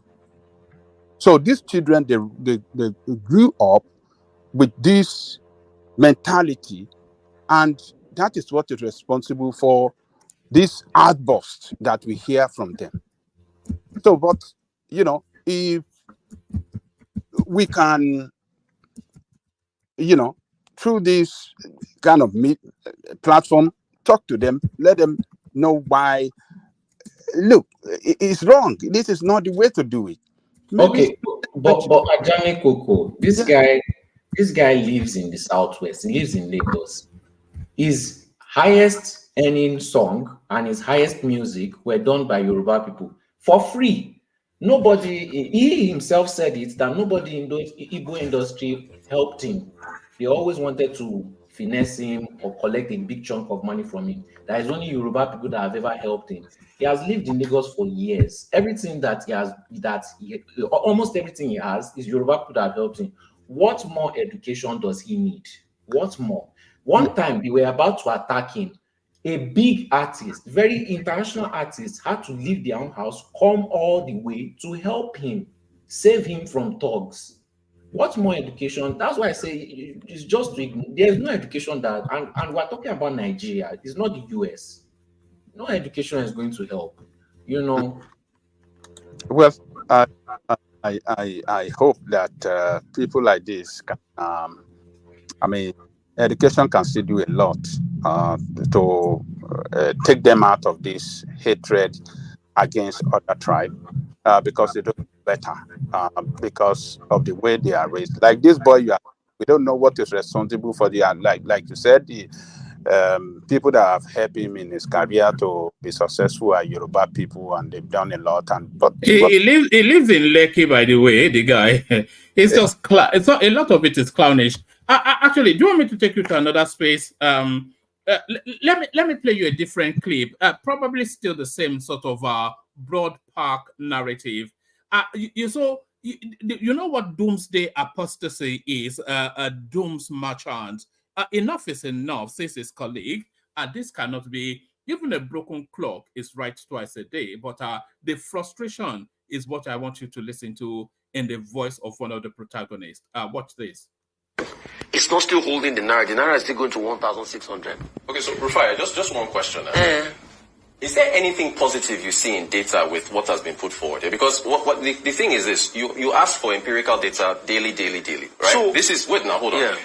The data here shows that subsidies are wasteful spending. The Singapore example, I was making the example to say that, because Nigeria, we do low-income housing here in Nigeria as well. Who are the people that buy the low-income housing? The point I was trying to make is that inefficient spending on subsidies, as was made by World Bank, IMF, everybody, every analyst, every guest that has come here, puts the spending in other things that have value. Subsidies are a tax cut for the wealthy. So if you, just one second, I just want to round up.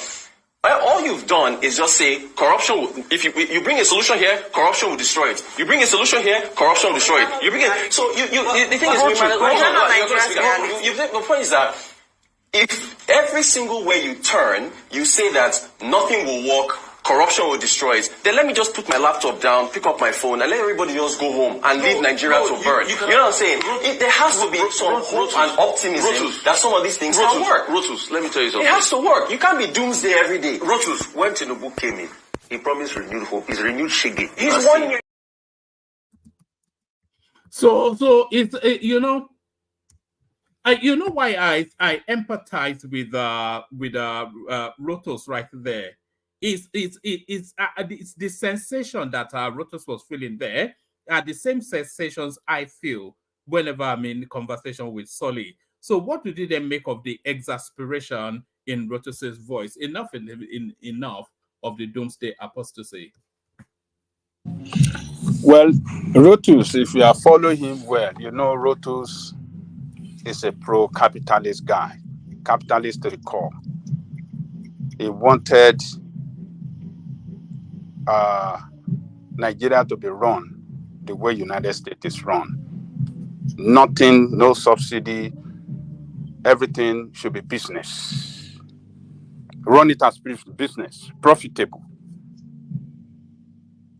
That is what Roto stands for. I followed him and listened to him. Even before Tinubu, he was one of those people championing for removal of oil subsidy. And even today, as we have it today, that subsidy is paid. You play a video where the NNPC man was saying, what is paid today is called shortage. I never shortage. So that wasn't quite what he said, Daniel Koko. You know, subsidy has never really been paid within at least certainly the Buhari administration and definitely the Tinubu administration. What he told us was that the NNPC imports crude, and then the government mandates them, they order them to sell it at 50% of the landing price. And then the government rather either insulates the that 50%, or they offset it against crude, but they never pay subsidy. So that subsidy even is an anomalous term. Our revenue, what's supposed to be the revenue for the state, is what is being used by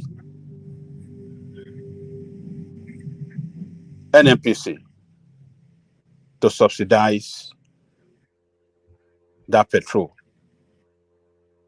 So it's not on the budget of the country, but the budget of NNPC is paying for it. And NNPC income is Nigerian income. So there's no way you can separate it. They can call it any way they want to call it. Oh, no, it's not budget. You don't have allocation for it in the budget. But NNPC, which is owned by the state, is paying for it. Using our oil, import this oil, and the landing cost maybe around 1,200, and then selling it to market at 600. So the difference is subsidy. They can call it whatever they want to call, but we are not dons. We know what is going on. So that money should have been. It's not subsidy. It's an adjustment. That's what you said. It's an adjustment. What is adjustment? What is the meaning of adjustment? Adjustment at the detriment of who and at the favor of who? It's not at the. It's at the favor of the Nigerian populace. Because of NNPC. It's not at the detriment of NNPC.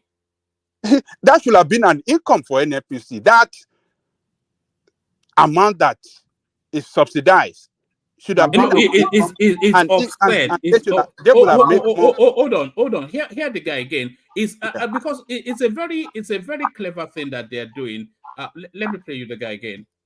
I think there is one fact that I need to make very clear, that in the last 8 or 9 years, this company, even corporation as it were, has not paid anybody a dime or 1 naira as subsidy. No one has been paid kobo by NNPC as in the name of subsidy. That means no marketer has received money from us by way of subsidy. What has been happening is that we've been importing PMS, landing at a certain price, at a cost price, and government is telling us to sell it at half price. So the delta between that landed price and the half price is what we call shortfall, or call it subsidy. And the deal is between Federation and ourselves to reconcile, and sometimes they give us money, sometimes we do net ups. So there is no money exchanging hands to any marketer or anybody in the name of subsidy. So you heard that, man. To reconcile, sometimes they give us money, sometimes we do the internal arrangement on our own. So it's it's our money, it's our money that is being managed, being used for that subsidy. You can use it directly or indirectly. What you say they are paying for it indirectly, via NNPC and not the Federation account. So what are they telling us? It's still what they call shortfall. I don't know what it means. It's just trying to juggle some word to confuse people. No, it is subsidy, and they are paying it, and that is why I'm saying, one man, look, Tinubu have a responsibility to come out clean to Nigerian people. It's not going to hurt him. Paying subsidy is not illegal. It is not subsidy. What he said, firstly, he said over the last 9 years. So this is a subsidy. That's not even true. The budget was capturing subsidy until last year that Buhari left. Well, he's querying that. So they have to go and query then what that subsidy is. But what is telling us is that over the last 8-9 years, that one, so we discount completely all this thing that they are owing marketers. They don't owe marketers anything. The arrangement is essentially between NNPC and the government. So that he establishes.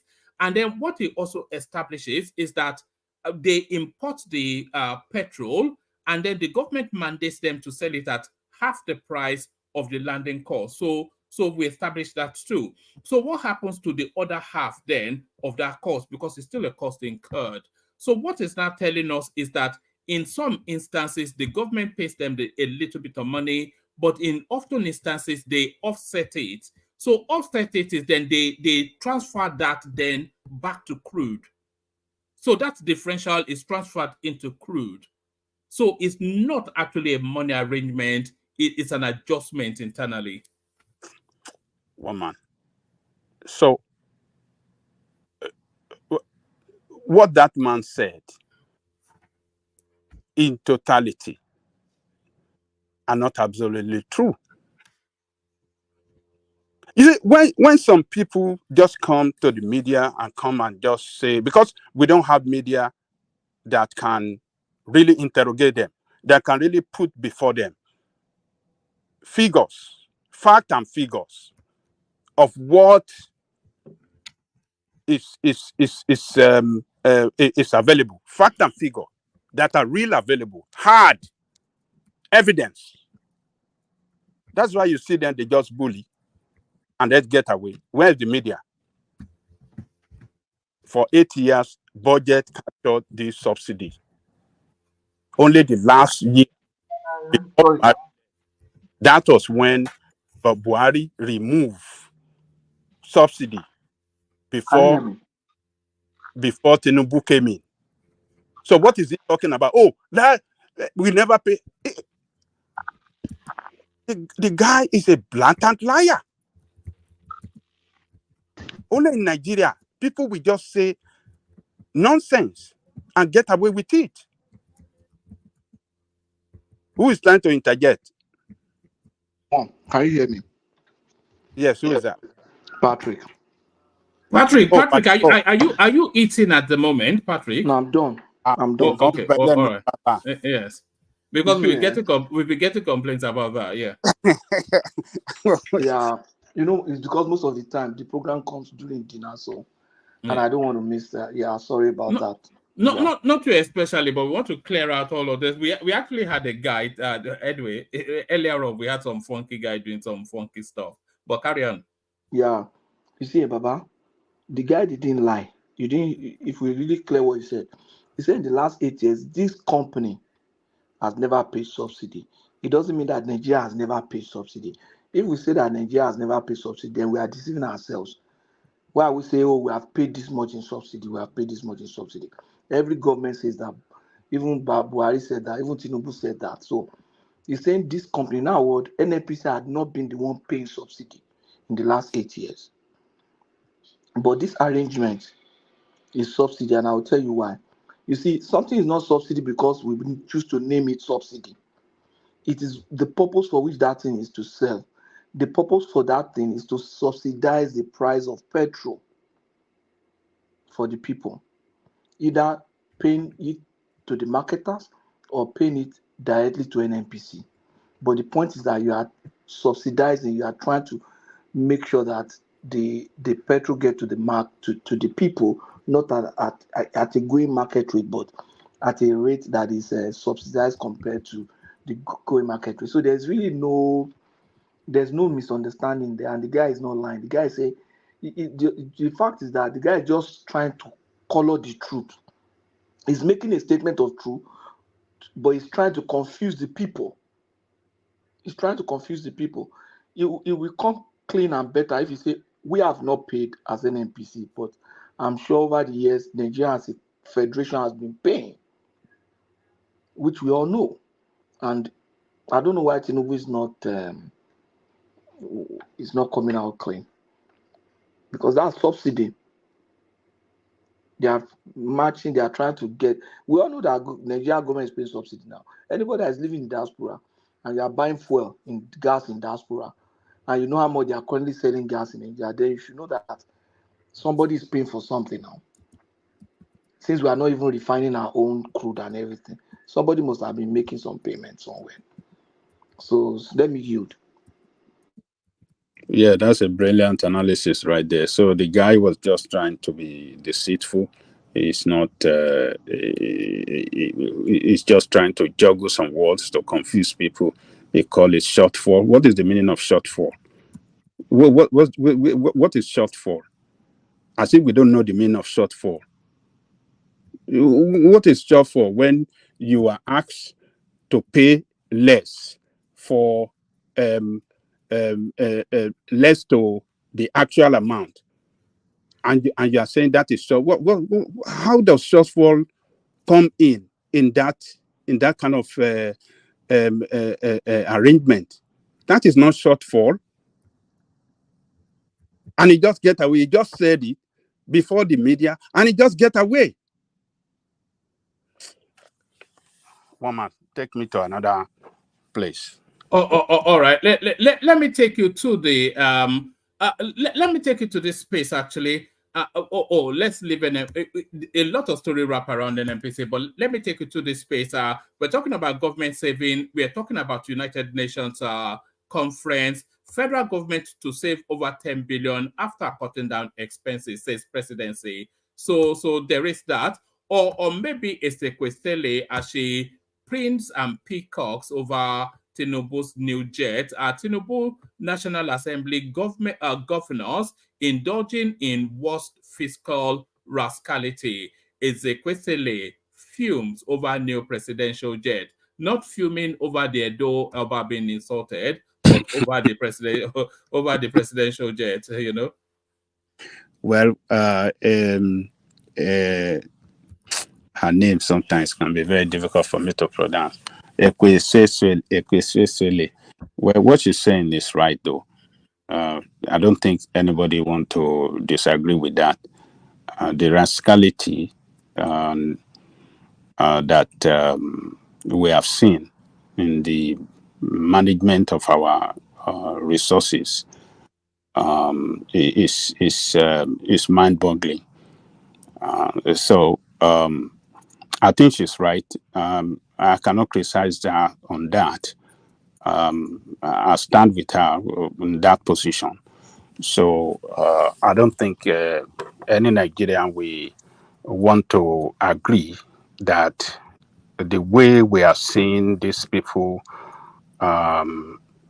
spending the public fund, to the advantage of themselves against and at the detriment of the people, we want to agree that yes, they are doing good job. They are not doing good job. They are not doing good job. It's just too much. It's the impunity. They are doing it with impunity, and this that is what is even getting a lot of people angry. That even with you're not even hiding it, you don't even care whatever we say. You don't even care whatever you don't even care about the people. You're just spending the money, taking care of themselves more than the people that voted you in power. That is so. Kwesili is she's right in that regard. Let me go to the labor leader that police is invited to come for questioning. Yes, the police have the right to invite anybody, but the timeline given for him to report, I think, is very, very short. He's not saying that he's not going to honor their invitation. I think what he's saying is that, well, give me some time, maybe another 2-3 days. I already have some appointments and some engagement lineup to cut some of them down. Give me time to rearrange my date before coming to you. So let's see if the police will agree with him, give him some little, maybe another 2 days or 3 days before coming. There's nothing wrong in him asking for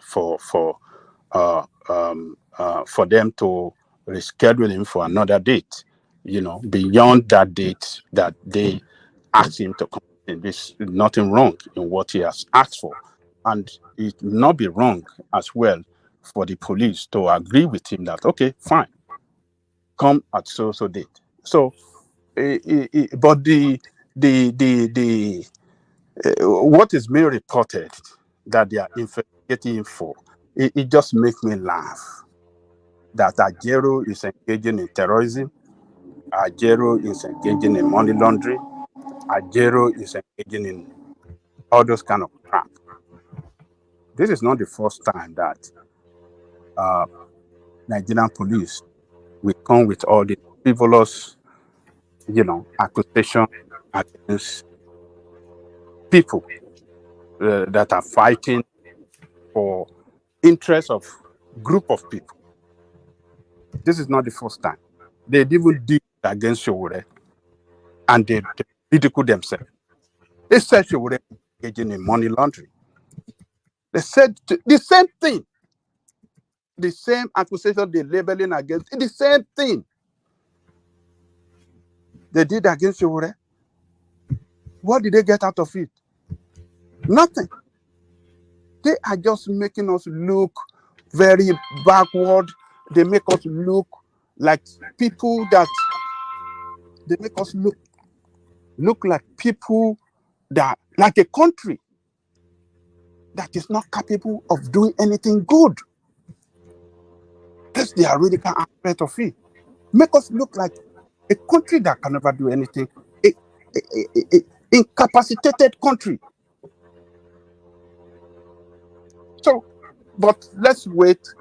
But for the Labour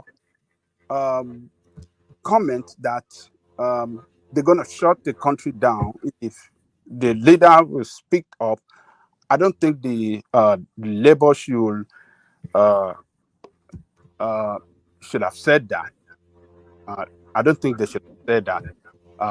Though they have a responsibility, according to the philosophy, that injury against one is an injury against all. So yes, they will stand by their leader, because what they're trying to do there is not only going to affect their leader, but it's going to affect the labor union, because when the leadership is taken out, who's next? So they're trying to silence order.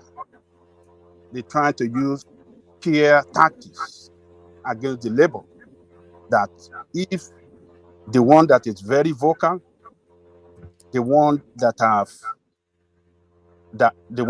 led workers across the country to shut down the country against the government rascality, for not trying to even negotiate the increment of workers' minimum wage, the one that just put the government down to get the minimum wage increase. So if that is the person they're trying to target now, trying to rope him up with terrorism, money laundering, then the others will look at it that, look, who's next? Who are they coming up next? So I believe that is what is responsible, but the labor leadership should not do anything now to say they want to shut the country down. They should not take that step to shut the country down. What they need to do is to get a very formidable lawyer, a competent lawyer, to go with Ajero to that police headquarters on the day that is going to show up at the police headquarters. A lawyer must follow him, a competent fan. Maybe particularly, maybe it's going to be Femi Falana that's going to be there with him to tell them, I am his lawyer. Any question you have, direct it to me. I am representing him. Femi Falana did it when the Buhari administration was trying to molest Commodore Adeyemi when he revealed that Boko Haram sympathizers are within the Buhari's inner circle.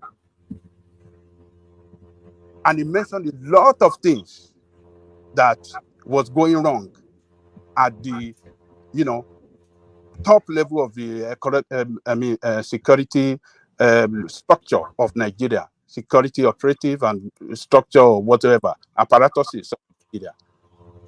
They invited, they tried to imitate him, call him to come to the force headquarters, and he went there with Falana.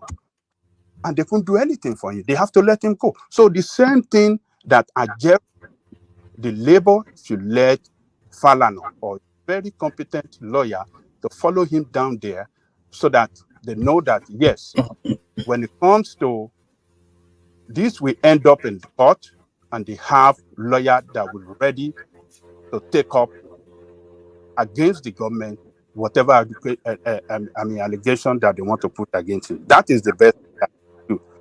So that's my take on that one man. All right, Brian. Thank you, Ajane Koko. So thank you, Ajane Koko. Let's go on from Ajane Koko to Brown Berry, who makes a rare cameo appearance. So is this your once every 6 months visit, Brown Berry? Oh, it's been so long. You don't even know how to unmute anymore. I'm always here just listening to you guys, but just that today I said, let me just, when I came on today, you guys were talking about these rascals on the internet, and Baba Ajane Koko was talking about is their parents they learn it from. I kind of disagree. Before you go to the disagreement, did you see the Speed Darlington clip that has been going around? That guy is a clown. Right? That guy is a clown. Now I never knew. I don't know him before. Somebody was telling me, "Well, you know one guy, Speed guys." I don't know him. I don't know all these people that they are irrelevant people.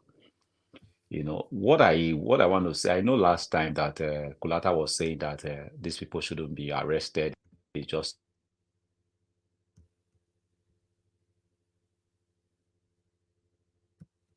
Are you there after waiting so long? Did we lose you or have we lost me? Oh, whilst can people click on the like button, by the way, whilst we're still waiting for Bramberry, are you there? Can anyone hear me? Oh, I think I may be gone. Hello? Can anyone hear me? I can hear you. What's going on? I can hear you. No, Brownberry just suddenly went silent. So click on the like button whilst Brownberry is. I thought Ekene was next. You thought? I thought Ekene was next. No, Ekene dropped. Okay. Yeah, Brownberry. I think it's them dropping. So no, he's actually unmuted. So and it's there. So I'm not sure. All right. We wait for you to come back. Whilst we're waiting for you to come back with some trepidation, let's go on to Pansat. Pansat, we don't want any unorthodox behavior. One man, how you doing? Ade, how about it? They can play, yeah? Ade like Dende. Not like Delegewa who is long dead, but yeah. Nobody wants to be like, we don't want anybody to be like Delegewa. But anyway, hello to everybody on this platform and those who are listening to us on the comment section. I was listening to you guys as I was driving down. Like I often do, I enjoy this show. Solly was making me very proud. It means I really haven't wasted my time all these years and months. I see his growth as a true Nigerian who's now adhering to the truth, right? It's still some rough edges here and there. Hello? That's to be expected. Yeah. Who's that? So I'm very Cranberry. I'm sorry. Somebody just called into this phone. All right, sorry. You can just mute yourself. So sorry, Pansat, let him carry on and then I'll come up. It doesn't come often, so let's hear. Okay. No I'm problem. gonna stay. I just want to talk about this.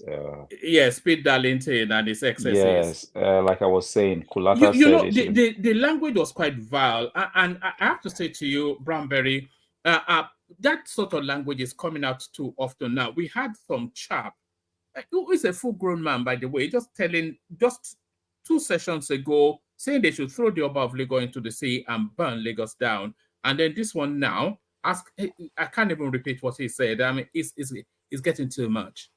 You know what I want to say is that on both sides, whether it is the Yoruba people, is the Igbo people, I have not heard anything about if it is the Edo people.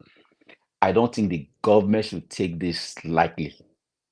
You understand? So you cannot say, "Oh, it's freedom of speech," because this is hate speech. Well, you know, whatever is coming from both sides, it's hate speech, and these people should be found and arrested. They shouldn't make noise about it and say, "Oh, we are going after these people to arrest them." Wherever they are, those in Europe, in America, wherever they are, just wait for them. Just have their information. Whenever they come to Nigeria, you get them arrested. You keep them there. Those in Nigeria, go after them, get them arrested. Because when they know that you are arresting all of them, then people will, they will keep their mouth shut. Because this is how war just break out. You know, they think they are. Should I tell you what they will do if you do that? They are playing. You know, they will say Nigerian government is targeting Igbo people and we need international. You don't understand what I'm saying now. I said it should be on both sides because there are people that started it as well on both sides. You know, both even if it's on both sides, they will push narrative. No, we cannot say they will push narrative. Then we'll just leave them to just go haywire, and before you know it, the worst will happen. You understand? Because all this pride, you know, I be Yoruba man. We were the first people that had the television in West Africa or in Africa. I be Igbo person. We are the best people that, you know, in business. I'm a Benin man. Our king is this and that. It's all nonsense, and we are all running out of the country. If we are so much all this living in past glory, it is what you know. I don't want to hear those nonsense anymore. Living in past glory. Show me what you are doing now. Show me what you are doing now. We are all outside the country running. Those some of us are running through the desert. And we are all here. Brownberry, do you think these are still the residues of February 2023? People that still cannot leap over the hump of that election. No. Some of them are there, but some of these people, you know, like Baba Ajani was saying that it's their parents. Some of them just started this on the internet, hearing some nonsense from the internet from some idiots. You know, they just go there and run. So they will pick all those things and get into their heart and become angry and become, you know, they twist stories. You know, you are not a Jewish person. You say you are Jewish. What do you even know? You know, because when you look at the whole of the South, you know, the Yoruba, the Edo people, the Igbo people, you know, you look at it properly, you go deeper, you find out that these are all the same parents. It's just, you know, leaders of before, they just like twisting it just for pride. You know, oh, we are this, we are special, they are special. Oh, Edo people, we are special. Yoruba, we are special. Igbo, we are special. The other people, they are Ijo, they say they are special. You know, it's just total nonsense. Special in poverty, special in being inside the sea, special in wallowing in poverty, special in past glory. You know, we are Benin people. We had the first light. What light? Where is the light now? There's no light. There's no power. Instead of us to come together to find out how we can sort ourselves out, we are fighting ourselves. We are just for pride. Nothing. We have nothing. We have done nothing. Don't tell me what you did before. Tell me what you are doing now. But they will insult you now if you ask them. Tell me what you are doing now. Don't tell me what you have done before. You know. So all these, they should be arrested. I don't care who they are. I don't care. They are my parents. Anybody because these are hate speech. Even in our constitution, hate speech is there. These are hate speech when you target a king, a monarch of a particular tribe. He is the head of that tribe, or what, So when you are talking against people that these people must leave or they die, or when you say, oh, put people in the lagoon, these people, I mean, we are not that dumb. These people can be fetched out. Even if it takes 10, 20 years for them to come back to Nigeria, they will keep them the way they come, will arrest them. The issue is that government benefits from it also. Because when they want to push their narrative, they will say, look at this person, the person is insulting your tribe. So I don't think they are going It's to true. arrest It's true on both sides. I guess so, because the federal government of Tinubu might be benefiting from it, and the other side or two, they also be benefiting from it. But it's a shame. How long are we going to live like this? How long are we going to live like this? The old black Africans around the world are looking up to Nigeria. When are they going to wake up? When are they going to wake up? When are they going to wake up? Rwanda has woken up. China, if everybody know, if most of us know, 20 years ago, not even 20 years ago, maybe let me say 20 years ago, Chinese, we still have a lot of Chinese. I remember those days, right? Chinese were still coming, seeking asylum and everything. But I don't think now, I've never seen Chinese 10 years or 15 years till now, I've never seen Chinese in any part of this Western world coming to seek asylum. No, they only come, bring their money, invest, and they are in school. But we are not. They still come to seek asylum in the United States. They come through the border. That will be they're still doing it. It will be few. It will be few. Yeah. Not as before. It will be few, but majority of them that we know in this North America here. Oh yeah, I agree. They come. Yeah, they come with their money for school and business. But people will still say today that their life is not good and they are being oppressed. They are not being oppressed because they have leadership that prioritize them. They have leadership that love them, that love their people. But we don't have that. We don't have that. We don't even have leadership that even love their own. Even Yoruba person don't even love their own Yoruba people. Igbo people don't even love their own Igbo people. Say, okay, now that I'm in government, what can I do for my people? Now that I'm here, we don't even, they are all just slave masters. Under 20 years, now they are superpower. China is a superpower. America is scared of them. You think it cannot be done? Only one person. Look at Singapore. These things can be done, but we don't know where these people are that will do this thing. We don't know. This is just what I have to. I come here to say that these people should be arrested, and we should stop all these braggadocious coming here and just say, hey, Igbo people, we are special. Hey, Yoruba people, we are special. Hey, we are not special. Do you fear the worst the way things are going? Because a lot of people feel that it will crescendo into some sort of altercation. But that of as a Benin man, that of the Benin causing, I think in any of my platform, I've not seen it. They didn't post it anyway, though it's forbidden to even post anything like that in our platform.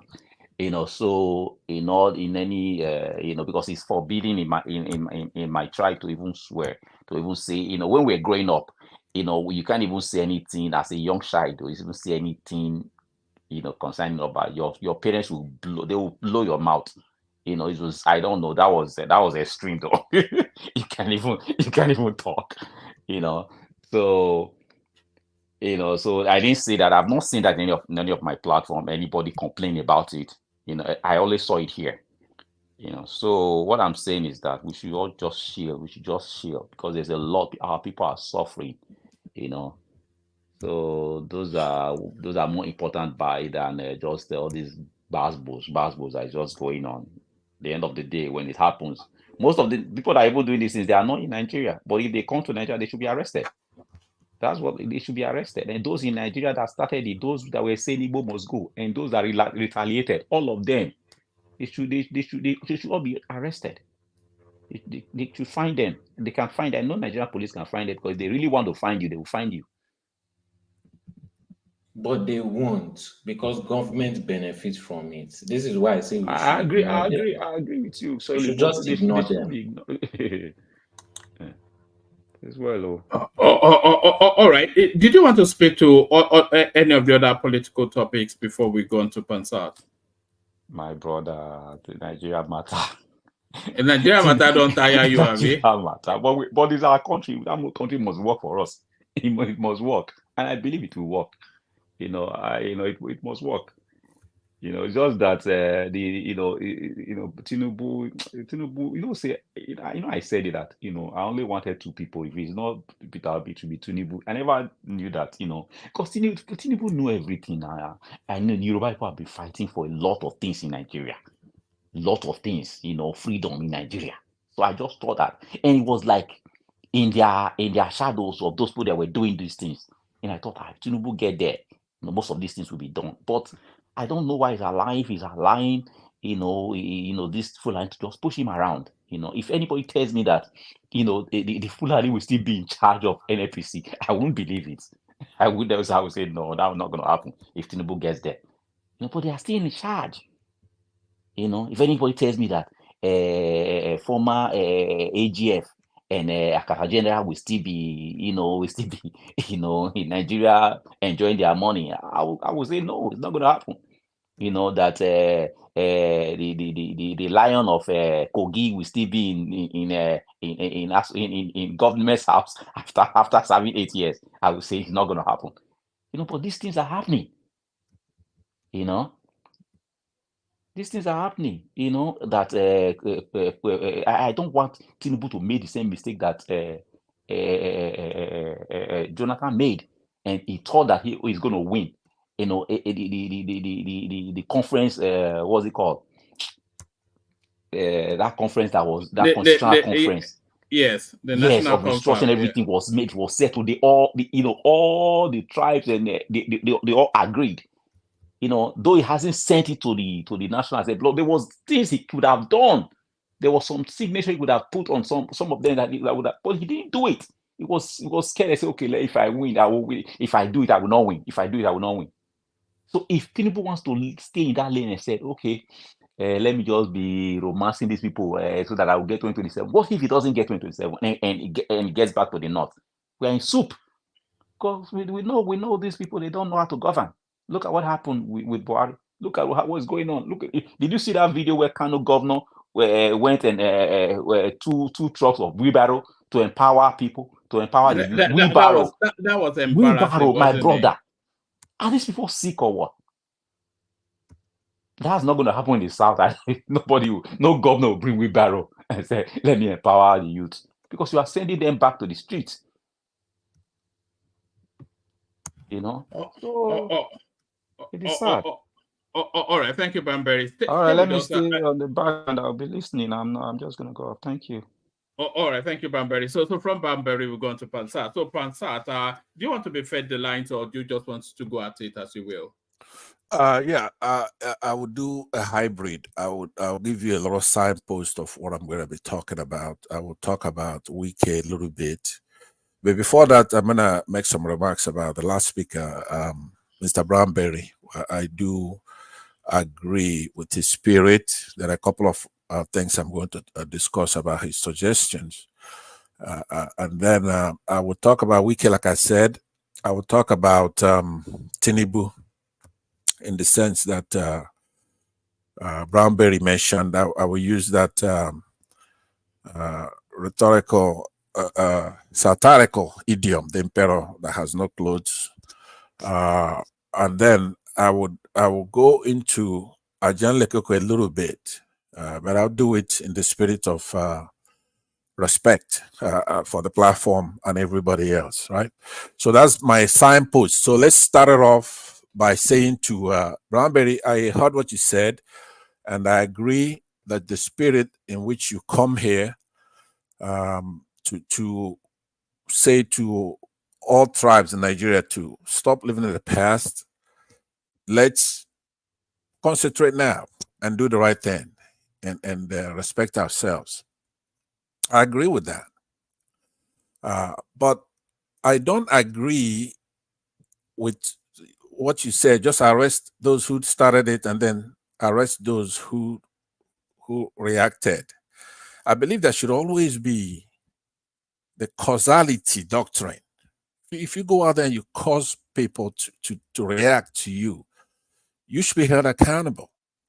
It's just like right now, you go to a home, what we go into in Nigeria, you have Fulanis taking their cattle, going to people's farms, and with the AK-47s, sometime rough up these farmers, and you say this is a harder and farmer clash. No, it's not. Somebody took their cattle and went into some busy farmers' land, and they did some illegal stuff. You should go after those trespassers, at least at the minimum, the trespassers, right? So you don't go arresting both the farmer and the herder.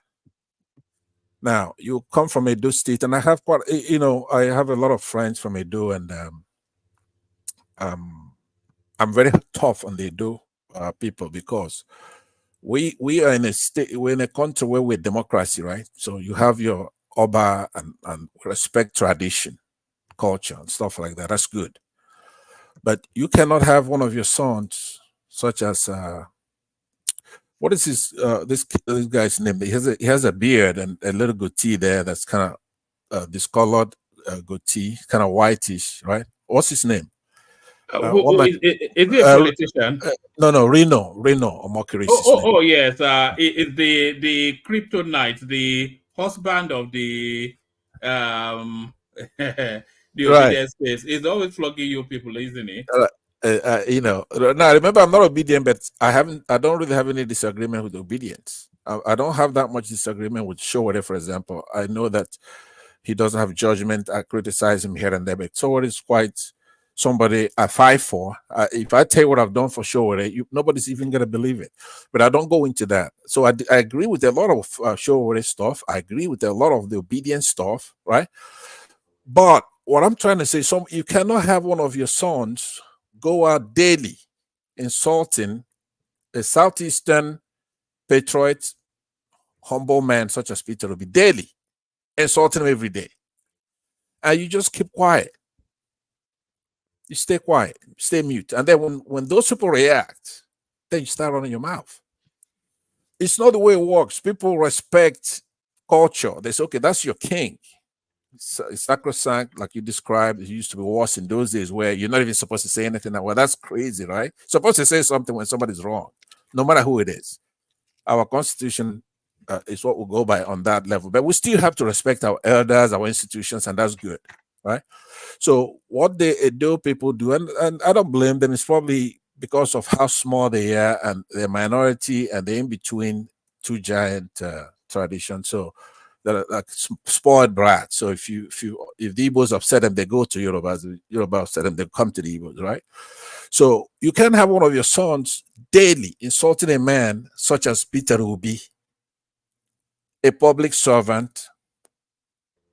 Well, but Peter Obi is fair game now. He is. Is a politician. Politically, yeah. You can criticize somebody. What Reno is doing is not criticizing him on policy or even whatever crime. Is Reno entitled not to like him? No, he doesn't have to like him. That's what I'm saying. Hear me out very well. If you really understand what I'm saying, I don't think any human being would disagree. I'm saying that you criticize somebody, right? You don't drag his tribe in, drag everything about him that is his tribe, for example, right? Or anything in that nature. You're supposed to criticize him. That's fair. How else are we going to move that country forward? If I don't see any. Hold on. Where is Reno from? Anybody that's not Igbo, it's not Yoruba. It's from Edo, as far as I'm concerned. In the spirit of what I'm talking about, just give me a minute here. Where's he from? I broadly agree. It's from the Sapele water. It's from Delta.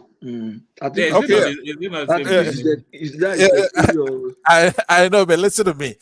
These Southerners, right? There's something they do with us, Igbos. I don't know if they do with you because they're so small. There's so many. First of all, you may have more Igbos in Edo than whatever tribe. Say this gentleman here who, Brown Berries, I'm not against you, but the way I talk, you may think I am, right? I'm not. But what I'm saying, I don't know what No, tribe you come you know from. what you just said right now showed me that you are a member of an IPOB. You're an IPOB Okay, member. Because, okay. I've said Asif it. has already said his IPOB. Yeah, Let me because He has that already is confessed. hold yeah. on now, hold on. Because Let's this is be. what they are saying. This is what they are Hold on saying. now, hold on. You Let just me said land. now. Let me land. That everybody in the South are from Benin. One man, please. You're gonna have to hold people. So it's gonna be orderly. I want this to be fascinating TV right here. I gave you a signpost of what I'm gonna talk about. So let me not spend too much time on some of these, but you could ask me questions. Now, what I'm saying to you is that you could leave out the main beef of what I said, which is you have one of these guys here, Reno Mokari, go out there, run his mouth daily, insulting a man as prestigious, as innocent, right? As Peter Obi, respectful. If we want to have all our politicians be like Peter Obi, we won't have any problem. We'll be unified. We'll be talking issues. That's why Anambra is Dubai.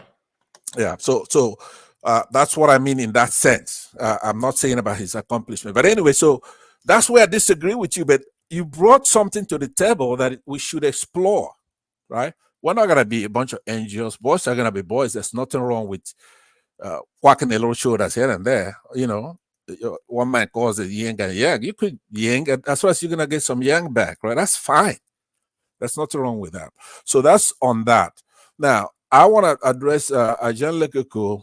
But you didn't address the issue though. You were talking about Edo people, and then you said Yeah. it's because of Reno. What does Reno have to do with insulting the Edo people's king or Benin people's king? No, Because what I'm they saying, insulted Obi. if you make that environment, right, where there is no, what do they call it? Anybody's ox could be gored, right? There are no sacred cows. Do you understand? So you create such an Okay, environment. should I start insulting all the masses because Nnamdi Kanu insulted Yoruba people? Is that fair game also? A lot of people do that, and that's fair game. But, Yeah. Hold on. I want so to. everybody should just be keep toxic. your questions to the end. Let me just go to. I'm gonna answer your questions if one man allows. They are good questions, but here's what I'm saying to you, John Lekoko. I think for the first time, I found the antidote to John Lekoko. One man, for the first time ever, cross-examined him. He was just talking, and then one man did the math. He says, "Okay, Wike, is he an opposition?" He says, "No, I don't really think Wike is an opposition." You know, dancing around. But one man stood steadfast. Now, I was driving and I was typing, and I was saying, "Now, very good, right?" And that's the only reason why I'm here. In a nutshell, one man is saying that Wike was like a dirge, DIRGE. I don't think he used such a beautiful word like that, but it's something like that, right? Some kind of elegy for the PDP, like a requiem, kind of song of the dead, a lament for the PDP. They have to get rid of him. And Ajan Lekoko kept saying no. I don't think there's anybody in that country of ours that will say that with a straight face. Now that's why some of us show our face here sometime. If it's enforced that you must show your face here at least once a month, there are certain things somebody will not say. You're gonna have a crooked face to say that Wike is a good actor in our country, especially for the PDP. It's not a blessing for the PDP. It's not even a lesson for them. Right? It's very, very clear. So I want to have a dialogue actually with one man, because here you're doing something that you should do more of. You should do it with me as a host. If I'm here talking, can you guys hear me very well? Woman, can you hear me? Unfortunately, yes. Carry on. I'm not. All right. Well, like I said, we are hearing, but we don't know if you are going out of the line. How? what am I? I'm rebutting Ajan Lekiko's take on Wiki as a. Do you? Let me ask you. Do you think that Wiki is a blessing for the PDP? Just yes or no. So I go back.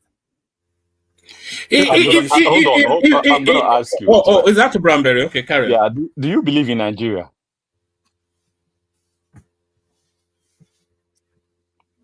Me? No, do you believe in this party? You asking me? Yeah. Do you believe in this yes, party? I do. APC, PDP, Labour. I thought you were for Biafra. Well, you're not for Biafra. Have you changed tack? Because I'm wondering why you're talking about PDP, because because I've never seen you in that light of talking about this party. I am for Biafra, and I'm also a realist. I know that. Let's not go too far away from what we're talking about. I can describe to you what I mean by Biafra, right? I have a totally different definition for Biafra than Nnamdi Kanu, for example, and I've made that very clear here. I believe in Biafra, of course. I'm IPOB. Not only do I believe in Biafra, I'm IPOB, but you have to understand that it takes a lot to provoke a nation. Now, I'm going off. I gave you a samples of what I talk about, but I'll indulge you for a minute, right? I believe that there is a PDP. I believe there's an APC. I believe there's Labour and other parties in the country. Yes. Now, when I'm called in to talk, let's say I was at Jan Lekoko and I was asked a question the way one man was asking me those questions, I will be answering them truthfully, not on what I want or what I like. Right? If you tell me to analyze some Wiki, I will give you an honest opinion of what I think about Wiki, not what I want him to be, not want him to be against me. I'll give you an honest analysis. I would say he's bad for the PDP. They should have thrown him out of the party a long time ago. There's a dodge on the party. Do you understand what I'm saying? There's a difference between that. In 2016, I had the reason they've not been, because this party is not a party. These are not parties. These are just special vehicle. These are just special purpose vehicles. It's not a party. It's not, but they have that in common, though. Yeah, they have that in common. All of them are the same. So once you have something in common, it's like math. You have an equal sign. You have certain elements on the left side and on the right. If you cross them out, maybe you end up with zero. But if you cross out here, if when they have something in common, then you leave that out. You only want to talk about what they don't share in common, right? So what I want to say to you is that, do you agree with what I just said, that if you come on a platform as an analyst, not an advocate, and the host asks you a question and say, you know what, look, I know you're for sure with it, but let's talk about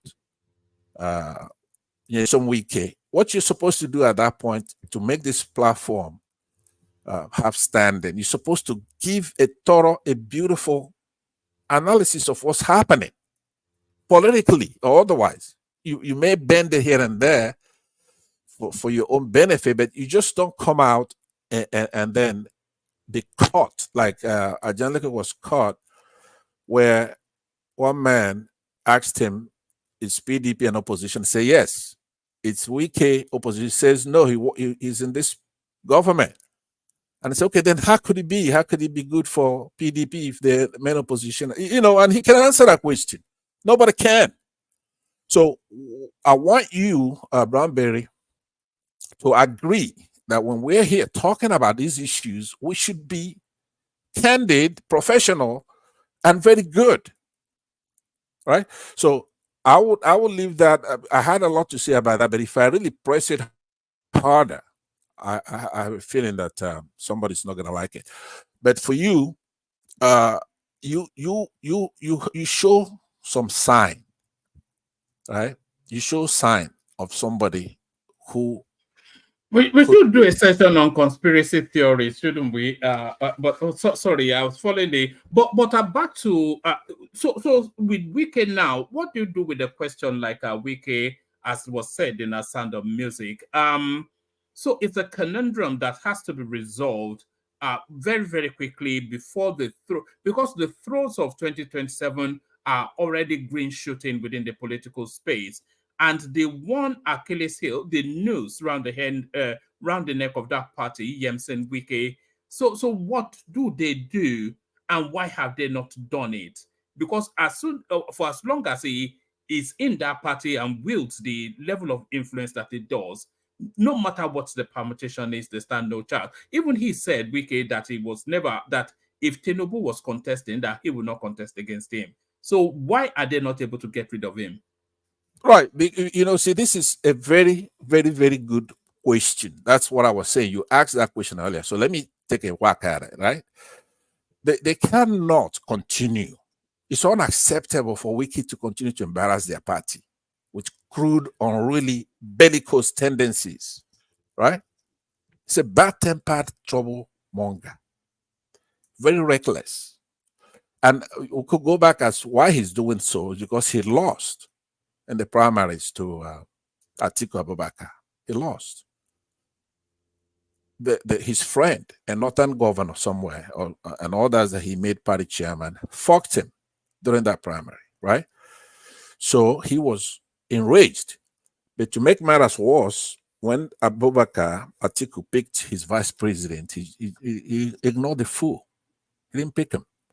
And then he started doing all this stuff that he's doing now. But the second part of your question, what did they do? They do exactly what the governor of Rivers State is doing with him. Call him bluff and deal with him.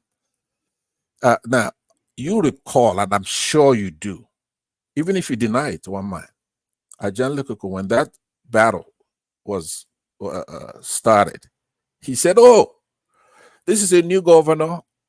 He has no structure, quote unquote. Now, remember that word, structure. And that he's going to be eaten alive by Wike. Wike has a center. He has the president's ears. And he postulated all kinds of stuff here. None of it came to pass. Now, I got to tell you something. I make media appearances all the time. If I stuck out my neck like that and made a statement like that, the next time you see me, I'm going to take it all back. I say, you know what, guys? I was wrong. I was wrong. I meant well, but I was. How could you be 100% wrong? And then you keep piling on, piling on. We have a lot of people listening to this show, not just youngsters like Soleh here. There are people who really, maybe people in the government, maybe Wike himself, maybe Fubara. But Fubara whooped his ass. Even with the president calling a meeting, he was relentless. He dealt with him because who is Wike? Wike is a non-entity, a nobody. So that's what you do. They need to throw him out of that party and go after him. Right? That's legally. There are others that he has harmed, including those that he massacred over there, that should do it illegally. Should go after him. This guy is a dodge. It's a requiem,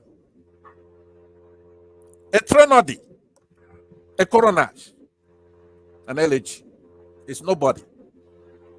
Fubara has tackled him in River State. He's a man without a home right now, as you look at him. You saw him playing boy to Tinubu here and there, but you don't have all day. There are a lot of fallacies that Ajan Lekoko could deploy here when he's talking. Obviously, he has an elderly voice. I'm older than he is, but he's also respected here as an elderly, and I accept that. I do. But what we elders and those of us who are in diaspora, I've said it many times, I'm here in the United States. It's only because of social media that a lot of you, including you, one man, could get to talk to me here in the United States. We have a lot of power up here. $30 trillion economy. So when we come on this platform, we're making people back home disrespect us because we no longer carry ourselves the way they look at somebody. We do Igbo, say they America. What is special? What is special about that? They say that's what I'm saying. You only ask that question because you grew up in this social media stuff. What is this one of the things I just spoke about? What is special about it? It's a lot, right? Over here, let me tell you, over here we have a $30 trillion economy. I'm here in the United States.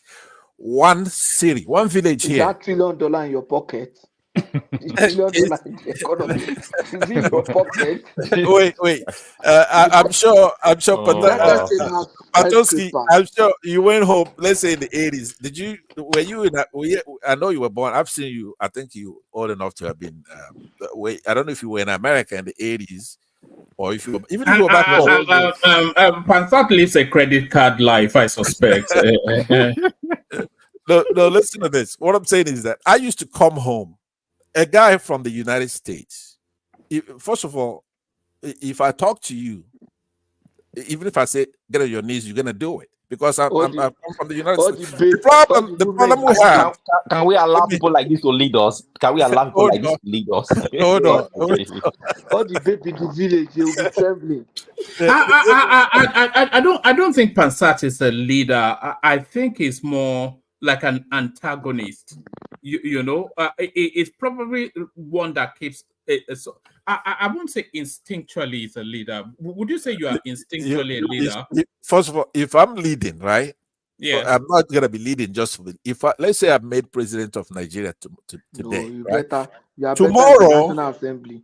Tomorrow, all of those embassies you see there, those beautiful embassies, they're gonna pack and they're gonna be on their way home because we're gonna be walking, not leading. It's gonna we have to walk. We got a lot of work to do. It's like a right-wing Dinomilaye, sort of like that figure. You are better in National Assembly. Dinomilaye.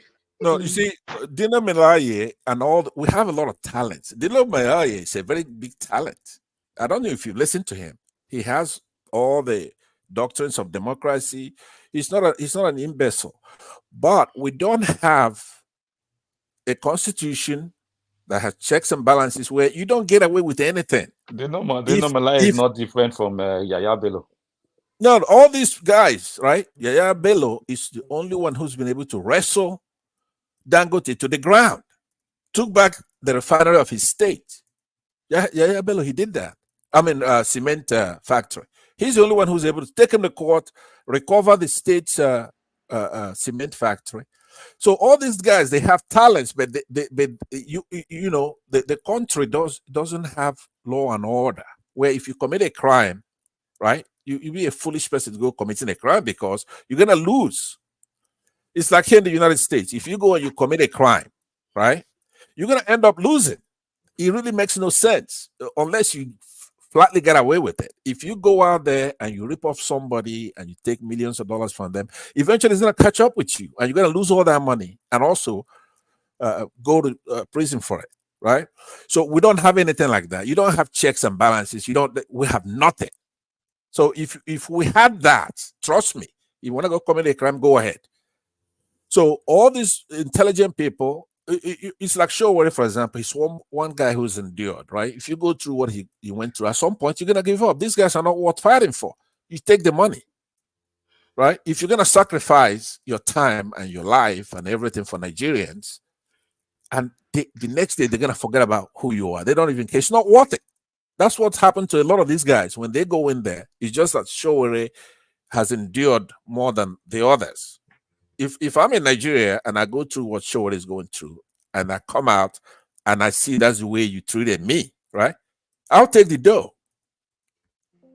I'll take the dough because you're not worth it. So anyway, the kind of leadership you get from me, one man, it will be one that will be trying to make Oyibos pay for what they did. They owe us a lot. That's where the game is at with somebody like me. And you are living with them. I'm not living with them. Where are you living? I'm here in the United States. It's a no man's land. Oh, right? Yeah, no man's land. They took this land from the Indians, and we're all here trying to make it better. So making a perfect union. This place, I guess you're in Britain somewhere, right? Britain is not like the United States. I'm not in Britain. I'm not in Britain. Well, you're Nigeria? Are you Nigeria? Well, admit it. It is where you are, is in the United States, but I doubt it. But if he is, then he needs to know that nobody, let me repeat. Why would you doubt it? Oyinbo does not own here. That's a British kind of thing. We here in the United States, if you're a citizen, you're really a citizen. Over there where one man is, they are subjects, right? They got a bloody monarchy. All right, Pansan, let me take you to some of the talking points. So Get to someone else. Get to someone else, right? Mama, please. Hold on, just so that we can pull the conversation together. So the 2027 politics is already somewhat in play now, and permutations are being put together as to who can best wrestle power from what obtains at the moment. And one of the more interesting permutations that they're speaking to now is Goodluck Jonathan and one other from the north. So do you see that narrative, and how do you see that playing out? Goodluck Jonathan, he has only one term complement left, and still power retains in the south. So what are you making of that curious possibility that's been spoken to? All right, the way I'm going to answer that is what I would like to see, and then what's going to happen. Right? I used to have a lot of problem with say my family when they asked me in 2016 who's going to win the election, and I'll be talking about who's going to win the election, not who I want to win the election, right? And a lot of them, they don't get it. But to bring it to this stuff now, I believe that Jonathan was a good president, but an awful ex-president, right? He was railroaded. He tried as a civilian, given the time we were in. He was a minority accidental president, but a civilian, a Democrat, educated, relatively speaking. But since then, since he became an ex-president, he has committed adultery, right? So he's an infidel. He's disloyal, right? He's fooling around with people who dealt with him, people who can never change. Now, somebody brought a legal angle earlier when I was driving, and he talked about how he's already served 6 years, and by our constitution, you're only allowed to serve 8 years. And you rightfully said that it was litigated. So I believe that both of you were right. By by jurisprudence, the guy who brought that issue was right. But by the opinion, you're right, right? So when they decided, but I don't know if it was by the Supreme Court or by one of these inferior courts that made that decision. So if he's not been challenged all the way to the top, I believe that he cannot be allowed to run again, especially in a country such as our own, where the spirit of the law doesn't count. It's the letter of the law, and they could interpret it any way they like. But no, Goodluck Jonathan, we have passed that era. He was a good president at the time because it's relatively speaking, you're talking about Buhari's and Atiku's and people like that. So at that time, it was good. But now we've moved on, and now we have people such as Peter Obi, right, who set the new standard. You have to be better than Peter Obi to win election in 2027. But there'll be a lot of things. You know that narrative is getting somewhat over-labored now. Nobody is buying all this Obi, whatever it is. It's just no. But what I said is included in what you're saying. What I said is that you have to be better. You have to be better than Peter Obi to win. So well, Obi came third in the election, so that tells you already that the country considered at least two other people better than him. And Obi, hold on now. Hold on. It's not a bar to be huddled. You know, hold on. It doesn't. What does he offer? He offers nothing. I couched it in a way that there shouldn't be any disagreement. You couldn't understood what I said and disagree. I'm saying that you have to be better than Peter Obi to win. So if, in your opinion, Tinubu and Atiku are better than Peter Obi, right? Then those two are going to have to win. They're going to win over Peter Obi. But the thing is that we have a new juggernaut, right? We could deny it or whatever. Know where I am, trying to reduce the friction, right? I give you quite a lot when I did that. which is to say, no matter who you mention, they have to be Peter. If you bring somebody that's not better than Peter Obi, they're not going to be Peter Obi, right? No, So, look, we can have a conversation, or we can just do that silliness. If no, you no, want but to, tell me, hold on. yeah, Just park the silliness. You know that in this space nobody buys into that Peter Obi, whatever. So let's just have a recent conversation without the nonsensities.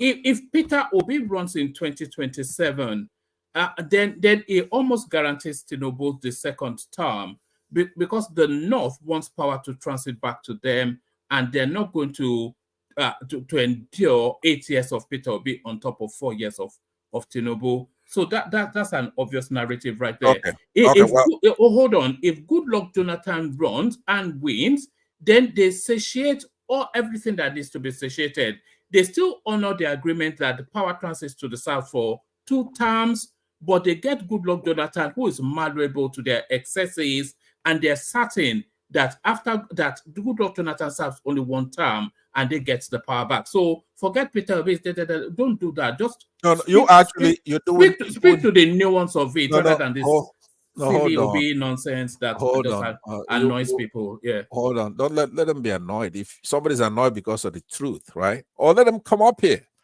I'm going to give you what I think is reasonable, right? It's a long time from now. But if we're going to talk historically, something that's already happened, right? In the last election, Peter Obi won 12 states, right? Remember, these are done by states.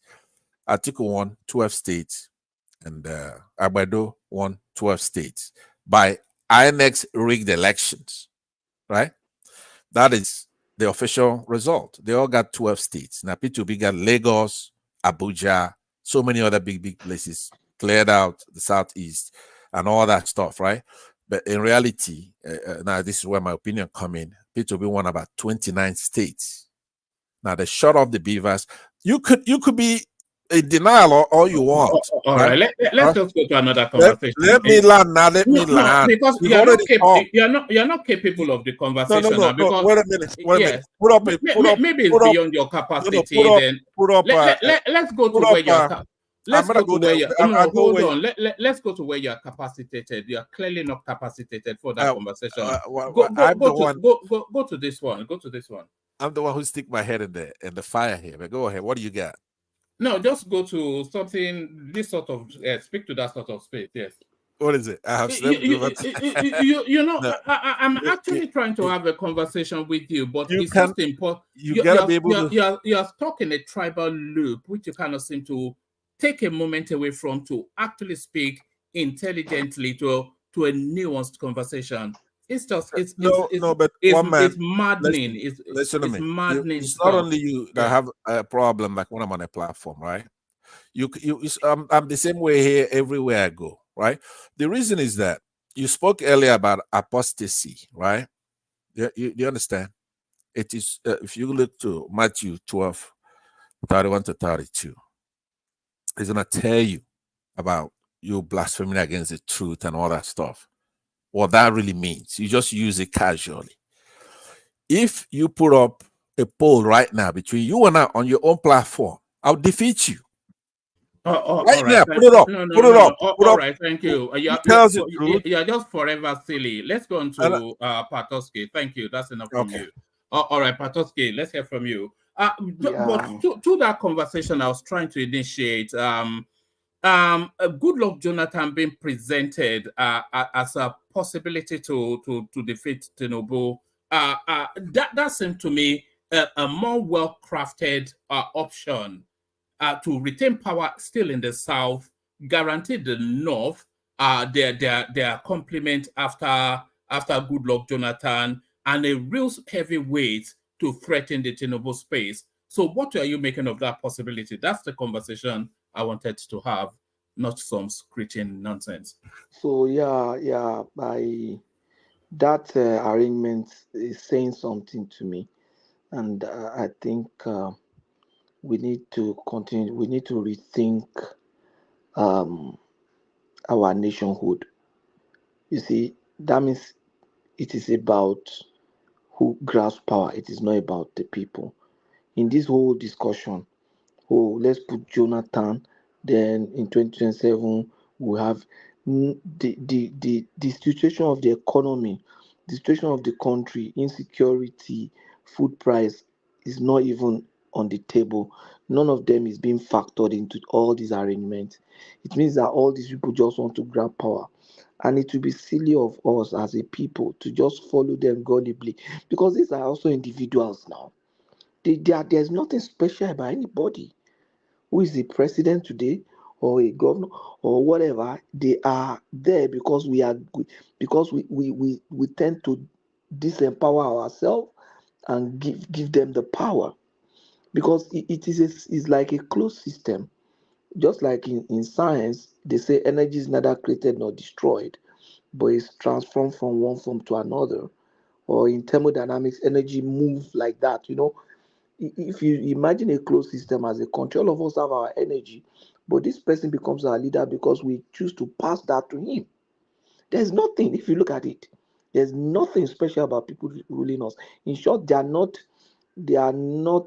if you rank them in intelligence, I think they will be in the middle of the population. If you take Tinubu out now and say, okay, gather all the accountants in Nigeria and say, okay, even professionally, where do you rank him? You'll be in the middle or somewhere at the bottom, somewhere there. Or even the same Peter Obi, they say he's a businessman. If you rank them and rank him among traders, some traders are doing better than him. Kustaris has done better than him now. You understand, like that. So, but they are there because we choose to. Is it not usually the average people that end up in governance, though? Where usually, I think universally that obtains, doesn't No, it?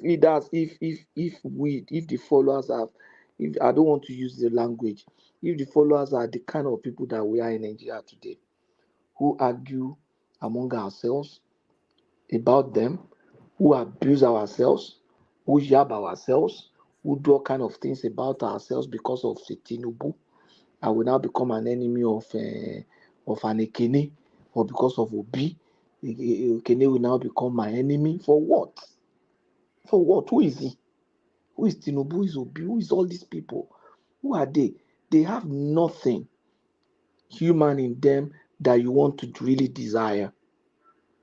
Considering their disposition to the country now, in short, they are the most inhumane collection of people in the country. Even other people still have that human feeling that the situation of the country is tough. People wants to do something about it. These people, they are just after power. They're either trying to grab power or either trying to protect power from being grabbed from them, or all kind of things, or even there to carry out, to do their own bid or their own interest. That's the kind of country that we are in. There is really no hope for a poor man in that country. The only hope of the poor man is in God's ability within him to be able to make out something for himself and go against all odds. Go against all odds, if possible, go against some laws, some unjust laws in that country. Break them. Forget about it. There are just laws and there are unjust laws. Break the unjust laws. Set your family free. Set yourselves free. Now, it is, look at agitations all over the place. The what Nnamdi is advocating for, what they are the one providing fuel for it now. It's just that guy, his approach is faulty. But I mean, who wants to stay in the kind of country where you have this kind of leader? Let's be objective now. Who wants to stay there? Who wants to live there? Who wants to raise his children in that kind of society? Some of us are here now. And if I do a sample here in Canada, I used to go around and just do a sample. Say, why did you come? Why did you come? 90% of the people that I saw here say they came because of their children. Because the Canada system is such that for you to come here, you must be a professional, and you not just be just an ordinary. You be in a class of profession that they know is going to be good for the economy. So most of you that came here are in various professions in their country. Some of them are top. So it's not as if the economy is the reason. But most people came here and say because of my children, because of my children. Because if we had wanted to come, we would have come maybe when we were undergraduates or something, or even after first degree, just come and do master. That's why you are still young. But you're coming at 40, 50, like that. It's essentially because of kids. Why would some people do that? Because they see that country as not the kind of a place where children should grow up, where it looks like there is no hope except to fight it, and where their leaders are very insensitive. I've never seen that kind of. I will never defend any Nigerian leader. I'm telling you, never, never. Somebody has ruled before. But you advocated quite heavily for Tinubu during the Because election. he's the best among the bad people. You know, me, I'm just being pragmatic, because eventually one of them will still emerge. That's just the truth. But if you look at those three people, which would I say, which should I pray that eventually emerge? If I have to choose between these three, with what I have, I just feel Tinubu is the best of all the three. And still, Do you still hold to those views now? Not very well. I'm beginning to doubt. I think Atiku would have done better, or even Anobi. I'm telling you. In terms of their, I'm not. You. I'm not sure if because if you are saying that you think Atiku could have done better, Atiku doesn't have antecedents in leadership. Which antecedent does Tinubu have a leadership that is it's governed the state different and better from Atiku? No, it's governed this guy was vice president for 8 years now. Yes, but he wasn't the primary decision maker. Even Tinubu considered him fit for presidency. That's why he pushed him forward. Yes. What I was actually going to say is that if you are saying Atiku could have done better, because Atiku has never really oversighted politically anything, because it was the most he had been was a deputy. But no, because he had not been president. Somebody was a governor, somebody was a businessman, came from being a businessman to become the president of a particular. Okay, let me ask you: all those people that are prime ministers in UK, most of them were they governors? Were they not just in their parliament and all those stuff? Yeah, but that wasn't even where I was taking you. I was taking you to really their manifesto, because the only thing that would support saying Atiku would have been a better president, because it wasn't an exceptional vice president. It was at loggerheads with his principal, and it wasn't a governor of a state that we could look at his record to say that he governed well. He was the vice president that has his own mind. That's the point. Well, he was not a boy vice president. He was a vice president that has his own mind. Let me tell you, who would be Obasanjo vice president? Let me tell you. Let me say this: who would be Obasanjo vice president and not have problem with him? Even the people that are not his vice president, people that are his Senate president, had problem with him. His ministers had problem with him. His wife had problem with him. His son had problem with him. You are taking us on a different tangent now. No, I'm just trying to let you know that there's nobody that has ever worked with him that doesn't have problem. Yes, but let me take you to where I was taking you, and then you can. So leave Atiku having problem with him out of it. Hold on. Let me take you to where I was taking you, and then you can dismiss it if there's nothing there. What I was going to suggest was that you saying Atiku would have been a better president what I understood that to mean is that off the back of his manifesto, because his campaign manifesto, out of all of them, it was at least of equal measure to the APC's manifesto. Some people will even argue that it was better.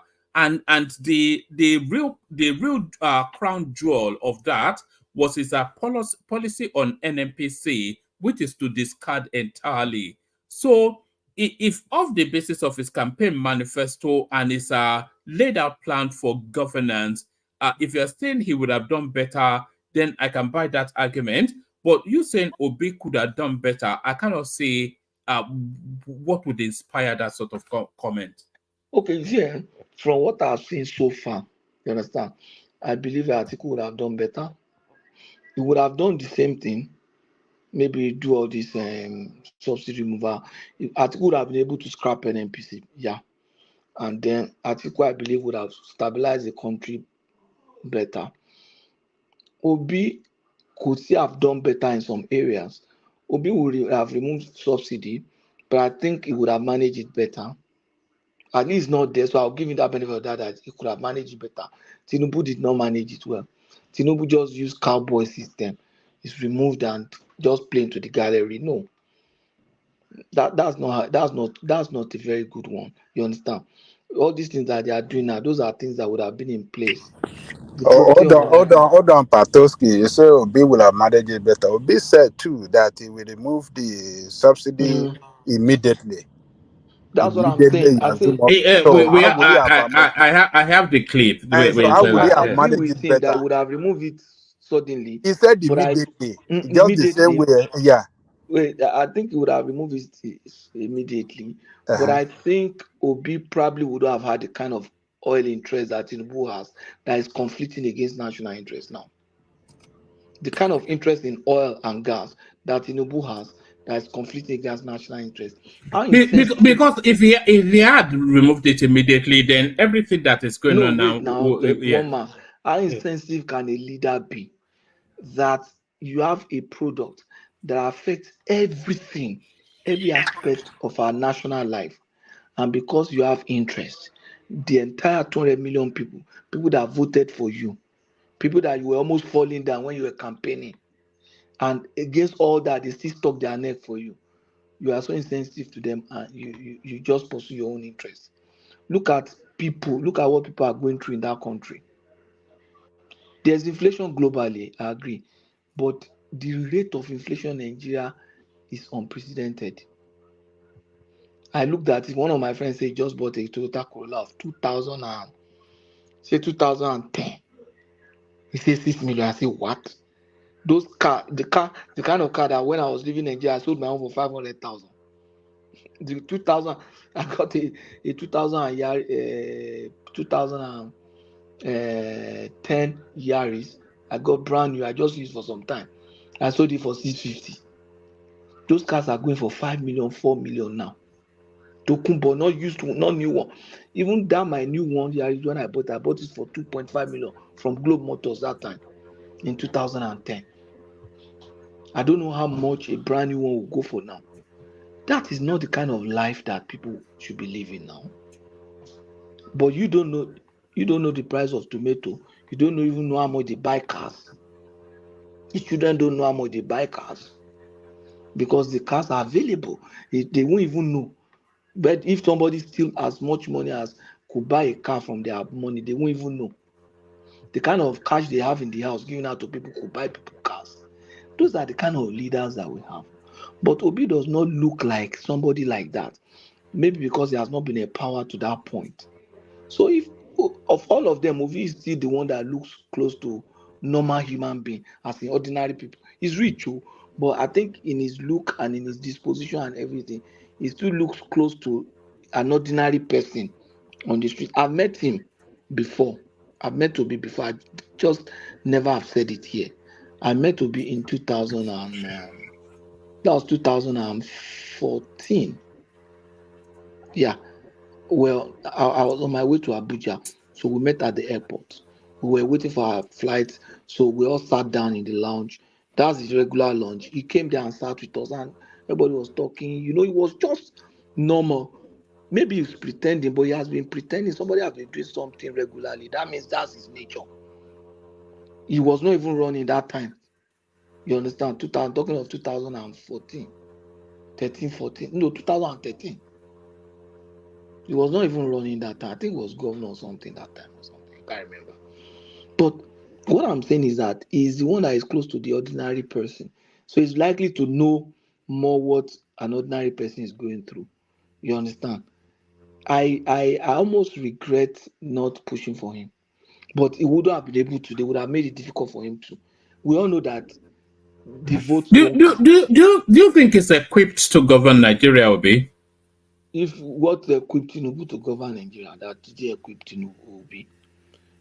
Are you not equipped to govern Nigeria? I am not equipped to govern Nigeria because No, compared to them, what makes Tinubu more equipped to govern yes. Nigeria than you? What makes Tinubu equipped to govern Nigeria is because he governed Lagos State So what successfully. equipped him to govern Lagos State? Its capacity, isn't it? Which capacity? Which capacity? So that capacity I used to govern Lagos State, can't you have used it to govern Nigeria? Hold on. Governing Lagos State, governing a state will be the training ground for governing the nation, isn't it? And I've always been of the thought that anybody that governs Lagos is more equipped than anybody else to govern Nigeria, because Lagos is a microcosm of Nigeria, uniquely so, more than any other space. And somebody like Peter Obi, for instance, he has never managed diversity. You say he runs a bank, whatever it is, but he has never managed diversity in terms of politics. He managed a mono-ethnic, mono-religious religion state. And if you look at that, vis-a-vis the Nigerian space, you will say that he might not have the equipment, and does he even have the robustness of rigor to handle the multiplicity of vested powerful players? I'm not sure that Okay, Peter now, is equipped. okay, Yeah. before you make all those your grammar and everything, let's try to just dissect them one by one. I hope I'm going to be allowed to talk freely on this. Now, the point is this: your assumption is that Lagos State and a state like Kano and Rivers will be the only state that should producing president for Nigeria.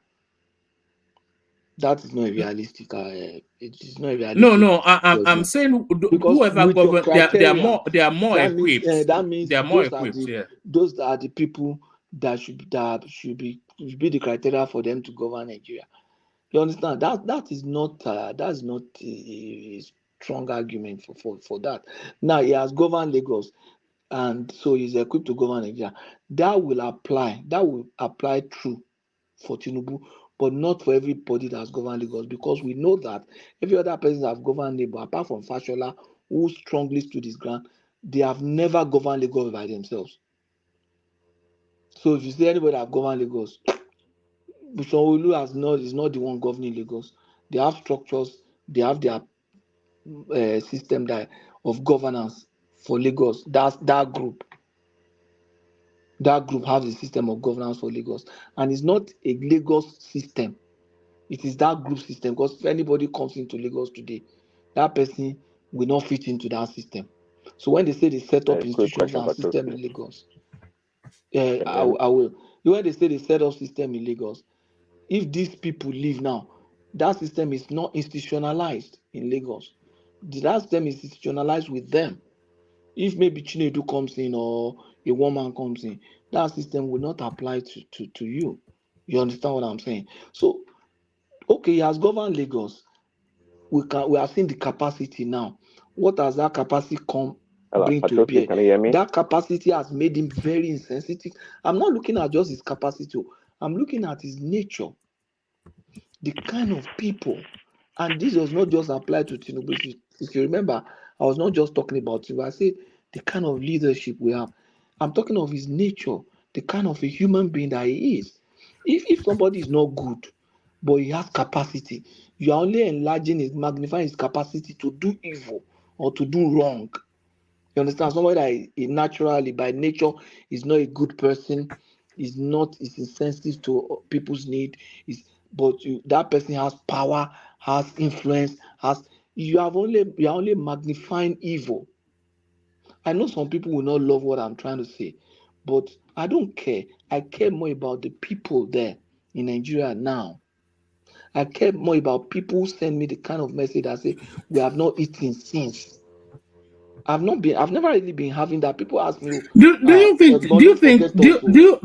Tinubu is deliberately foisting that on the people, or do you think he's insensitive? You think so? Not even aware, yeah. And you then think when so? Yes, he's insensitive. He's so irresponsible. When they say there's a problem, and I say, oh, it's because some people are some opposition. They are hoarding food. They are moving food out. They are doing this. What kind of a person becomes insensitive? Opposition are hoarding food. They are moving food out, but people are hungry. That's the problem. And you keep telling us you have hired me to do the job. I don't have to give excuse, but you are giving excuse now. All right. I think Prince wants to push out your narrative a little bit. Yeah. Oh, you can you hear me? Yes, Yeah, I can hear we you. all can. We all can. Oh, okay. Okay. Let me see where to start. Patoski, you think Shura can rule or be the president and be successful in Nigeria? If Showore have come in, Showore would have done far better than Tinubu now. I was Yeah, not yeah. You know, supposed he to said because I knew Shura Showore can could do not it. have won. Shura can do it. Woman can do it. Even Pansa can do it. You make it sound like a cheap, lazy job. I don't think so. I'm You not know, saying it's a lazy job. I'm saying that people, anybody that is sensitive to the people, because you are the president, you are not the one that is going to do everything now. You are not. no. What's he doing? See Even what decision you making, people are thinking for him. But a man who is not sensitive to the people, and we have a lot of people on this our word platform too that are not sensitive. sensitive to people. I disagree with that word. See what you've seen on display rather is a bold leader making tough decisions that others will not make. I get if I Peter beg was leave the that one president. now. The man is not If sensitive to the people. no, it's see, there are tough times. Come on, when there was Great Depression in America, America has gone through a lot, and Leave great that other one, my nations. brother. What is happening in Nigeria is difficult. Well, Let me tell you. Let me give you. Let me it's give you example. necessary. No, Sorry, it's sorry, necessary. sorry. Let me explain to you. Let me give you these two examples. I have two friends. I have a guy who worked with me when I was in Nigeria. He was one of my relationship manager. I have another friend here he's in Ontario. We were doing our CPA when I was writing my CPA. We were doing our CPA together. The two of them lost their jobs. That my relationship manager friend lost his job in 2020. Do you know that up till now, this guy has a bachelor degree in mathematics, has a master's degree, has professional qualification. He's trying to do business and trying to make things, but he's also been trying to look for work. Up till now, this 2024, he has not gotten a job.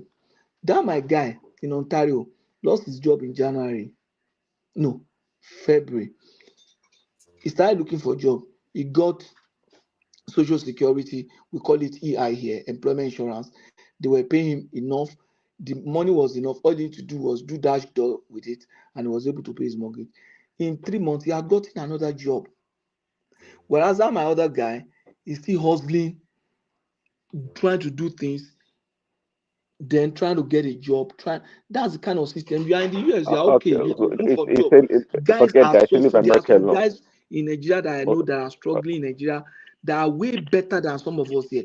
Intellectually, academic experience, capacity, we were just lucky. And you Lucky to can have call been it born to luck. families that could move us here. Some of us lucky to be rugged, to be able to find our way here. We are just Okay. lucky. Some of us are lucky to have parents who when they Oh, got pregnant with us, okay, they came to Patoski, UK or came to let me US to chime in deliver here. us, and we are becoming All right, Patuski, professionals. let him come in between your thoughts. But as you're coming in, Prince, let me bail out. That's Choma right there. So that's Choma. Choma, the only one bringing our wallets to the session today. So over the last few sessions, are actually that's Choma still. That's Kulata right there. So that's Kulata. That's Prince. Who owns a factory in the UK, by the way. So that's Prince. That's Ayo right there. And that's Ayo, of course, regular clockwork. That's Ayo right there. So that space still open. Anybody else to join that crowd, join that crowd. Bail out, hand over to Mike. Thank you, everyone. See you tomorrow. Back to you, Prince.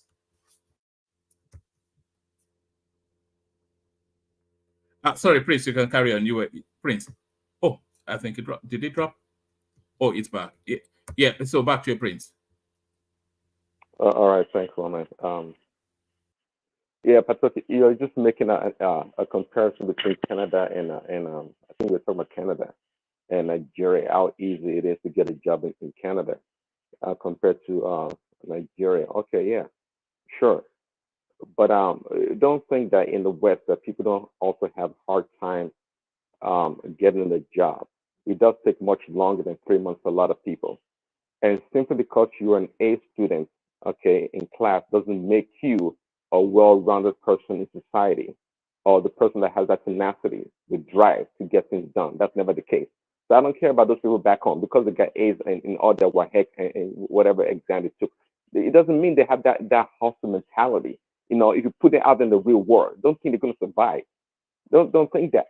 So I'm not here to defend Tinubu, but at the same time, I think you're making it sound like being a president of Nigeria is just like a walk in the park. It's just like anybody can do it, and I totally disagree.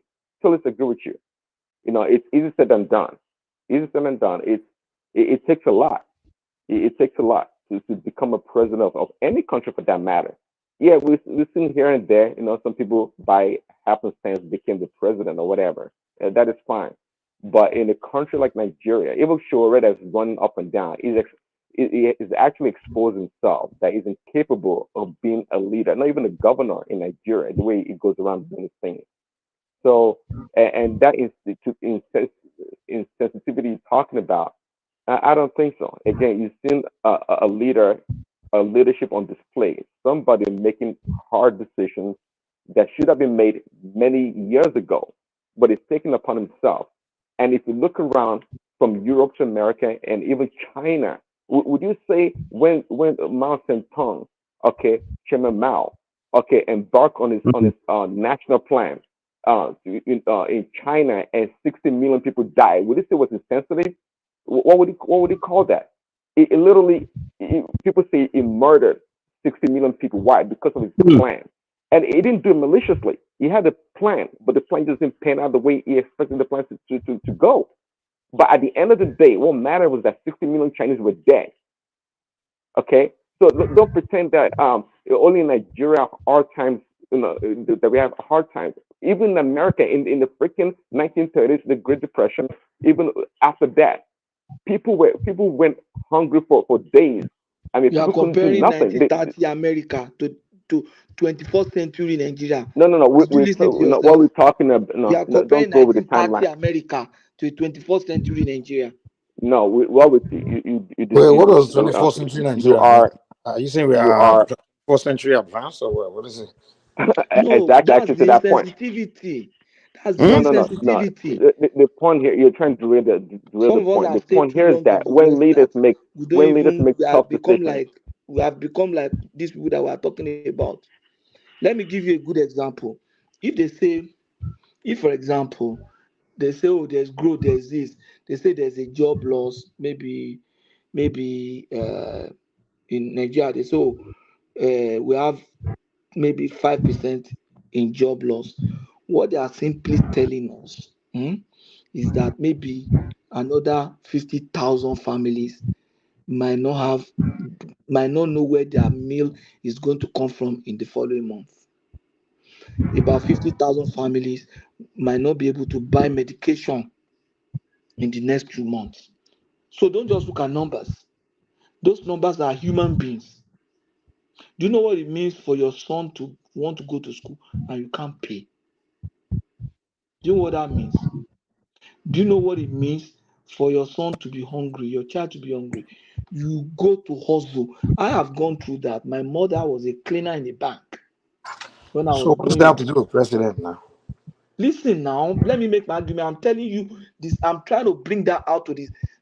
I'm trying to communicate the emotions of Nigerians We to can you. understand the emotion, Those but we're of you that have It has been, never been those of you that have traveled, those of you that have traveled It has never 12,000 been. It has never kilometers. been easy for anyone. Everybody has a story here to tell. I'm telling you. But let me tell you one thing. That today I was engaging a guy today, and he was complaining. You know, I even engaged some of my people back home today, and with what you are saying, some of them were talking about some of these things also, that the way things are expensive and stuff, and so, and I made them to, I was able to talk to them, you know, to calm down and look, you know, be introspective, be it. The guy that I engaged today on Facebook, you know, after I finished engaging that guy asked for my contact. That he wants to be a friend with me, and he wants to just know me better and stuff. I was telling him that. Start begging you for money. You know what he told me? He said that, do you know what he said? He said all the programs that Tinubu has been doing, that they do not appreciate it. As in, I was shocked. Now, and I educated him. I told him. He said that they are treating us like we are beggars or something. I said, you did not get yourself into the 3MT program where they are training 3 million youths. They've done 30,000. They are doing 300,000 right now. You do not get housing loan. You don't get credit loan. You do not get the skill up program. You do not get the conditional grant transfer. You do not get the graduate teacher scheme that they are doing. You do not get different things. Now, and he now said, you know what he said? He said he will prefer that they give people 30,000 naira at least every month. And Nigeria is rich up to that level to give each Nigerian 30,000 naira. I can screenshot this stuff and send it to you so that you can see our discussion. You know why I told him? I told him the budget of the whole country is just 28 trillion plus 6.2 that we added, which is supplementary, which is at 34 trillion. I said Nigeria has about 110 million youth. Let's say you are giving them 30,000 naira every month. When we multiply it for a year, it ran into about 3.9 trillion. See all these I things said, is grammar. What's it doing to manage food inflation? What's it doing to manage food inflation? It's not by giving people money. Let him set up a system that will effectively manage food inflation. That's what we are saying. You know that removing subsidy, you know that floating of naira might result into food inflation. What are you doing to manage that? Well, when we didn't have inflation, when we didn't have inflation, were there people still suffering? How can Nigerians be buying tomatoes in balls? Rodo in ball, 1 rodo, you're 1, 2, 3. They can't rodo to sell. You and I were in Nigeria now. Jide or Darati. that I just spoke of. Yeah. Jide. No, Darati. Darati, sorry, Jare. Darati, Jeka was sincere. Look at it now. Have you ever imagined that a time will come when if they want to sell rodo, they will sell one rodo, once, not Ileo. You know those days they will sell Ile or Akpere or something. Just one rodo ball, one I don't know what they call that particular one, just one fruit of rodo. So people go to market and buy 2. When they cut yam, you want to buy yam for your family, they sell sliced yam, uncooked sliced yam, but they cut yam for in the market. Whereas those days, the lowest you can get for yam is a heap of 3. In those days, if you remember, not even those days, not too far from here, a heap of 3. Now they that has reduced now. The things have changed a bit. Now, they slice yam and say yam in slices. I was shocked when I saw that. Yeah, Patoski. You see that time that they were buying that at that time. You know that yam. Which time was that?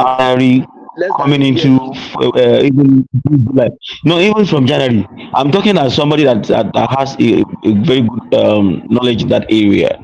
From January, you see, starting from January, February, you have the price of yam go up till July. August, that's when new yam start to come in, and that's why you see that the price of yam has drastically reduced now. Drastically, you can get a yam in Ibadan, in Asia, in all these states for less than 8,000. I mean, a very sizable one. I mean, like 6 packs for 5,000, 6,000. And we saw it now. I know. I live in Ibadan, so when I say I live in Ibadan, you know that Ibadan has, at least they have access to food coming from different parts, north, and they also Bodija market. Did you ever imagine that in Bodija you can see even 1 tuber of yam? Yeah, but you know what? Do you know? But do you know something? You know that people have. Do you know that? Do you know the rate at which our population is growing? Our population is growing actually, and our youth are not actually taking up agriculture. Probably because the government is not doing enough. You know that. Tinubu doesn't know and everybody you know that enough. Tinubu does not know that. And then another thing I want to ask you. All this your program that you mentioned now. You were telling them, don't you know about conditional transfer? That man has put those programs, but he's not sensitive to his people. If that's not the program his people want, why is he giving them? You must be sensitive to your people. Conditional transfer, Okay, what giving them program do money, you think? giving them money, giving What do you is think they will not do? the issue. Do you know that money that you are They talking want about? they Let want me to tell eat you, first. there's somebody I was speaking to here. There's somebody I was speaking to here. He told me that this money that you are talking about helped somebody back home. Said this guy has been looking for a way to what, to buy a particular machine in his he has a small a small clothing line that he just started, and he'll be looking at a way to get a particular machine that will help him to be able to discharge his work effectively to his customer.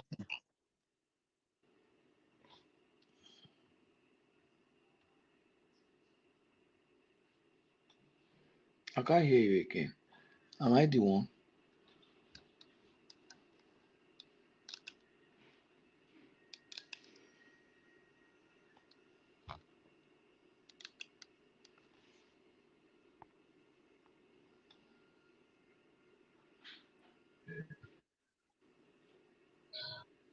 Hello?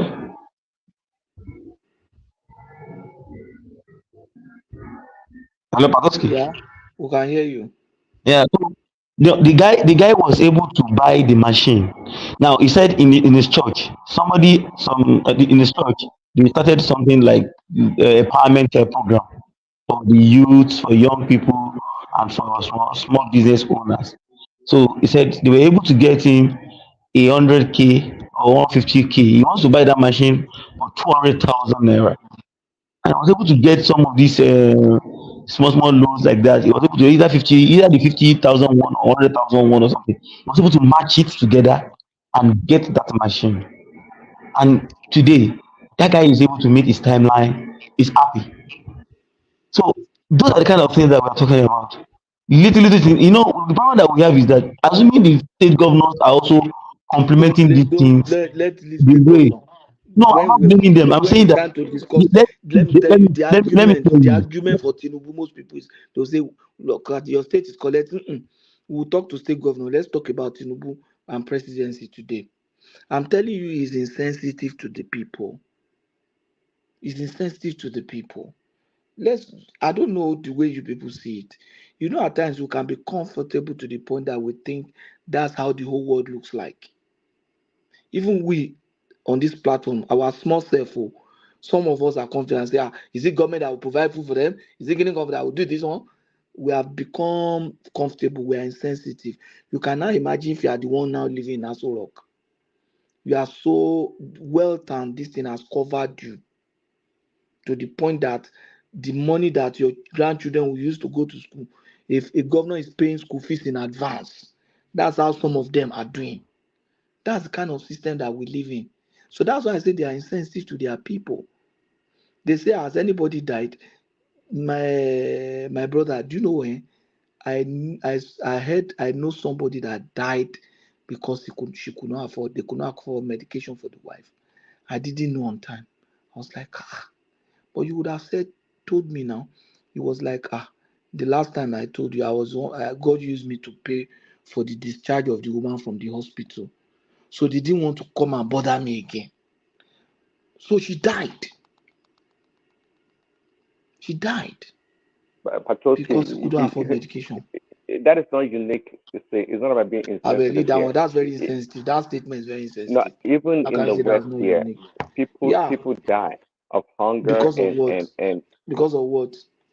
Because for the same reasons they die in because you Nigeria. couldn't go to hospital.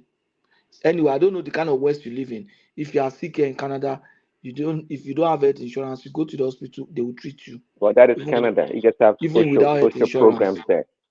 Even without health insurance. If your country is not like that, then people should not come here and make mouth again. That your place is a zoo too.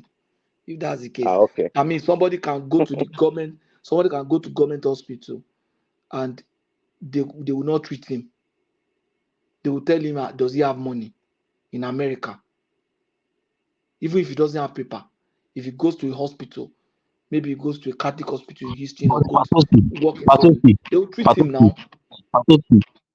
things are not as bad as you are talking about it. Though. I know Okay, let me give you an somebody who example. died. Let me give you an He said example. it's not as bad. Wait, Somebody tell me story. let me give you an It's example. a family of mine. I don't just want to mention. And I was mad that they didn't get to me on time. A family. So leave that one on.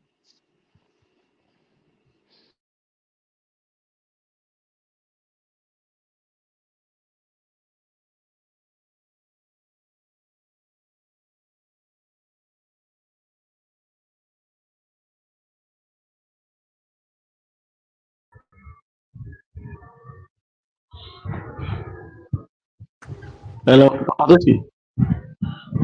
I can hear you. Yeah, let me give an example.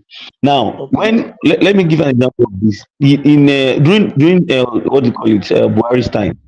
During Buhari's time, when everybody was shouting, "Oh, Nigeria is this, Nigeria is that," I remember very well that my son, before they came here to come and to unite with me here, we never had any reason to take my child beyond the normal what do you call it hospital. I mean the mini hospital, that is the primary health care center. Immediately you get there with any form of emergencies, and my own mother is in that sector, so I understand how that sector plays. We have the primary health care, we have the general hospital, which are the secondary health care center. Then we have like the UCH, which is the tertiary. You get. So I remember very well that if you take a child there, they will attend to you. They will attend to that child. I mean, you hardly need nothing. I remember very well. Ajimabi did that, and even Makinde is still doing that to date. One of the cardinal programs that Makinde actually had was more on road health and education. I think he built more primary health care centers. So when you get there, you'll be shocked. Literally two things like that, they will quickly give it to you. I mean, they will take care of the child without. We had an emergency like that before I left Nigeria then, and I know when I was not around, we also had one like that. And beside that, we also have our own other. Apart from the fact that my own mom had, we had a kind of connection at the. I mean, easily they can easily attend to us at our hospital. I mean, the general hospital where she works. But we also still have our own private physician back home. So, like the primary health care center, that was where my son got all his vaccinations. Those vaccinations are very, very valid. They were the things that he used to want to travel out of the country, That all was the during documents and Buhari's stuff. time, right? So it's not as if it's that the way people When was normally that? paint When was things. that? When was that? That was just 2022, 2021, 2022. That's what I'm saying. Nigeria has changed between the time Tinubu got in and now. It cannot be let me tell you, it cannot be as changed to the extent. I still have people there in the sector. It has changed. It's not as if Were they it selling has yam become. in slices? Were they selling rodo in pieces? What are you talking about? Were they selling rodo in But pieces? we all know that the price of fuel definitely impacts those things. Plus the The greediness price of of our fuel. people. You know The now. price of fuel Of is course You are now. living. You are living. Today, You are living in Ibadan, the the center of the Sulu. capital city of the state. What do you think they have functioning?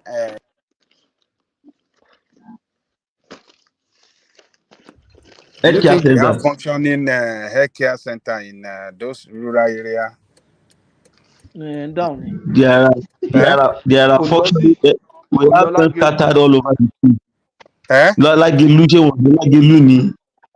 I live very close to Lagelu. Akinyele and Lagelu. We are under the same federal But constituency. nǹkan tí mò ń sọ fún ẹ ni pé The ìgbà tó ń sọ yẹn 2022 tó ń sọ yẹn ṣé wọ́n ń ta iṣu in slices? Insult nìyẹn sí gbogbo àwa tá a wà ń bí náà. Ajálẹ̀ òkò lies. wọ́n ń ta iṣu ní slices ní One thing ọjà to Bódìjà. understand is this. Ọjà. You see, that's one problem I have with you Africans. Èló ti dàrú. Baba Jale Koko, you agree with me that every country that has reached the top at this, right now, they've gone through one or two disruptions No, you don't have and to go through the situations. same thing now. You can learn Now, from when No, them. this our own happens, is deliberate. That is the problem. We are not. all is probably It's is deliberate deliberate. destruction. Somebody Yeah, very sabotage us. deliberate. Láti malfunction. Yes, but the fact is just that Ẹ̀gbọ́n ẹ if get me something mọ̀. happens, Sorry, Dora ti jẹ́ kí n bring Ajale kù let me mọ́. tell Mo you, ní Patoski, Prince Daddy sọ by pé next year, United States in 1930 went through. So you want us to experience in 21st century what America Do you experienced in look? 1930? So let me tell you this. In that 1930 that he's talking about, if you go and look at the public school and the infrastructure in the public school here, I have some pictures of schools back then. It's better than public school that we have in Ẹ̀gbọ́n, Nigeria today. even that 1930, I have a record that government was giving farmers land. Government ń pè wọ́n pé okay, if you are a farmer, government ń fún wọn nílẹ̀, giving them equipment in 1930. Okay, Patoski, that's a low blow. But let me tell you, I wasn't. It's not about 1930. Prince Daddy, Hold on. if you It's see about some pictures no. of See, the classroom setting in 1930 in United States in public school is far better than the classroom setting of what we have in public school in Nigeria That's today. irrelevant. At the end of the day, are they going to be eating the textbook? Are they going to be eating their textbook and chalk? Is that what they're going to be eating? See, you can talk about it, Patoski, you can talk about 1930s in a glorious way because it happened in America. But let me tell you, the people that went through it is well documented. It was a hard time and a horrible time for many Americans. A lot of them actually. So it's not about 1930s, okay? It's about nations going through hard times. You can go. There are times also beyond 1930s. I think in the 50s and in the 70s they had a hard time. So don't make a mockery of it. That 1930s people suffered. No. It's about what happened. People suffered a lot. In fact, some people. The Great Depression was a tough time. In the United It's States, called the exactly Great the Great Depression. Depression. Patoski thinks because it happened in America, they had good classrooms, this and that. No, people suffered a lot. People could not even eat for like days. They had nothing. Well, could you believe that even happened in a place like America? And America was, quote unquote, in 1930s was well developed. Okay, no It was not problem. a village. Nigeria is going through a Great Depression now. This is our own Great Depression. I agree with you. yeah, Okay, I Patoski, don't know. what do we now then do? We are going through Great Depression. But to be honest with you guys, that subsidy money, if they put that money in some We are area, not I talking think of we have subsidy better days money. ahead. They really Say put that Great money Depression. well. This one, which one? These people, you'll be surprised. They are sharing the money. They are sharing the That's money. my only fear. If they start sharing So I that money, said, but if they I will put that never money, because fight to that's a lot of support money, man. Igbo That's anymore. billions of dollars. I want a car. Well, I hope not. I don't know why Tinubu is still Ìkànnì after all the money already made. Mike, ìkànnì wọn. That's the Yeah, truth. they are very Ìkànnì wicked wọn. people. Very, They are very No, wicked wicked. people. I can say, Patoski, you already fall for Peter B's gimmick. No, it's not Peter Obi. Do It's you just a know that gimmick, Prince Daddy, because check his because off he when? came and talked to Do you know that people. I've never You know what the reason why I will never fall for any of one of them. I'm not saying Tinubu, I'm not claiming to back Tinubu. Let me tell you, let me give you an example. When Makinde was coming in, I remember very well. When during Ajimobi's time, Ajimobi met what do you call it? 400 million as the IGR in Oyo State then. It was under him that I had the opportunity of my own mother, who was working with the state government, had the opportunity of taking free bus to our workplace if our car has a problem, and some other few things. That was when they were retrained. That was when the civil service, or your state civil service, was one of the dullest. As in, it's like you are swimming in poverty. All the chairs, everything, the secretariat in Benny. He was the one that reorganized the civil service, gave them a new lease of life. Everybody that is restored their dignity.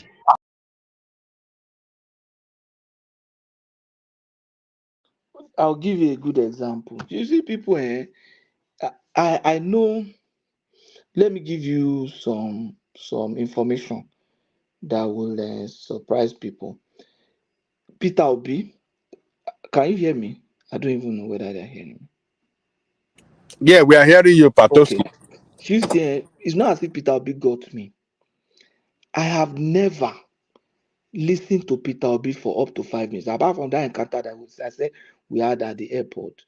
Since Obi has been campaigning, the only clip of Obi that I've ever listened to was the one he did with Bojo Adeyemi, and it was for less than 5 minutes. I didn't even listen to their debate with Atiku. That time was Atiku. I've never listened to Obi for, apart from that platform video, I've never seen Obi interview. Sincerely. You mean the economic forum, bro? Yeah, that platform. Mm-hmm. He had one Yeah. platform that was organized. That's the only Obi video I've ever seen. And I didn't even watch it for up to 5 minutes. So it's not as if Obi got me. But what got me was my own brother, my immediate elder brother, the same father, the same mother, was what got me. He's a Baptist. Up to now, he's still a campaign for Tinubu. But we sat down and objectively looked at things. He's the chairman of a CDA, his community area. He's campaigned for Tinubu there. He mobilized the whole of that place for Tinubu. But when he still defends Tinubu. But when we sit down to look at things, Tinubu for me low now. I should consider Nigerians now. Except I want to be fair. I am not. Anyway, it's not too long I left Nigeria, just about 8 years old. Some of you have been here since when you were teenagers. That's why you don't know what people are going through. Don't know what about your own. You don't have friends in Nigeria that will be asking you for money because you grew up with friends in the US. There's nothing people are going through in Nigeria that they were not going through before. People like Mike, you came here Hold as a on now. teenager. All your There's friends nothing. are Americans. Kala the mic now. Kala the They are mic. Americans. Mike, Patoski, mentally the American one with Mike now. Patoski. Except when it comes to everybody know what more. Orumila nìkan ní Africa tó wà lórí ẹ̀.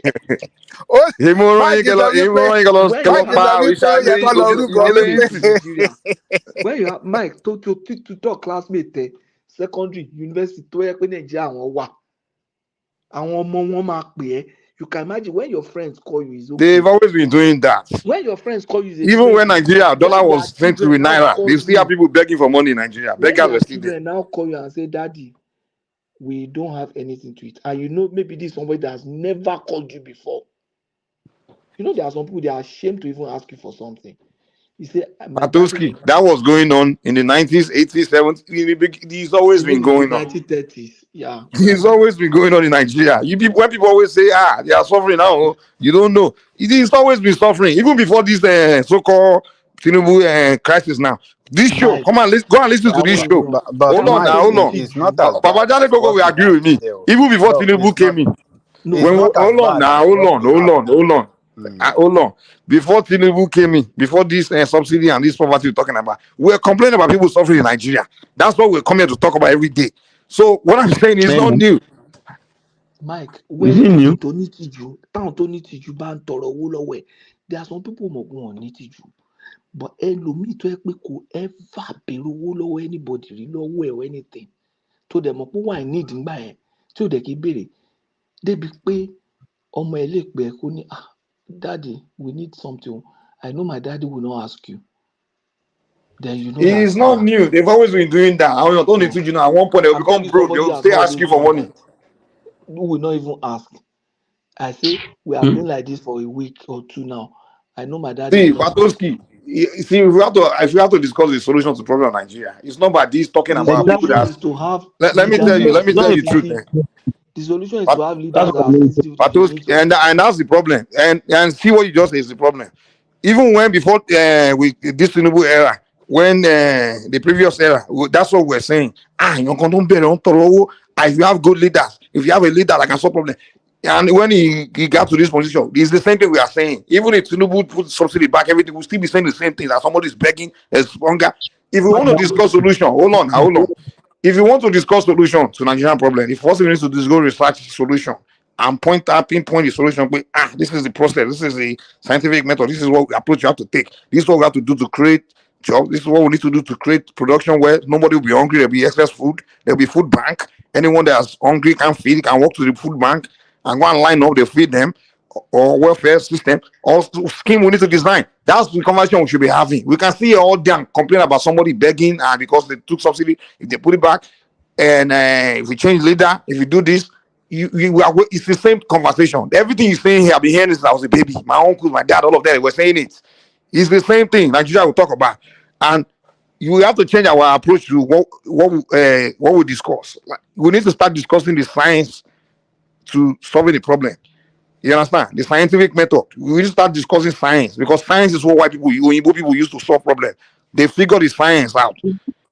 All these with the leader, this one, it's just complain or you come someone is begging. It's just this conversation is the same thing. I've heard it a billion times. I'm telling you. We need to come here and say, come. Okay. Mike, you know, when like I was saying, when Ajimobi was leaving, he left with 1.3 billion IGR. When people were voting away his party that time, that we need a new list. You said? For cool. It's constantly drop. Baba Gambia. The thing is, we need to start doing study of why do we have hungry people? Why are they hungry? And then we have to ask what led to their hunger and why they don't have access to food, and what can we do to fill that gap? What is it? Okay, if someone is hungry, why is he hungry? Even if you don't have money, you shouldn't be hungry. In America, Papa Jalico, you know, if you lose everything, your basic need will be met because somebody have created a system, a scientific system to make sure if you are hungry, if there's no food, ribcage, there's a place you can go, food bank, something like that. And they create a farming a place where they create those kind of food to feed those people. Let's call it netting. So how can we design a system like that? That's what we need to be having a conversation about. That's the only way we can eliminate hunger. Because even if Nigeria becomes the richest country today, if we don't have, there will be people that will be hungry. Papa Jalico, you know very well. If America remove that if they in the United States we have today, if they remove that food bank, that netting system, there'll be people begging hungry on the street of America, as rich as America is, because there'll be some people that just can't figure it out in life. Mike, food bank are supplied. Those foods come from excess, right? So I once volunteered at the food bank in undergrad. It was for credit. It was for grades. But what I learned is that even when they have the excess to buy wale, right, when it comes in, they will have high schoolers or college students or people that even went to court that the court will just say, okay, we will not put you in jail or we will not fine you. And do community service. At community service, so you already have your skilled labor. The labor is already there, manpower to help distribute those foods to. They call it like a meals on wheel, where you can take the food to the poor people. If they are too poor to even come to the food bank, you can take the food to them. The food to them. So yeah, so we need to create all those kind of things, but it starts from having excess, right? Uh-huh. Then you can start. How can we even the conversation on how to create that excess, you know? So if you go to Nigeria, but you know what annoys me? We still land for like land jungle. And this thing is not like you put seed there, food will not grow there. This those are where we should. That's the convention we have in here. How can we go and use those land to create just farm, grow the food where the excess food, not the one that goes to them to be sold or export to, the one that will feed anybody that don't have food, so you won't gonna be begging, or the one that we can create where every pikin, if you are a parent, if your children go malnourished, you go to jail because there's a place where there's food has been grown for those children to eat. So if you're a mother, you can't feed come to the food bank, come and carry food for your pikin, make it chop. No children should be going hungry. Those are the kind of conversations we should be having. How can God bless you with land? Africa, the most arable soil on the planet. Nigeria is the only place where if we take sand, it's soil, Nigerian soil, and throw it on the roof, you will see something growing on that roof. I'm serious. If you go to Nigeria, when breeze blows sand on a roof, within days, something grass will be growing on that roof because the soil is so fertile. And people are saying they are hungry. I'm like, and then they will sit down. I'm like, okay, let's have a conversation. Is something wrong with our mind, our head? How can you have soil and you're hungry? And God already bless you with soil. Use the soil to grow the food you need now and feed everybody now. Mike, if I ask the average Nigerian now, American now, they should tell me the American balanced diet. They can tell me what it is. But what is the Nigerian standard meal like that constitutes of what we define as balanced diet on a regular basis? Do we know that? People only drink Ghanaian and granite every day. One more now. We know that now. Abula is not balanced diet. Yeah, but Abula is balanced diet. No, I'm saying that you have to have a society that says, okay, in the morning you have a toast, milk, and something. This is the balanced diet. The minimum. You must know what it constitutes as minimum. So you will come up with your own system, right? So when you want to feed the poor, you will not start from that minimum. Okay, both anything bread. Let me tell you guys something. Minimum, right? Hold on, Babati. Let me tell you something that will even shock you. Like how backward we went as Africans. We call ourselves moving forward and civilized. Before Igbo came, do you know that children, they start learning agriculture from childhood? They go to the farm to go assist there. For once they are holding on to move objects, they go to the farm with their father or with the family and everything. They start learning agriculture from childhood, growing the food, helping their father. So the extra hand they are giving to their parents will help the father, the parent grow more food with extra hand that they are giving. The only thing the parent do is protect them, but that extra hand they are helping in the family. Now, today, what we do is we're taking the children away from the family, put them into the schools, right? Now, they go to school. They're not going to go learn agriculture now. Now, the school system, rather than putting agriculture as a part of the curriculum, where the children, during agricultural lecture, they go to field and go and learn actual agriculture. And in the process of learning, they will also plant something. So they are working and learning the agriculture, right? So a session where they all go to the field to study agriculture, learn how to grow this, they will grow that, plant that thing. So you've already done the work. So that work they did, that school teaching agriculture thing and the process of them planting something, the food will grow. Now you already grow food for the children. The children already plant the food for themselves to eat in school, right? Which school should have a farm for agricultural lecture where children will go every day. Different classes go there to go to the farm, learn agriculture, grow something. But Nigeria took that out. They put children in classroom to be learning I don't even know what they are learning in school today. They go and they finish school. But Mike, we were doing it before when I was growing up. But whatever happened, I don't know. So now it's the bad leadership that now you have a country where we had school farms now. Okay, today all these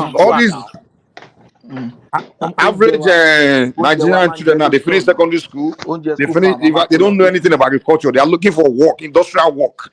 Which industry do we have in Nigeria? The only industry we have is the agriculture. They are looking for industrial work. They walk around with fire. I can speak English. Which job? Who's giving you a job? Where's the job?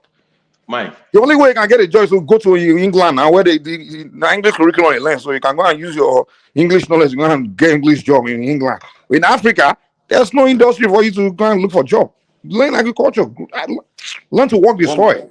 One man said for a neighbor, where is your protein? That is just veggies and carbohydrates now. Where's your protein in that diet, one man? That is no protein diet. I don't know why you are taking us to this your carbohydrate. You don't call your medical. No, I'm saying that any society, you need to define what to constitute balanced diet on a daily basis. Then you go from there for the poor. You know how to feed them now. So in America, are they Look, defining balance diet for those ghetto people hold they chop chemical every day? No, they do actually. No, even for the poor, they do know what is They don't teach them all that stuff in the ghetto schools. Yeah. It's only Mike, it hold depends on on your now. school district. No. I'm saying that. Hold on, What guys. about Hold on. Babati, even we have more balanced diet than Oyibo food. All right. No, Let me. Money I don't see any food bank, for instance, even when they give those food to the poor people and homeless, they for their own standard. No, but like I'm sorry. Ogi and Momoy is a balanced diet. Yeah, there you I go. am That's not. what I was gonna say. But this is my point. My point is that even here, if you say what they're serving is not bad, but to their own standard, they have come up with something that says, okay, this is the minimum for poor people that we can even give them. So I'm saying that in Nigeria, if you want to come up with a system, come up with that version of the minimum for poor people to even live on a daily basis. Then we can go from there. Meaning, don't have perfect. I'm not saying that. You know, we don't know how to utilize our population. I don't even know why. Even Oyibo, when they came to Africa, they saw the first time they came to Africa, when they saw people just population, and they asked Africa to sell all those people to them, and they put them to work. There was no jobless black man the Oyibo brought from Africa. Now they put them on plantation. They grow the food. I was studying in slavery, this in the Caribbean and in America. He made Europe rich because they put those black population to work plantation. They were growing sugarcane, everything. Where those white people became rich. They used that money to develop Europe. That wealth from agriculture they put on from those slaves in the Caribbean. But I'm not saying we have to enslave our people. But let's put our people to plantation too. Let them go to plantation instead of hanging around hungry. Go to plantation. So you don't need whatever you grow belongs to you. At least there's no slave master this time. Just grow it for yourself. Pé kó tún kó àwọn èèyàn lọ sóko ẹrú nìwọ tún fẹ́ kó da àwọn èèyàn sí. Ṣé yẹn ò bẹ́tà ju kọ́ máa kí mi máa pa wọn ni? They are hungry every day begging. Pàtìkó jẹ́ ògbọ́n máa ó ní kó kó àwọn èèyàn lẹ́rú ká tún kóra lẹ́rú No, this one is not slavery. But what I'm saying is, at least Baba, I got things on the way. What they will grow at least belong to them. So it's technically not slavery. But put them on plantation, whatever they grow. Mike, some percentage goes to the government, the rest goes to you. Keep it, feed your children, and government will export the rest. And we just put people in a plant. If you don't have job, you should be arrested and be put in a plantation. Go and work. No, we don't have to do that. You see, Mike, you see the problem we have now. The greatest. You see, Mike, if you can get the security right in that country, we will get our food. We will get food in abundance. But before insecurity started, we not have hungry people in Nigeria. We like to want to blame something for a reason why something. Before this Boko and all this thing started, well, there no man poverty all over northern Nigeria. Even they start beggars everywhere. No, so let's not say it's because of insecurity. Food was not as expensive as we have it today, and but Papa, again, we are making this argument of it's worse now. No, it was still bad then. We are talking about bad then, different degree, just little badder. Bad is what we are arguing about. It was never good. That's the argument. What we do here is like we argue bad and badder. Oh, it was bad back then, wasn't this bad? Well, when was it good? How about we discuss good? So we should go back to bad. Less bad? Is that what we're arguing? Because when people always refer to the past as if it was good back then, it was also bad. So bad, we should not be comparing bad. Bad is bad. Let's have a conversation about going to I agree with you. There has never that has been good in Nigeria. But what you are saying that is worse now. It's been bad before, but it's worse today. That's the okay. That's why I don't even. That's the real issue now. It was bad before, but it's worse now. And 5 years from now, we'll talk about how it's worse now. It's worse now. We'll say that again.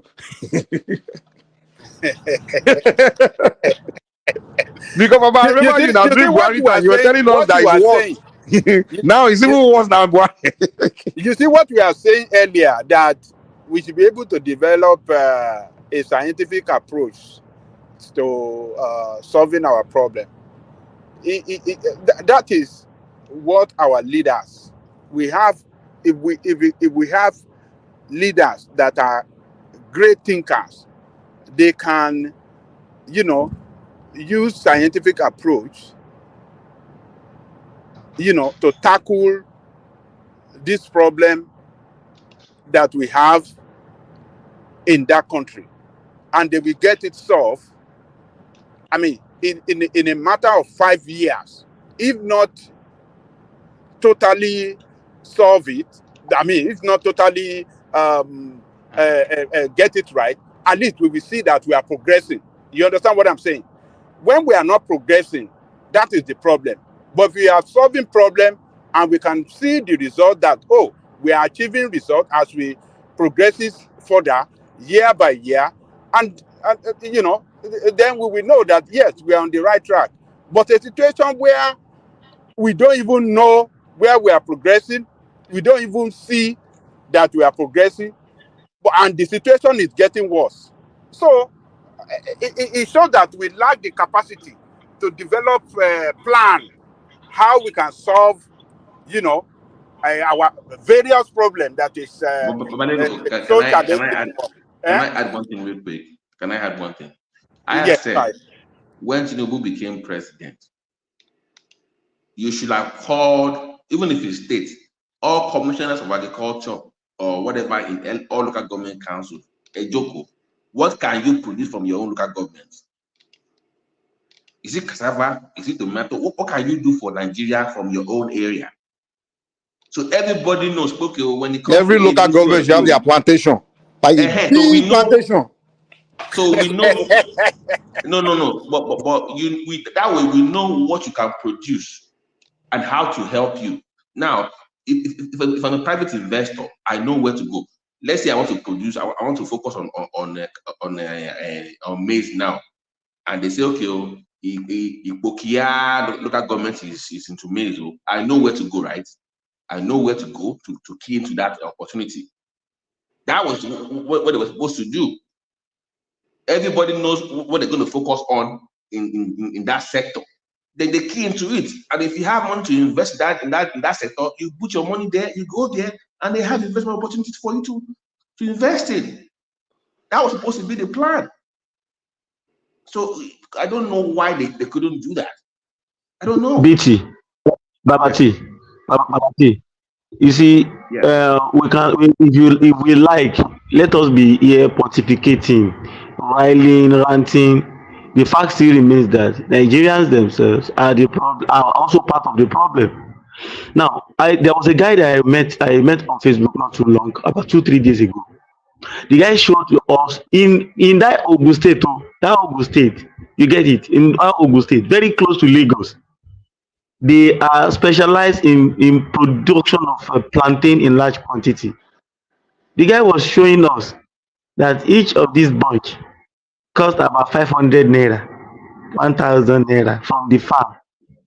But your own people, these same people that you are defending, Babajale Koko, will go to Lagos to go and sell that same plantain. The guy was saying that they are going to Lagos right now from here, from Odogbulu, to go and sell that plantain for 5,000 naira in Lagos. And we are all saying this, and I agree with Babajale Koko and Mike. We need to be scientific. What is wrong with what is wrong with greenhouse? I have a technical partner that I work with that will set up greenhouses for people in Nigeria. How many square meters will that take you? We are all talking here. Are we invested in that area? We need to be If I may, scientific. yeah. In addition to what you have been saying, good morning, everyone. First and foremost, this is Remy. I partly agree with Mike because yesterday I have a video call with some of my people in Ibadan, in some area, and I was shocked that some people that are very smart, they have a lot of fish pond, they have a lot of plantation farm. They show me everything. But I see a lot of people, especially the youth, who does not want to touch agriculture.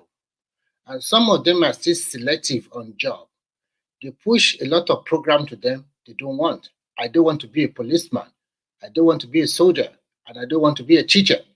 What do you want? I want to be a bank official. Of course, fine, you are educated, but even here in Europe, those white collar jobs are gone. You have to be creative. You have to be creative in what you are doing. You have to also, most of us that find ourselves, you have to retool yourself to fit into the system. And when you talk about Nigerian system, I already canvassed for, if you say we cannot force them to do something. These are people that are selective, and this directive just give you a lot of program the government introduced. They don't want to have it. They just want the simple money. Just give me 30,000 every month. But That one can overhead cost. No, I think it's unfair. Let's put back on the road. When you say 500, they are selling it in Lagos for 5K. But can you overhead cost to bring that banana? Even when you talk about the remember, there is no let me answer him quickly. Then you go comment. Babati, remember, they are not bringing only one bunch. They are bringing in large quantity.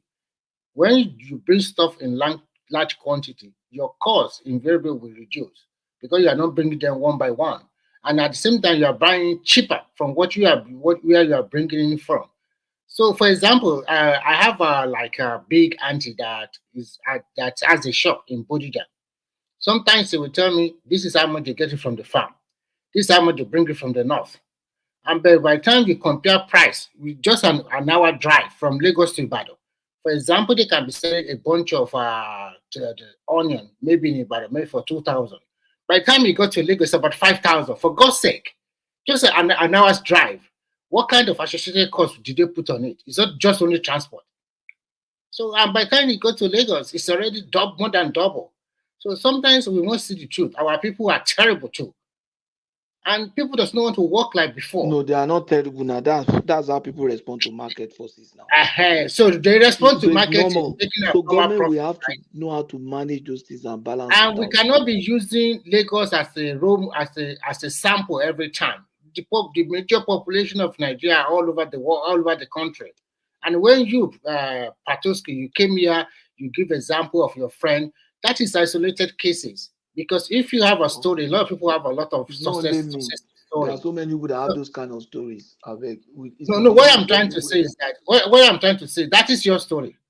In fact, that's the story of Nigerians now. No. I don't agree with you. That's one in a one. No, you are wrong, because that is you know what, we guys in the diaspora, I'm telling you, we are the problem of that country. Oh, because stop that. What do you mean by diaspora and the problem of the country? No, I will tell you why. I will tell you why fighting for Nigeria now. Are we the one governing Nigeria? Because I will tell you why we are part of the problem. I will hit the nail on the head with you. Sometimes what we say here is totally different from reality on ground. Because there was a time that you guys will say, oh, they are selling this thing for 45,000. But when you have people on the ground, they say, no, it's not being sold here. And then when you come back and say, it's only Lagos. So sometimes when you say a lot of people, I don't understand it sometimes. It's baffled me that some of the narrative you guys put out there, 90% of Nigeria are suffering. I don't agree at all with that. Because they what I've seen with you, that's what you will say. Because what was the one batty money? When the government agency, Bureau of Statistics, saying 2/3 of 133 billion of Nigerians are living in multi-dimensional poverty, so you will not agree with them. You will say no, I did not say that. I'm not saying that. When we say multi-dimensional poverty, it does not mean that. Is very good. That is why they call it multi-dimensional poverty. That's why they use that term. And when you try to break that term down, it does not mean that totally everybody is in poverty. Everybody cannot be in poverty. Everybody cannot be in poverty. So you cannot now say an average of all Nigerians are in trouble. Like, for example, your friend you made mention this. Okay, let's be objective now. Let's wait. How many of us here can send our children back to school in Nigeria? Why not? How many of us? My daughter graduated school from Nigeria now. No, your daughter was living where before you graduated? Where was she? I know where you was she get to living? that point now. Was she living within Europe? Before I even left Nigeria, they are living well. So what's the big No, deal? was she living No, in he's asking, Europe? answer the question. Were they living in Europe What's the before you My question? daughter sent them graduated to from where? Nigeria? She Was she graduated from living in Nigeria. Europe Now with she's you living now? in Europe. She's also pursuing her. Baba. Kò lè answer question yẹn sì. Baba. Mo ti ń sẹ̀ Ṣé náà, mo mo ló ń ṣẹlẹ̀? pursue Torí education. àwọn ayé Ẹ bó jẹ́ ṣe nǹkan rí tó nìyẹn ṣẹlẹ̀ o. sí yín. Báwo Ẹ̀gbọ́n ayé tó ṣe rí ṣẹlẹ̀. nìyẹn o. Ọmọ mi Mo ló ń pursue ọmọ mi education lójú. ẹ̀ lọ ní Ọjọ́ kan à ń sọ èmi àti bàbá tí àti Simba gbogbo wa ń bí. À ń sọ̀rọ̀ pé school. So mo á sọ pé ó dàbí pé ó pè kéèyàn lọ tó bá fẹ́ ṣe medicine kó lọ ṣe Nàìjíríà ó bóyá ó wà cheaper. So I now told my wife pé my son o let him go and do his medicine in Nigeria is good. Ọmọ. Tó bá pe ọ̀rẹ́ ẹ nílé pé ń gbọ́ báyìí báyìí, á kọ́kọ́ sọ pé ṣé nǹkan ṣé ó dà mí pé o wà òkè àbí nǹkan mi ìṣẹ̀lẹ̀. lórí àwọn ọmọ rí. I'm telling you for more than 20 ó máa bẹ́ something ẹja years. burúkú. Ó kọ́kọ́ sọ in a simple way. Ó ní èmi ò agree pẹ̀lú yẹn. Ó kọ́ra sọ slowly. Ó dẹ̀ ti ra yé mi náà jẹ́jẹ́. I understand that Tí one. bá fẹ́ rójú pípọ́n. I understand. But can I ask you another question? School in Nigeria say it's not like that. It's not like that. Ẹ̀rù ń bà ní pé wọ́n máa I want to kidnap ask ọmọ you. yẹn. Ẹ̀rù ń bà. Wọ́n máa kidnap ẹ̀, wọ́n lè fà á sí court, wọ́n á ní pé owó wà lọ́wọ́ ẹ̀ ọmọ kínní ni. Irọ́. What are we talking? Ìlú yẹn need help wa. So Patoske, I want to ask you a question. One of the ways that lè fi help ìlú yẹn ni ká sọ tọrọ fáwọn leaders. I want to ask you a question. Mo ti dìbò fún Tinubu tán kó ṣiṣẹ́ tá a dìbò fún tí ò bá fi bẹ́ẹ̀ rẹ́dí kó get out. Wọn bí wọ́n bẹ́ẹ̀ náà. Wọn bí wọ́n bẹ́ẹ̀. Okay, can I ask you a question now? Because Mike continued to mute me. My question is this. You have a good thing for your son, which is good. Now, what about all those doctors that were trained in Nigeria? And after they were trained in Nigeria, you say I'm muting you. No. You say I'm muting you. Somebody was muting me before the person would just mute It wasn't me, man. Maybe it's one man. I don't know. One man did not sleep. This kind of man, so I don't understand. I wish that one man about this thing that it does to people on the floor. I think it's me doing it to them, but you know. So I will start making enemies without knowing now. You know, God knows. When you offend them, thank God you said it, because some people come out basing. You understand? And now they will hate me. They will be thinking that this man that always mute me all the time or kick me out. I would not. They wouldn't know. They would think it's me, and they wouldn't know it's one man in the back doing it. And I told one man about it. Like, if you want to do something to people, just come on the screen and do it, so that way they know you're the one that did it to them. Man. So I didn't mean to. I was even doing something different. I've just heard you say from this time. I wasn't even near my these things. I was on the computer. What I know, Patrick, where you're coming from, because today I've seen so many Nigerian nurses from Nigeria. They recruit them from Nigeria now. Nurses, doctors, anything about medical. And I find out that even in Europe, a lot of white men, they don't want to study to that high level. Okay, it's like, why should I waste my time study hard like that, where I can still live my better life if I just do some vocational course and done. So why I go ahead study for 6 years, 5 years to become a doctor? They still continue to recruit them in Nigeria. And in terms of fee or tuition paid in Nigeria, it's much more lower than if you try to do it in America or maybe. But the point is that everybody is scared. Nobody wants to. Yeah, I know. But I understand. Your wife also have a point. Both of you have a point. You need help now. Okay. Need help, but at the same time, what can we? The country is already divided along tribal line. We are not.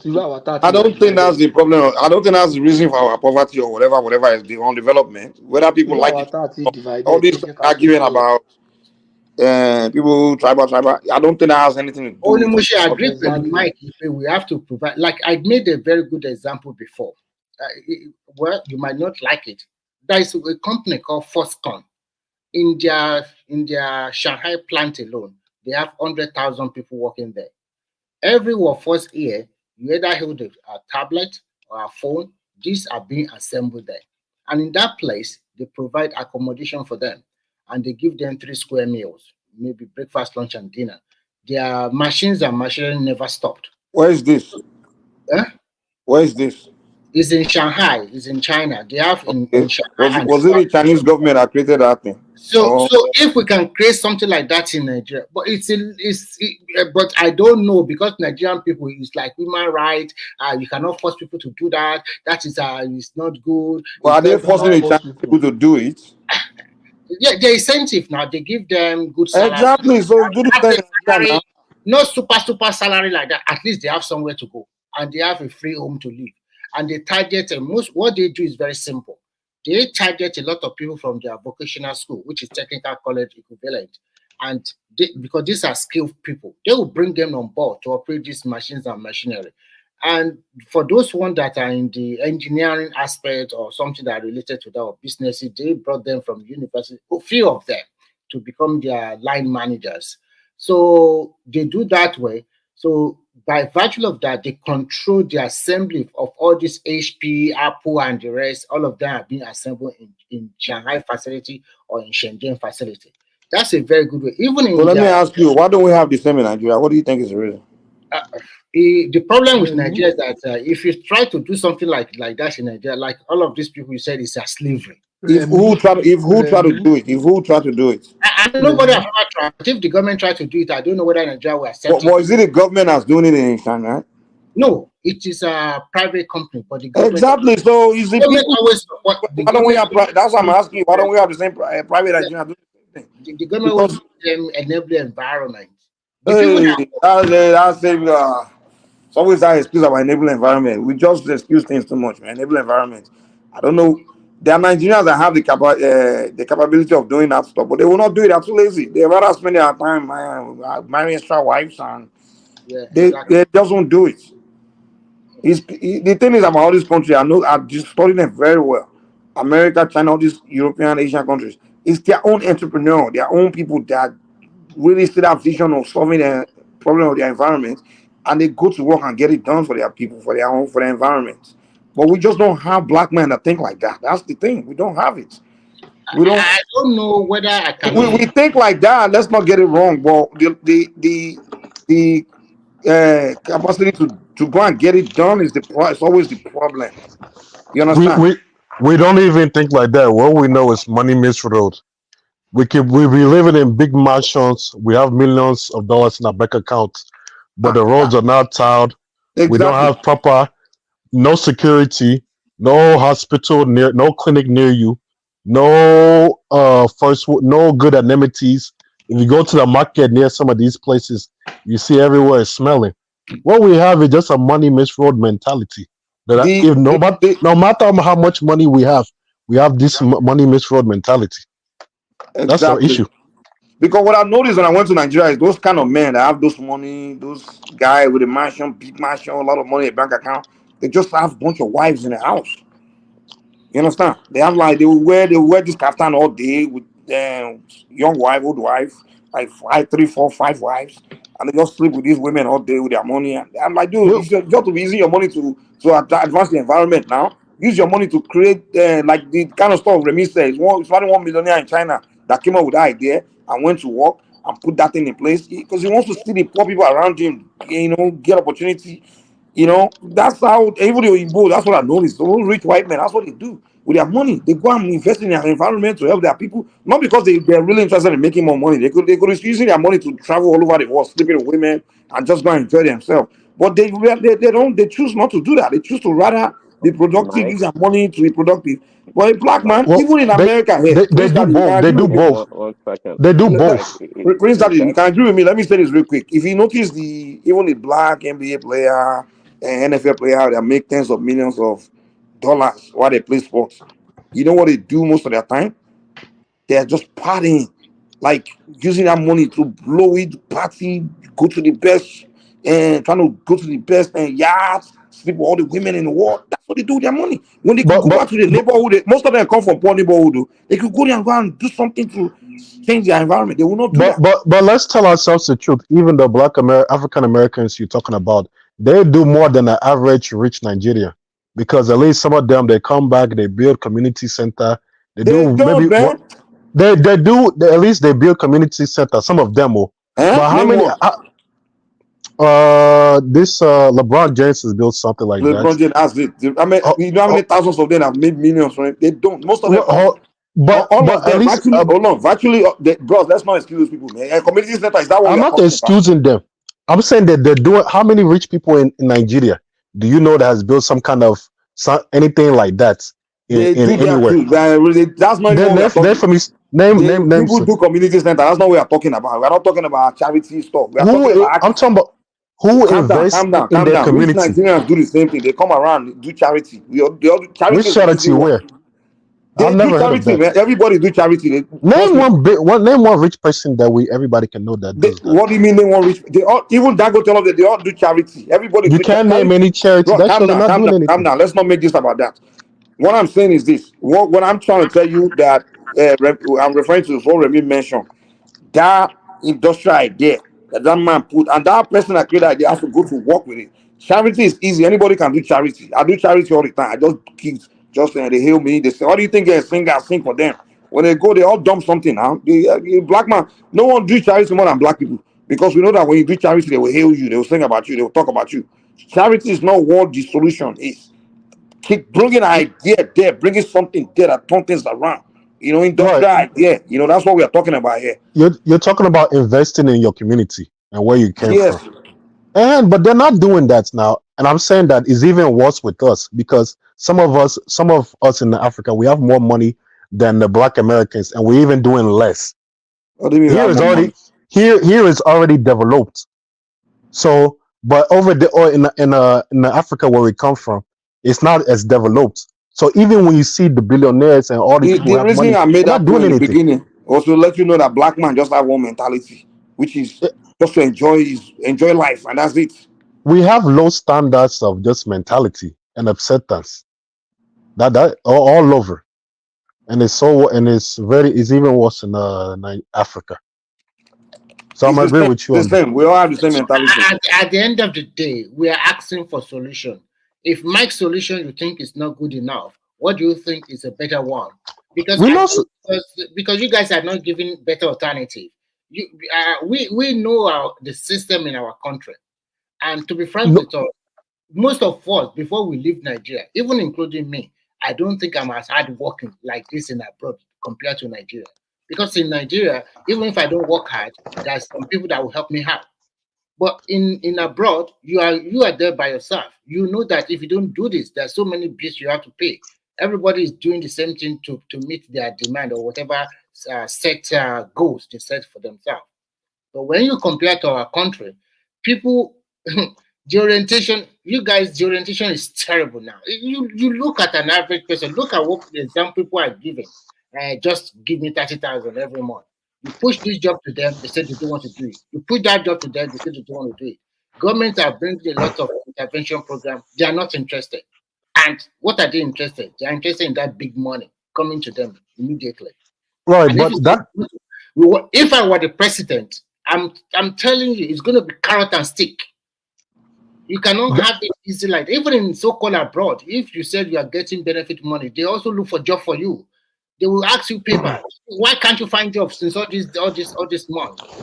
Yeah, but the issue is not even the system. Approach also. The issue is not only the system, is the mentality of the person, of the people. And it's not only the poor people, even the politicians and the rich people, they have the same mentality. Like what they do, they're making all these politicians that they are the ones who hold the power. But still, we're still talking in 2024 now. Over like maybe it's been 100 years now. No standard hospital in the country. And these politicians, are all of them, including the president you're talking about, they all go fly abroad while they have the power. They have the money, but they don't have the right mindset. They have they have the same mentality as the poor person you see hawking or begging on the road. It's the same mentality all over. The black man has the same mentality. It doesn't matter how much money he has. It's the exact same mentality. That is the issue. I think we are still ring-maroning about it, giving excuses. We are talking about solution. If my solution is not the best, what do you think will happen? What do you think? It's not just solution. You have to diagnose what is the issue before you even go to solution. Because if you go to the solution and you don't know your mentality is wrong, Okay, you But the can issue think. is that people are hungry. They are begging. yeah, What's they're the solution to hungry. that hunger and begging?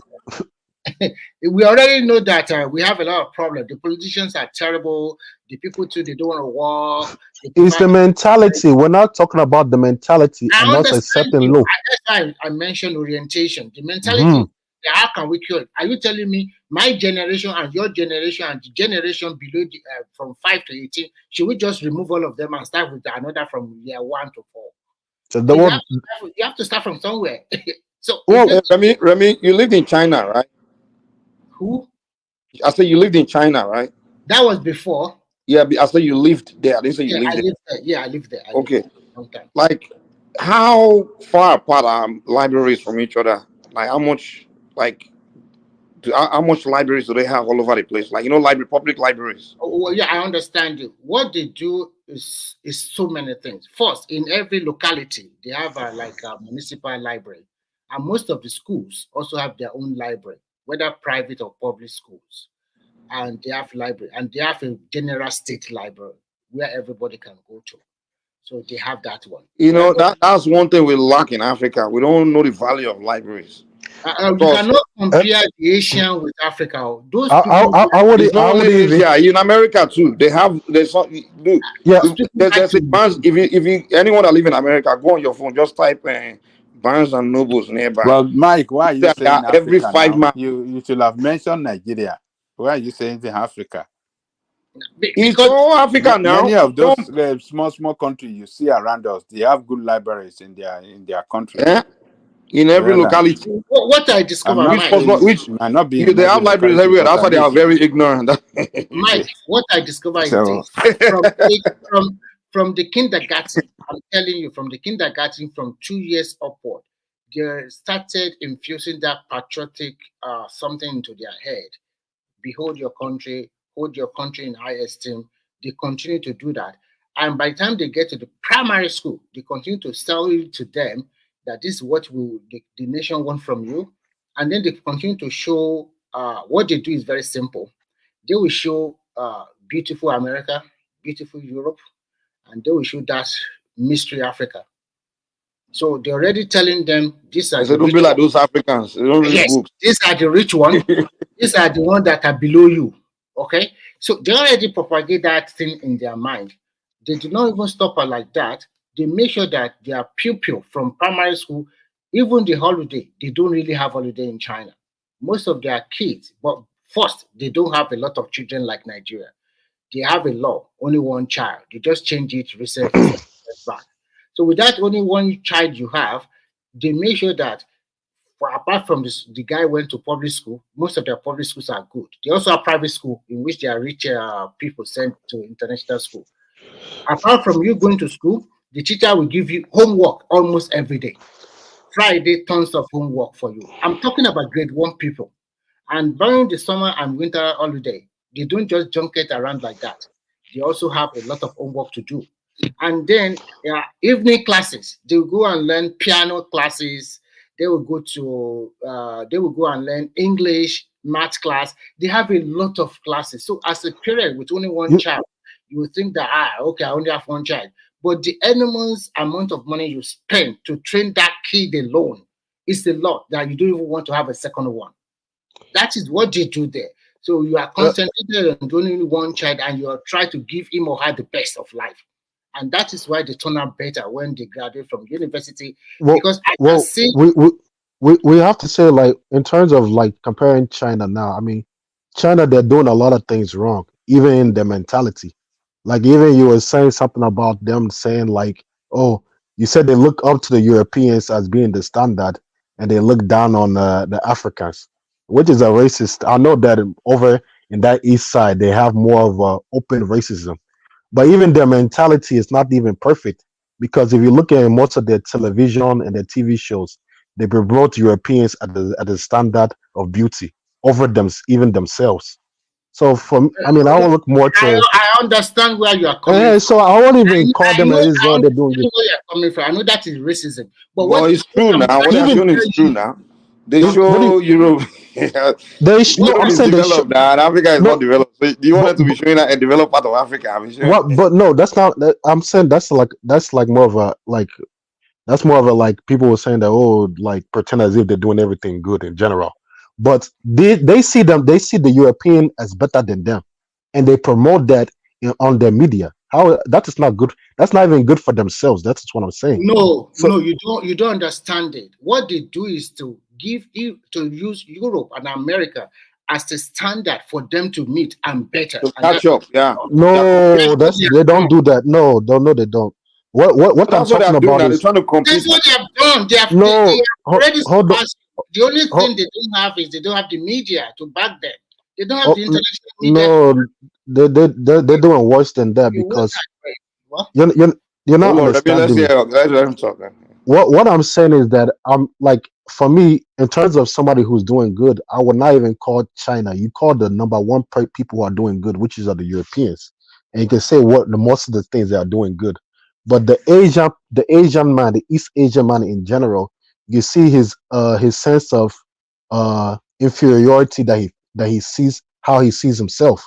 It's not. It might be better than most races, but it's you can still see them promoting that. Example, well, a lot of these Chinese people they do this double eyelid surgery. We know how they have these slanted eyes, but it's so prevalent amongst them that they go and they actually cut their eyelids to make it look bigger. Yes. So amongst many other things that they feel that they're not good enough, they feel that the European is genetically better than them. So I would not classify those kind of Well, but that's not some, stopping them from trying to You develop now. but they're not the standard now. You don't get the Standard ideology of what? behind Why it. we always did they tell you standard or any standard? You don't They get the competing at the end of the day. Hold on, Remy, hold on now. At the end of the day, they're still competing with Europeans, trying to be better and more advanced. But It's they're not stopping. competing, So but we they're are the not. only one that always worry about which race is better than which race. If you want It's to not. do That's not. It's not. I'm saying that those people you're calling, they don't have the strongest mentality in the world. The strongest mentality belongs to the Europeans and how their system is, from the economics to the military to the medicine, everything. I would look to them and make an example. I wouldn't look to the Chinese or any other East Asian and say this is but how you are people should be wrong. but doing that's it. what Chinese are doing now. They are hold on, Remy, Most hold of on. the They are trying to tell Remy, hold on now. They're trying to tell their people like, okay, these people are ahead of us, so we'll give them their flowers. So they are better than us right now. So we need to work to catch up with them and overtake them. That's what the Chinese are doing. They're being realistic, and they look at the African and they say, okay, this one they are behind us. You don't want to go back to that level. You want to keep going forward. So what they are doing Well, makes but what does that have to do with them doing surgery on themselves to make their eyes look more Let me European? chime in I right will now. answer you 1 second, this please. way. Give me 1 second. I've been trying to comment forever. Maybe after Prince. Their mentality is not that good, man. No, let me answer they you are this. doing better than you now. Let But me they're not answer doing you. better than they're not doing the best. Let But they me are doing better answer than you. you. Let Who's me the answer speaker you this anyway? way. You Who's are the speaker? They are partially progressing now. okay. What do you mean by that? They're not doing the Criticizing best people that now. are Point to People the that progressing. are people who are doing progressing, first in they class. are, You don't point to someone who's doing second. oh, hold on. From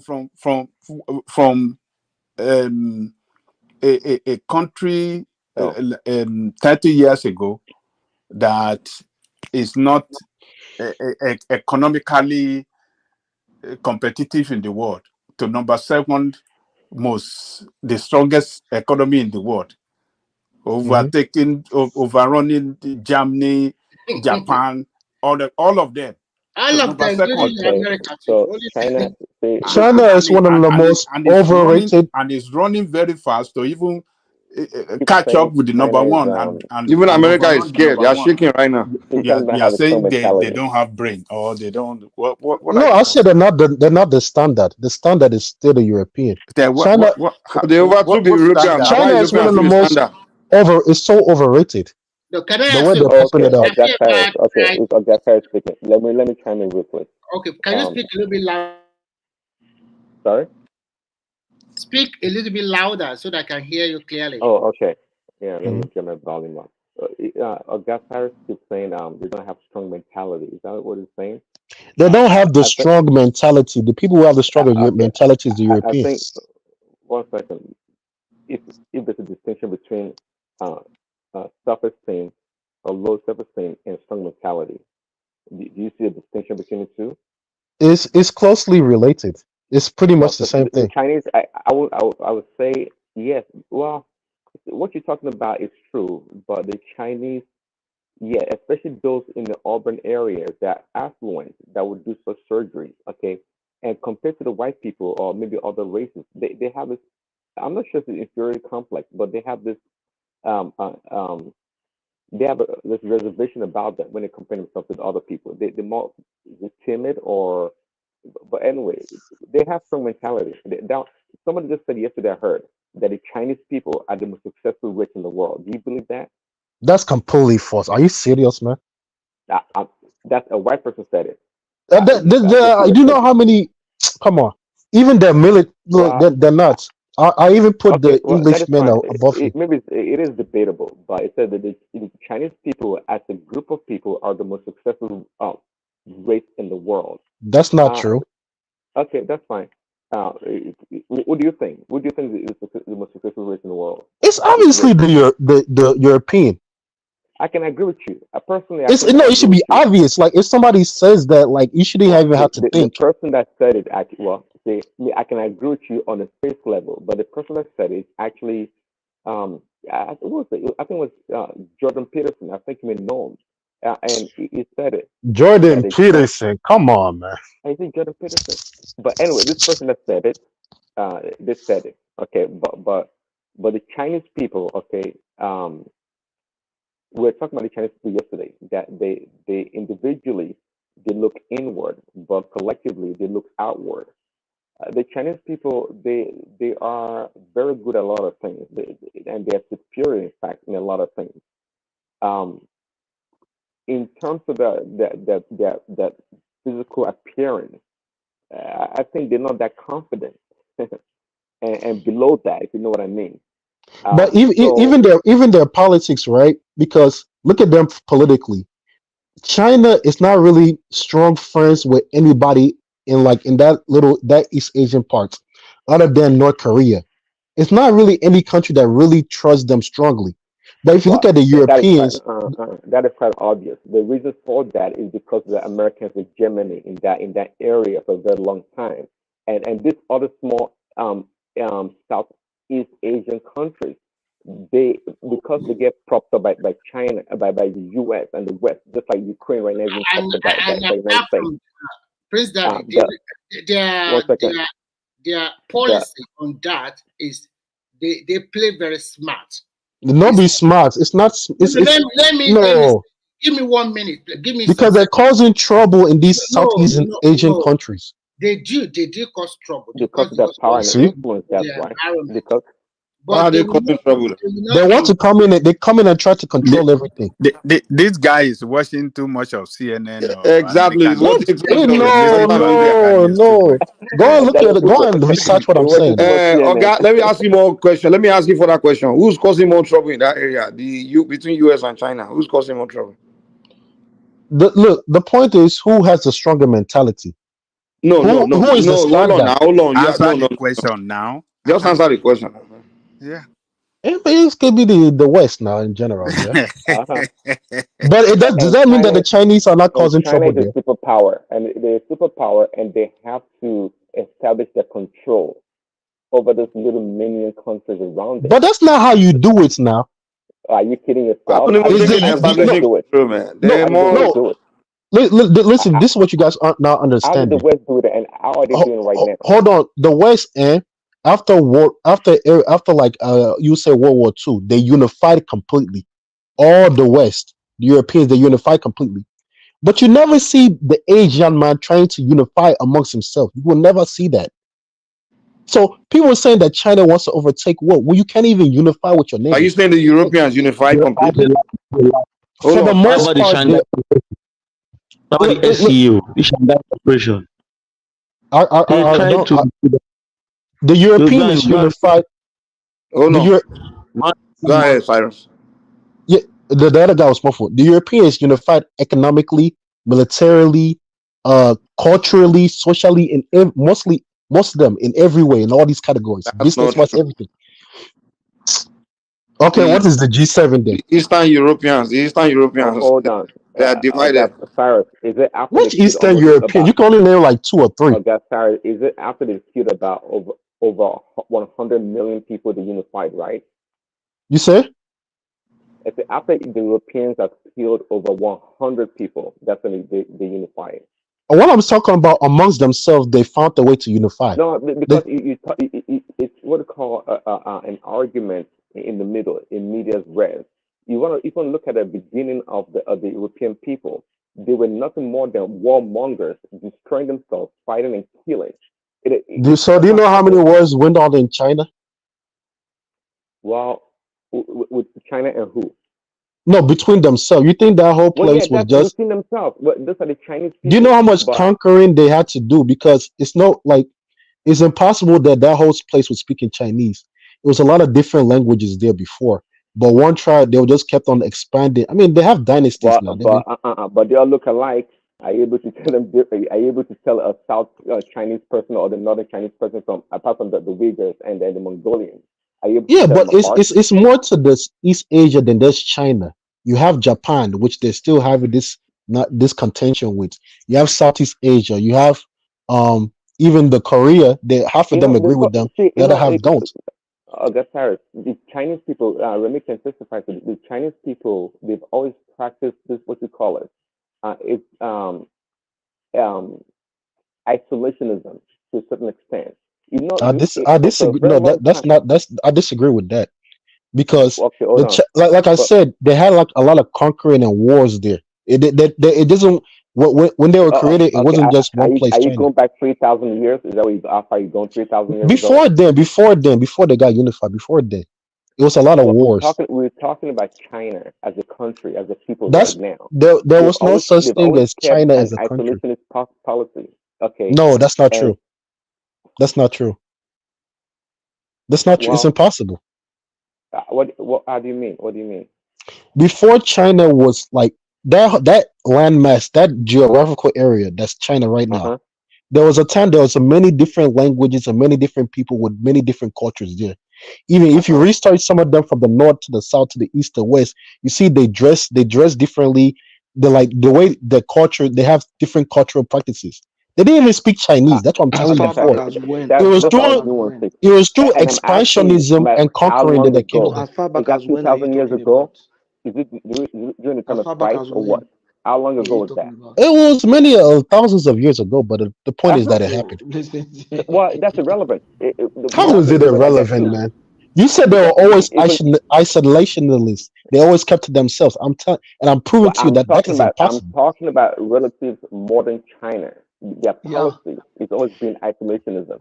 Look at India, for example. India, Let's they not don't go to speak well, one before you go to language. India. Let's skip to China. Let's skip to China. So, uh, China, China today. Okay, I think you have a condescending approach or perception about China, the way you're talking about China. But but no matter what you say, China right now can single-handedly defeat Europe if they wanted to right now. In Oh fact, my goodness. economically. Do you know that you said they can defeat them economically or militarily? What are you talking about? Or What? both? Well, Both? economically, yeah, economically, I think it's a hands down right now. What about well, let's leave that one aside. Militarily, I think they can take him on. Minus So of course why are they Russia. hold on. Why are they getting all their military intelligence and equipment from Russia? Yeah, right. Who told you that? Oh, you don't know? A lot of their military technology comes from Russia. I disagree. Actually, I think Hey, that actually you comes from the West. disagree? That's the truth. Well, it actually came from the West. If you ask me, look at Chinese designs. Look at the Chinese arsenal. It's a replica of the West, not Russia, They not can Russia. replicate, but they cannot innovate. That's just what all of you are not. That's what everybody who's talking about China doesn't understand. Again, let me you ask sound you. quite Sorry. condescending. They are overrated. That's what I'm telling you. You said they can replicate, Prince they Daddy, cannot Prince innovate. Daddy, What is this Prince guy Daddy, talking about? Prince Eh? Daddy. Tell me If the I fire innovation now. The replicated people that bomb, are the hold on. highest producer of electric car in the world, They are Highest producer replicating of what was already there before. No, highest wait now. producer of what do you call solar Let me energy in ask the you. world. Let me ask What you are a you talking question. about? Oh my Let me ask goodness. you a question. Can I ask a You said they question? cannot They're innovate. Can overrated. I Ask a can They're I ask a question. overrated. question? The fact that you're trying to discount the ability to be able to replicate things, especially now, But what can they it's not like create, hold on, innovate? it's not No, like hold they're on. trying to Let's ask a replicate some simple question. Let's things. ask a question. Ask Sorry, Point question. Daddy. Let me Ask. ask a question. If you Mhm. fire a replicated corn at someone, will it do the work or not? You're not understanding. It's not gonna No, answer first now. because you're echoing there. Okay, you don't understand what I'm saying. I heard your question, but you have an echo. So So can somebody you needs to answer? Say uh-huh. if you fire a Yeah. replicated shot, maybe you have a type of gun that was replicated, and Mm-hmm. you shoot it at an enemy. Mm-hmm. Will it do damage or not? It will do damage, but it depends on who's gonna fight. Hold on, who is it depends on who creates it first. If you replicate, The if you government don't. replicate, let me explain now. You are not my Let me tell inventor, you something. so You are Let me wrong on explain. Because this is how China was pieced up and colonized. Because somebody went there, took that gunpowder, the Italians, I think, and used that to make weapon, and then came back and then used that to piece up and colonize them. So if you replicate 30, 50, 100 years later, yeah, it will work. But by that time, all the damage and damages has been done. So that is essentially what happened. I know where you are coming from. You are talking about copy and paste, but that country have already gone past that level. That's it. Okay, no, they have not. They have gone past that Exactly. level. They are, Exactly. you know what? They passed that Even level. Russia is also getting ammunition from them now. Do you know that? Certain low-level ones now. Listen. The only country after Russia and America that have a aircraft carrier, China is number one. They build their own. They copy the American model, and now they have three. So you are talking about Let me ask you this, because China, China's not even stronger than the United Kingdom. If you guys don't know, but let me ask, they are not stronger than the China UK. would They are trump the stronger United than Kingdom. Thank you. I knew it was a good try to say that. Hold on, let me ask you this then. Why is it that the UK is still the Englishman is still in control of the Wales, Northern Ireland, and Scotland, and China with over 1 billion people still are shaking to take Taiwan? What's going on? the ideology is different. They're not China is Ideology. That's a simplistic way to put it. You know they want to take The Taiwan, issue right? of Taiwan is being contentious for a very long time. Okay, and we know the relationship that Taiwan and the United States have. We know that. And it's The not as president is easy. saying that they're going to take them before and in the near future. He's always threatening them. You know, the Chinese people are they're quite patient. They take their time. They're not by their rhetoric. You can see they're not patient. Hold on, let's see. Oga, tell us why China hasn't taken Taiwan. They're not strong enough military. They don't have a strong military enough. Hold on, against who? Against America. In general. No. You say in general. Hold on. Let's try to understand what we are saying. Even, Let's look. Sorry, Remy, hold on now. Let's try to understand what we're arguing about, because it looks like we stick to one argument for so long. I don't even know where we are heading. Let me say my main point. Make his point completely, so we know what it means. Let me make my point. My point is what that does general mean? Okay, my point is that if you're talking about people who are doing well, you go to the top, which is the European. You can pick one of them. You can pick the Englishman, you can pick the Frenchman, or you can pick the American man, which is the overall number one.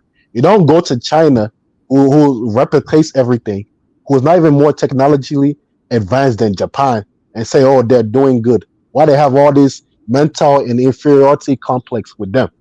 So I'm talking about. So example is the military. If 1.6 billion people are still scared to take Taiwan, which is right next to them, but an Englishman in the UK is in control of Wales, Scotland, Northern Ireland, and even territories beyond that, it shows you the difference. The power is That's not why the the same. United Kingdom. That's why the United Kingdom. No, the Englishman is in charge tell of us that. the It's not reason why. Tell us the reason why China cannot take Taiwan. well, because they're not strong enough to do so. They're not smart enough. That doesn't Hold At the moment. Wait, strong enough. Hold on. Let's understand what you are. They're not strong enough. What are they not? What can they not meet? made up to be able to do it. Is that innovation thing that I'm talking about? It's not. This is not a copy and paste thing. What's You in have their to. way? What's in their way? That's a simple way to ask you. What's in their way? What is the way? In the way is the strength of Taiwan and the people who are supporting Taiwan. Okay, now you're Who's talking. supporting Taiwan? The West. Okay, So so now if you're you talking. take away the hold on. So if you take the West out of the picture, right? The US and all those powerful countries out of the picture, will China still struggle to take Taiwan? Oh, we're saying something that we can know that can pretty much can never. We don't know. You know, you are the one telling us how weak China is, and we're trying to understand. Because there are smaller because there are still smaller territories that are not taking. China can Maybe destroy not. Taiwan. Possibly China will not. destroy Taiwan They in less than may not 2 have hours. Prince Daddy, they may not, Hours to destroy Taiwan. they may not have issue taking it, but this scenario is not going to happen. Okay, wait. You give us an example of UK. Say UK is able to disoccupy Scotland, all those things, but there's no other forces backing. There's no powerful forces out there backing all these other countries next to UK that UK is controlling now. It's not like America is backing Scotland or whatever. But what does that mean? So when you start saying China is weaker than UK or stuff like that, because what is somewhat you're the one that use your mouth to say because UK can take Scotland and all these people, and then China cannot take Taiwan. That means UK is more powerful than China. Yes, are you not seeing it? No, that logic don't work. That's kind of whether they have the support of the West or so what. Let me shock you. So what? Ireland fought the British. They fought England to its standstill, and they got their independence. What are you talking about? Northern Ireland is not part of the UK, right? I'm not talking about Ireland. I'm talking about the Republic of Ireland. Also, they even divided them in half there. They didn't fight them to work to the last half of them now. Yes, they fought them and they got them. That's what I'm telling you. Right, and all of them are still under under the Englishman as under the UK. They're not. Ireland is in Europe right now. Ireland is in EU. Half of them are not now. Ireland is in European Union. Why UK? Okay, so the Northern Irish, they just call themselves. They're not Irish, right? Northern Ireland. There's a difference between Republic of Ireland. There are two things. There are two different things. Bro, Northern Ireland. Forget the ones. Forget the ones that they don't have. I'm talking about the ones that they have right now. But the one they have to, they can also go away. Scotland just did the referendum, so they can still go away. So but why haven't they gone away since? They will try again. You know they did. They'll try again, and for now, the power is still pressing them. So why do you think that somebody who has 1.6 billion cannot take a tiny island? I want to bring something. They'll show you they're overrated, man. I want to bring something on the table for you, Oga, so that you can think about it. Before you know that America controls the chip industry, and that chip is used in the mobile phone, CHIP, mobile phone, and the rest. And there's a mobile phone that came from China. It's Huawei, which is better than your iPhone. Oh, let me finish. Hear me out. Just hear me out. And because of that, Americans use their political will to ban Huawei by not selling them that chip, okay? Because the chip is made in America and in Taiwan, so they control the Taiwan market. So they banned them, so they were unable to buy that chip. So now, as I'm talking today, Huawei already developed their own chip. And I'm telling you, in the next few years, they are going to be a big competitor to you guys. Okay, hold on. Let me ask you this: if chip was so easy, because this microchip thing, I think microchip is like the brain, the literal brain of not just phone, not just tablet. TV, but aircraft shift, all this military jet, everything. Yes. If it was so easy to and Taiwan is still number one in it.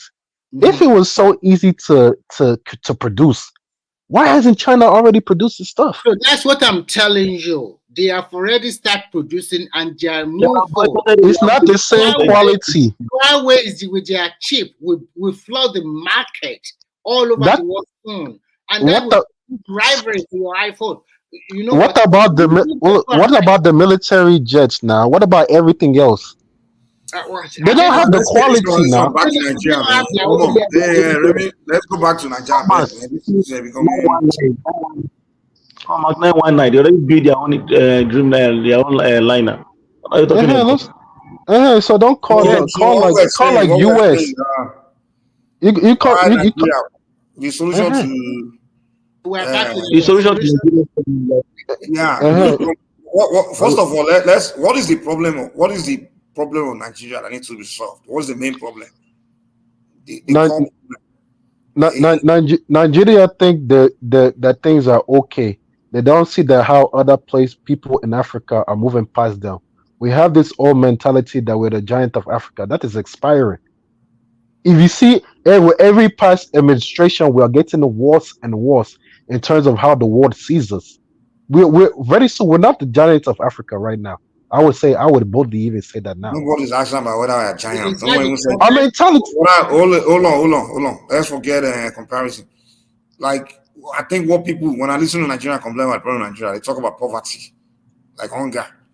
So he own believe. What do you think? How can we solve that problem? That's our core problem. The people need to have the people need to increase the level of what they're going to tolerate. If you tolerate no roads, if people are as they are now is continue to tolerate no road, we have roads now.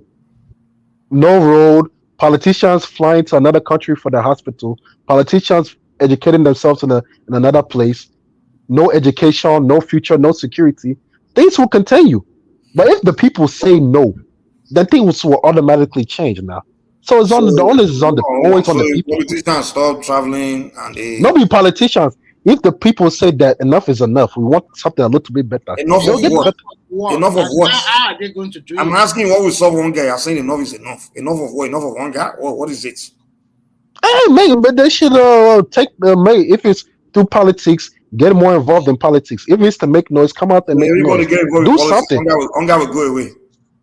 If people take their lives more seriously, all these things will fizzle out. Really?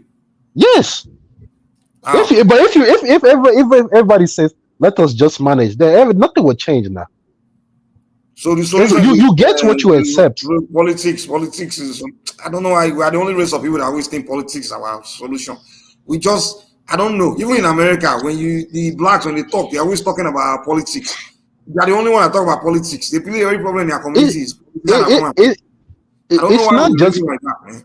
It's not just politics. politics. In America, I never see a white man tell me that the problem in his community is one president I have to vote for to come and fix it.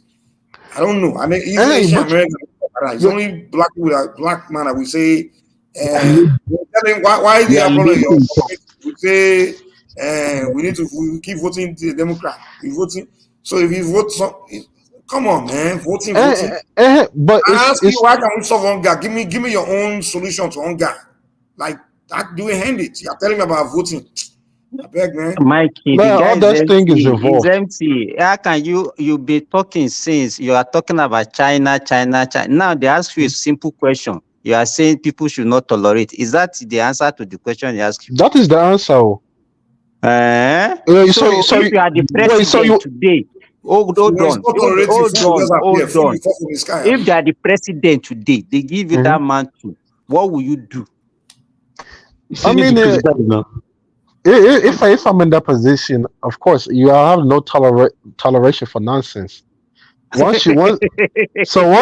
on, let me give a few low-hanging fruits now.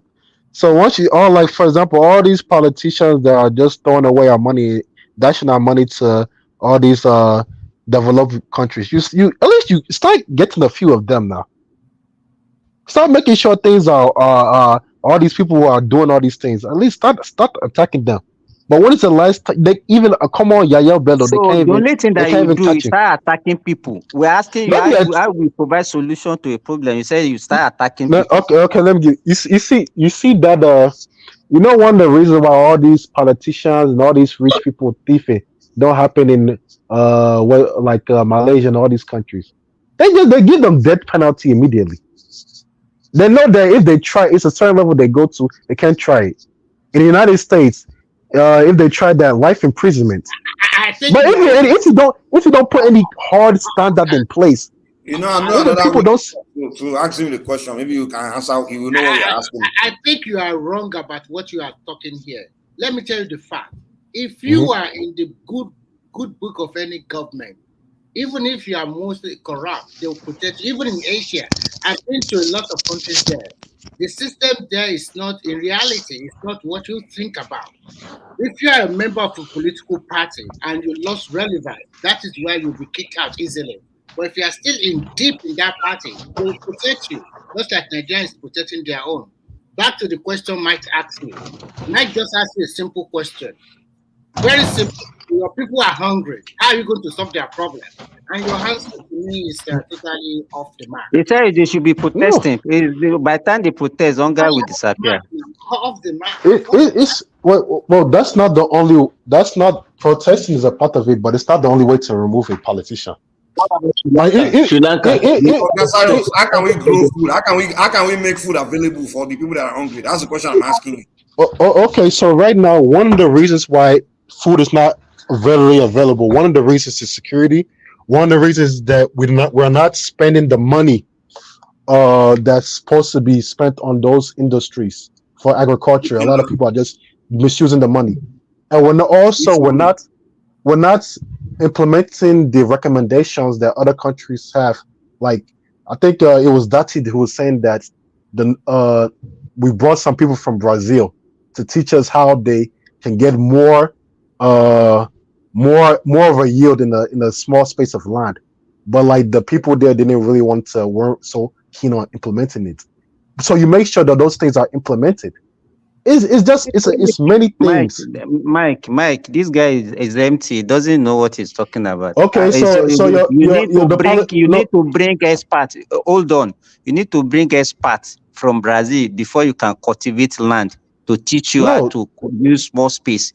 Let me tell you, all those things that you are talking about. You do. That's what you said. You said they invited some people from Brazil to come and teach I said do multiple things and make sure it goes through. Don't just say this is one. It's going to be one solution. No, do multiple things and make sure that those things are being followed through. It's vague. Now, what are those things? Tell us. What are those things? Multiple things. It doesn't. How can we read your mind?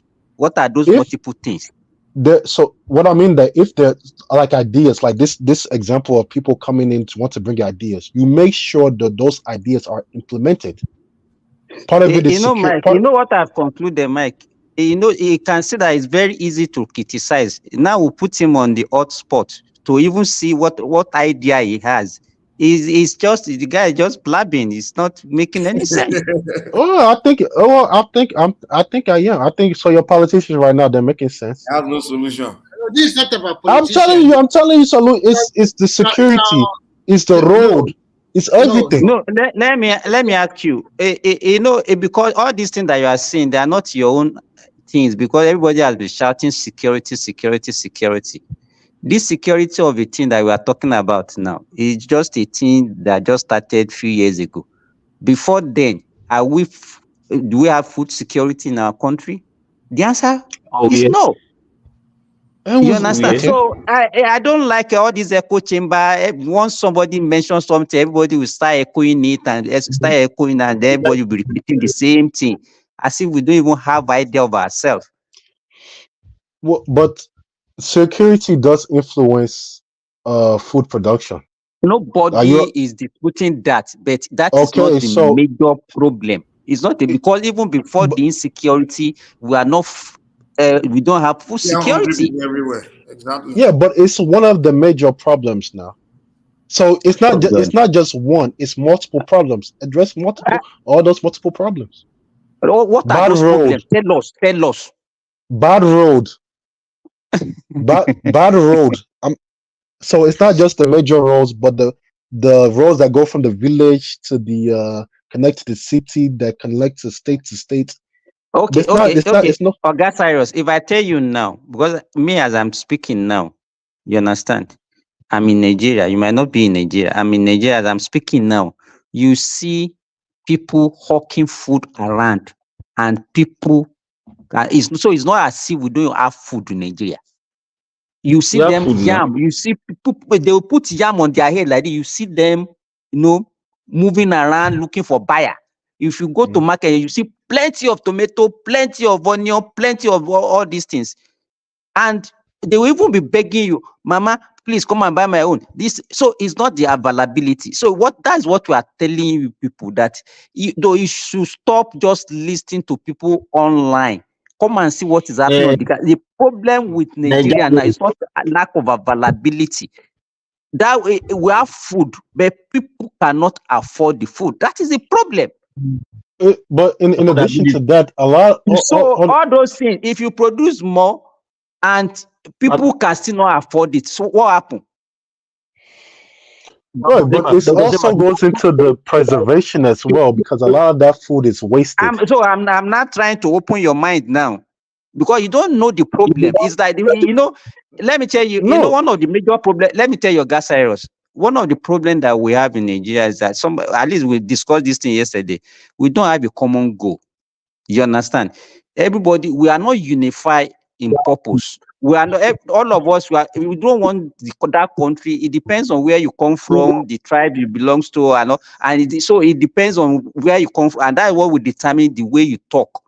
You understand? If you want to really address the problem of Nigeria, Nigerians will have to come together and look at how it is not about is one Yoruba there, or is one Igbo there, is one outside there, and that's what we are doing, and that's our major problem. All these things that you say you want to do, want to be pursuing politicians around that stole all this little money. That is not the solution to our problem. That is not the only thing you need to do. Nigeria, well, let me tell you, we have been saying this. We are not productive. They have not been things now. So it's not if you become a president and the only thing that you want to do is just to pursue people around. You do it for the next 8 years. If you have 8 years, you will not achieve anything. Hold on. Let me... Dr. Simba. Yes. Food security is about availability, affordability, and quality. So exactly. All these things are not in. How can we retain the quality when we have a lot of post-harvest losses? Wasting. Half of the tomatoes that come from the north, before you get to the south, is already wasted. So now that we have issues on our hand now, that the affordability part, before part of those three, the reason why we are not able to achieve food security was because the affordability part is not too involved. We are having that issue, but it's not as bloated. It's not as as serious as now. Then the availability was okay, at least we have it, but the quality, we have the quality also that also was not there. The quality was not there from inception, because we cannot preserve that quality for a long time. So most farmers will definitely lose. They lose out because I will not buy something that is white, and I do not have the capacity because of light to kind of preserve these things. But now we are now seeing affordability issues raising up its head, meaning that out of three components of food security, we are already falling short in 2. So we now have like 1/3. So the solution must be to address those remaining 2 parts. That quality, that is the ability to store, to process, and to also increase the shelf life of those products.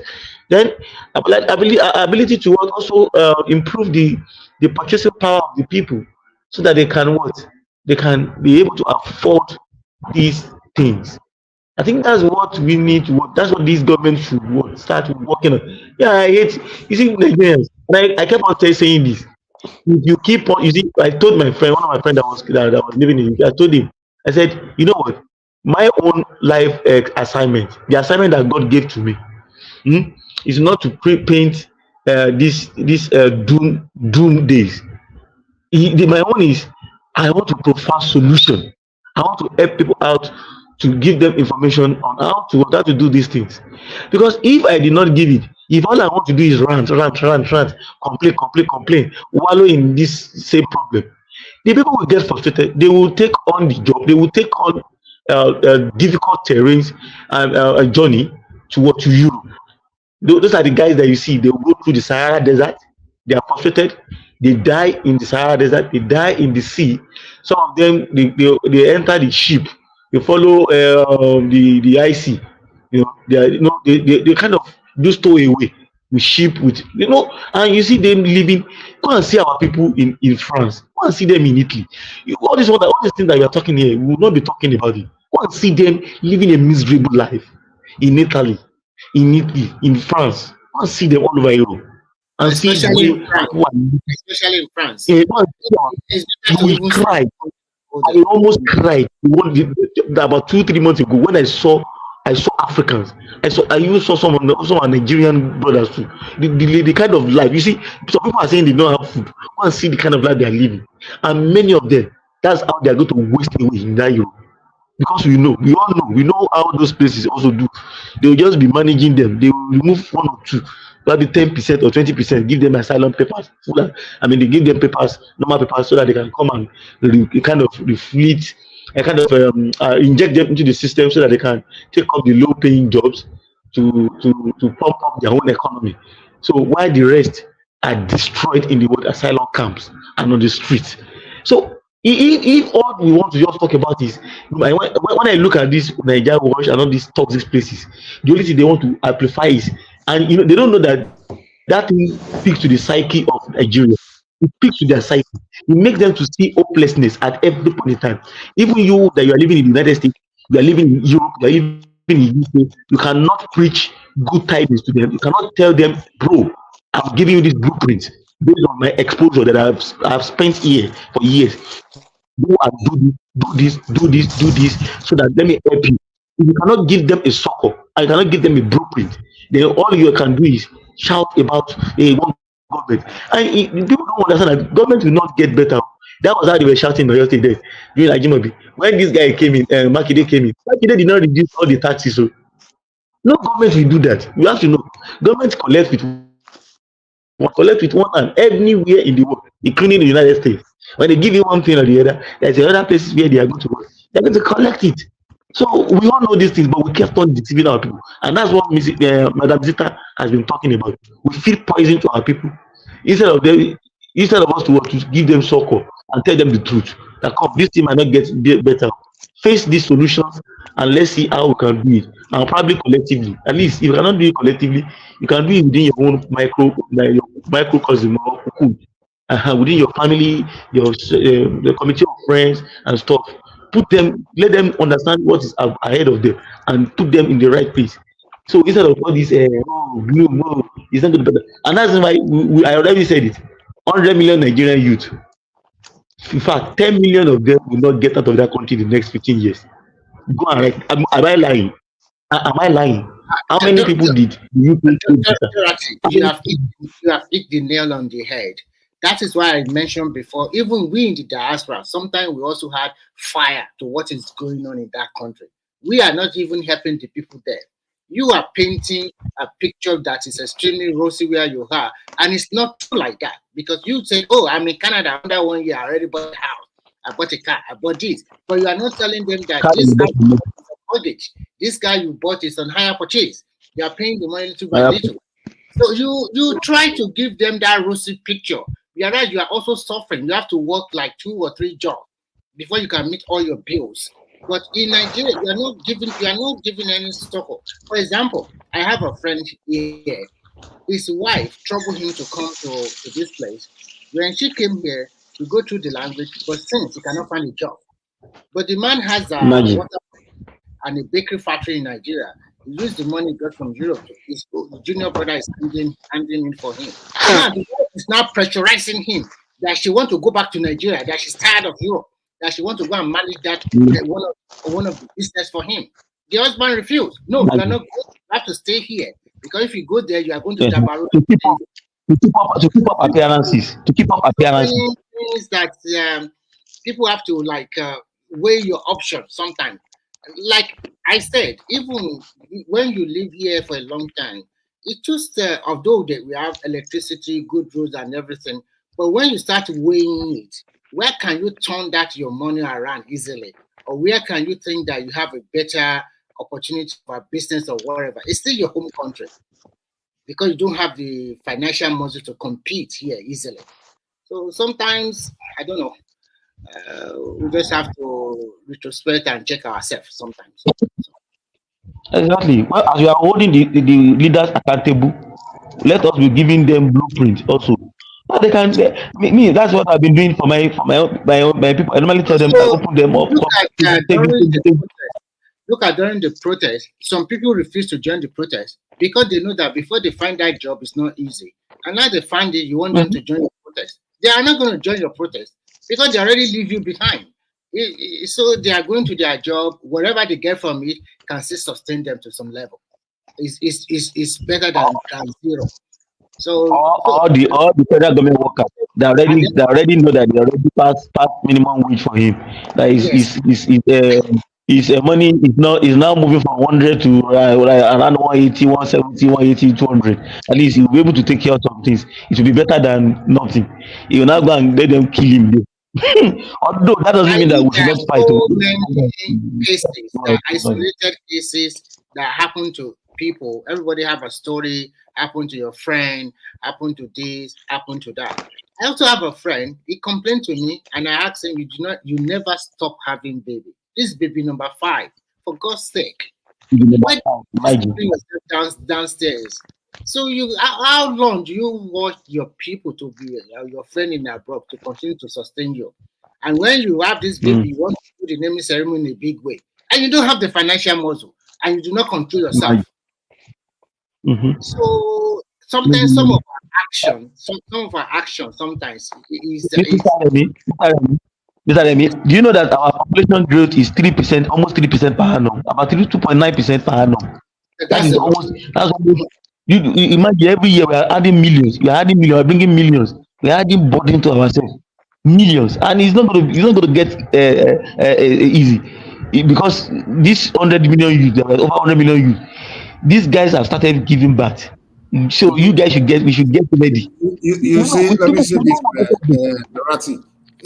Remy, you see the reason why I said when you see young people, they're not doing anything, you put them on plantation just for them to be producing.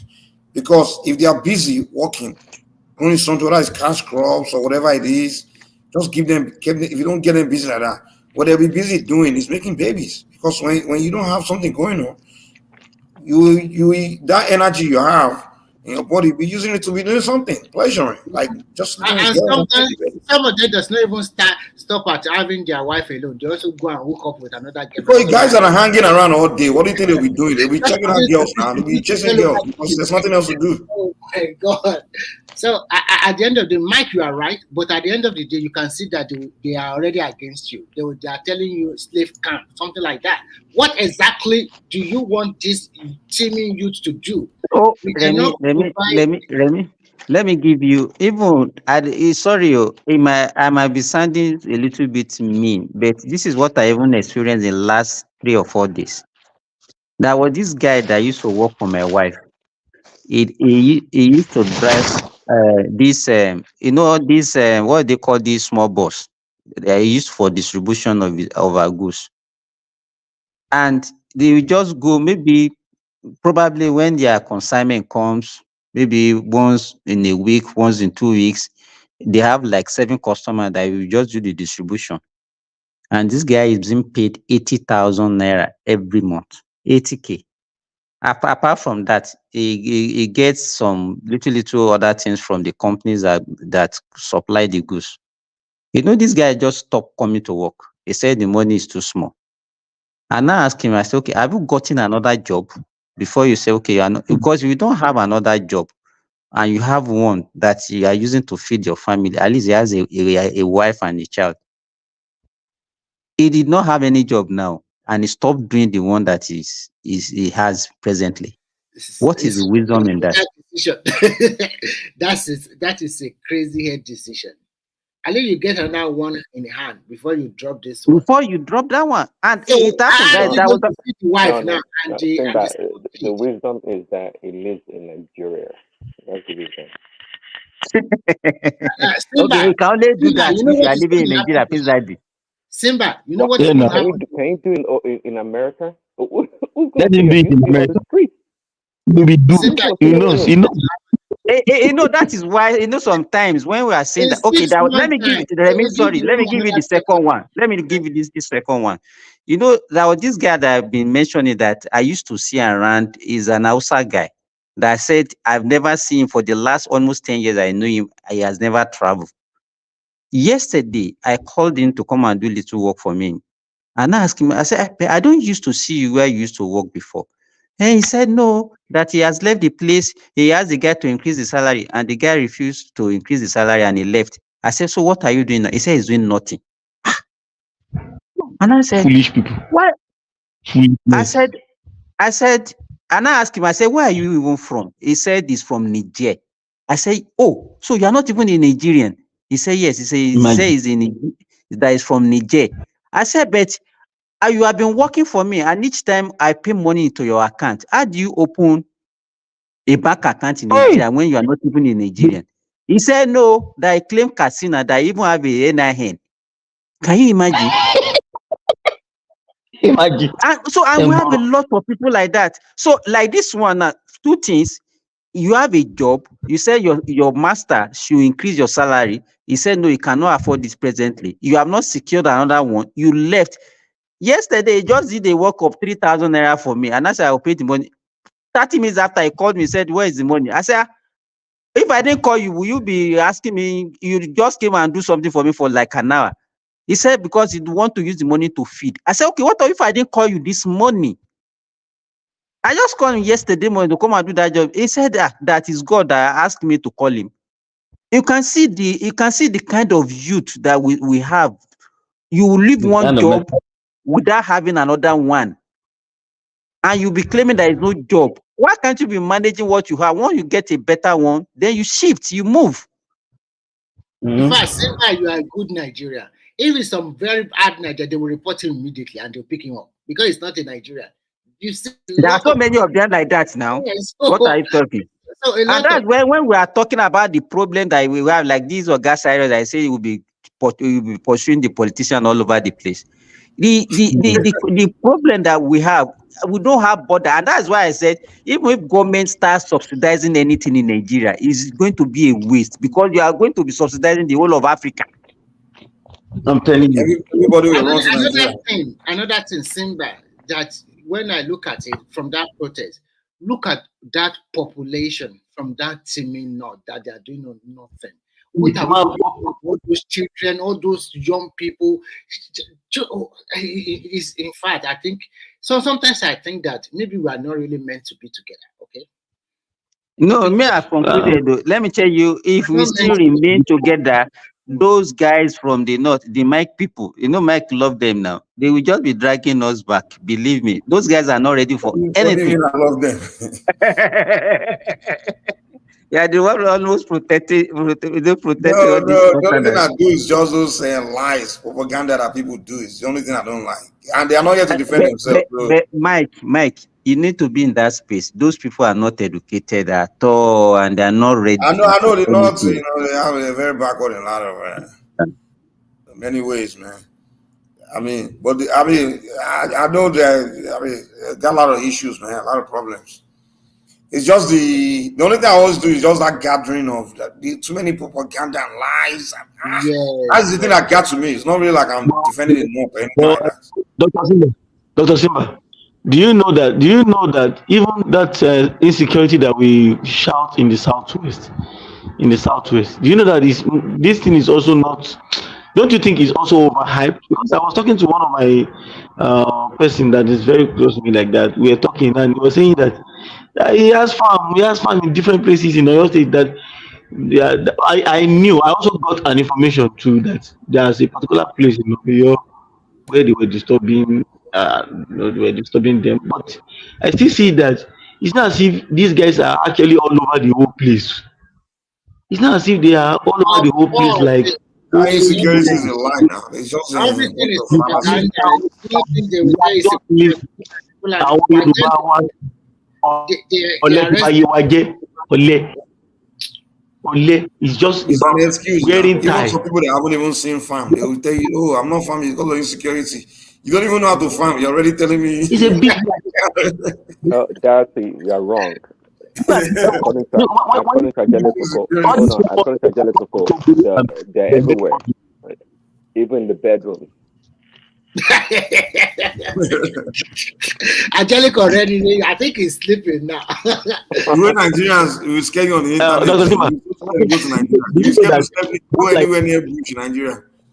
They'll say don't go to Nigeria. They will take you. Oh God. Do you know that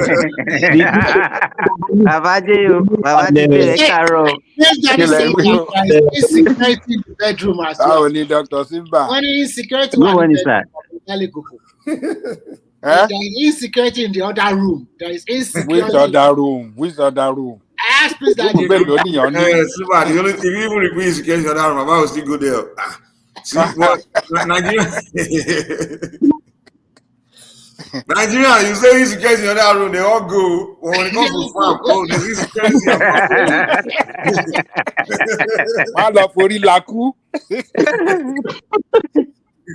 They will tell you that I want to see people. They will go. They will go there. An average Nigerian will put his head there. I want to see you with a beautiful girl. No, I will go.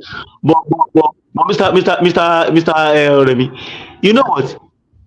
I suppose we said that there's insecurity, right? Benenuans, Togolese, they are coming to our country to come and borrow land. These guys, it has happened to me before that we borrow them land. And you said they will borrow land, 1 acre, 1 hectare, 2 hectares, 3 hectares. These guys will plant and they will become multi-millionaire. They take the money to their country. They will borrow, they will always be crying. Your land now. But our own people go. We will not do anything on that land. You want to do some people to help you cultivate your land now. There are people from Benin Republic and also from Togo that can do it for you. Because we cannot find Yes, they are the ones. And they'll yes, they are the ones now. Some are even, I have a friend that have a palm kernel farm. It's about 15 acres. The people that work there manually, they are Togolese. And they are still there. You don't need one shed for them. They are living there. And I asked him, why don't you go to Nigeria? He said, initially, that was his plan. But no Nigerian is forthcoming. They don't want to stay there. And they don't want to work out like that.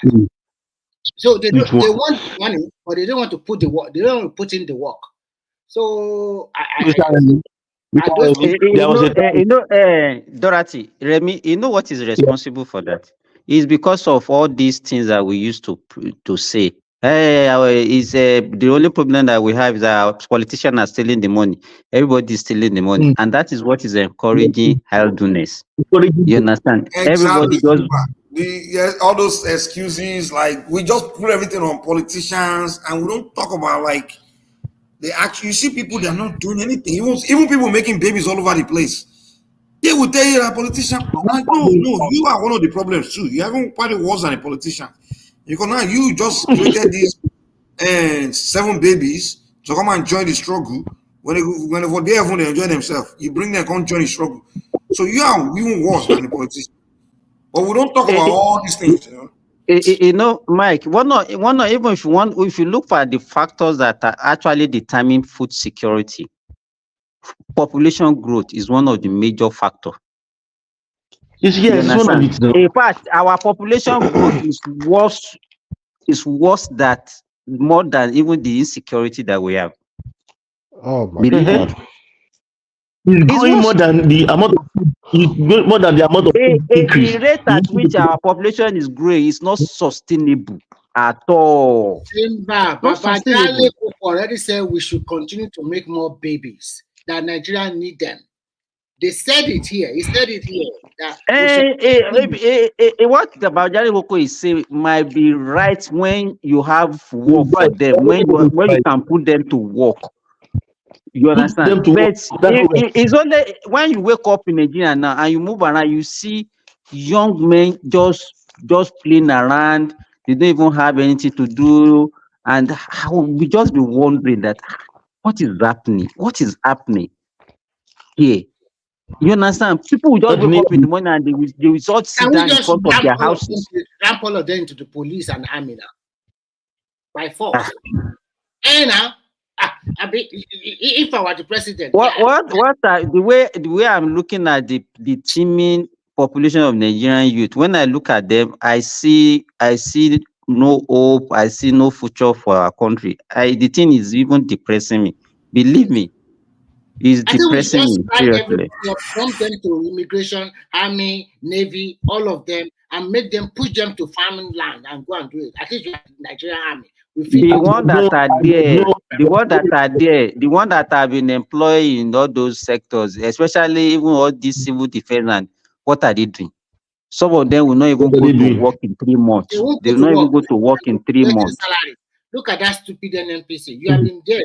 All the refinery have been moribund, and you are collecting money. You can't. The way, let me tell you, the way our country is being run is like an autopilot. Nothing we have to change our way. Believe me. Well, you just have to change our way. Do you think this stupid federal character system is also affecting that country? Because when you pull in a lot of people from every region, my people must be there, and then the refinery is not working, and then you continue to pay them salary. So let's call it spade a spade. Do you think that country will need to continue to look at what they are saying now. The NLC man was invited. The NLC is threatening that if anything happen to the guy, they are going to shut down the country. Let them shut down. So the guy is now like a dictator. He's becoming. Does he have an immunity? Is he not a citizen like us? That you are now making him to be like, now he's even bigger than the president that we have. What kind of country is that? LNC, you want to shut down the country just because your president, who is an individual, was being invited. It's an allegation, and the police invited him. Come and prove it. Why are you telling you to tell you everything? You can go there with your lawyer, and if you get there, they are accusing of terrorist financing. If you are not, you go there with your lawyer, and you are a public figure already. They cannot just take you away like that. If they have something concrete against you, who are you? Are you above the law? So I think at this junction, it's clearly shown that there's a big division in that country. And if the only solution to that country is everybody go their own way, let it just split it up. Everybody go and manage their own wahala with themselves. It's as simple as ABC. Because of this, some people want to do it, some people don't want it to work. Remy, what I can see is that we are not doing anything to move that country. We have not started at all. And the only thing I want us to, you should stop this blame game. All of us are at fault. Yes. The way we are behaving, we are not behaving well to move that country forward. We have to change our way. All this blame game that we are doing will not move us an inch. Believe me. No, Simba, we have a very big, large population of youth, and most of them are not working. And some of them, you have already mentioned it. What do you think we should do to this teeming youth? Because it's a big population, and they need to be put to work. So what are the solutions that you can offer, or what are the advice or suggestions you can give? A large chunk of this population that you are talking about, they are not skilled at all. You're right. So one thing you have to, I don't know how they will do it. They have to train them in one skill or the other. But excuse me before you go ahead. What about those ones that already graduated, maybe some few years back, maybe from the University of Puchek? Are you going to put them? Okay, let me even ask you. So for the fact that you graduated from university, does that one make you skilled? No, I know not. But I'm just asking that. Are we going to pull them? Okay, so what will you do with somebody who read sociology? And what will you do with somebody who read political science? Abio. So can we just put them back? Do you think they will agree that we are going to put them for 2 years program in most of our technical college to learn this? Oh, come on, man. Come on.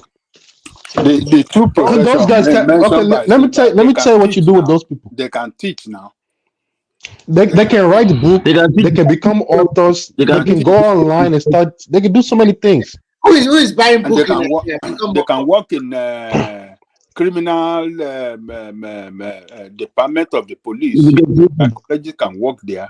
So when you're interrogating people, you So we can put them to the really police. study the body language to know. So we put them to the police by force. If they don't want to join the police, can we do it by force? That no, we are pulling you. Nothing you can do. Join the police.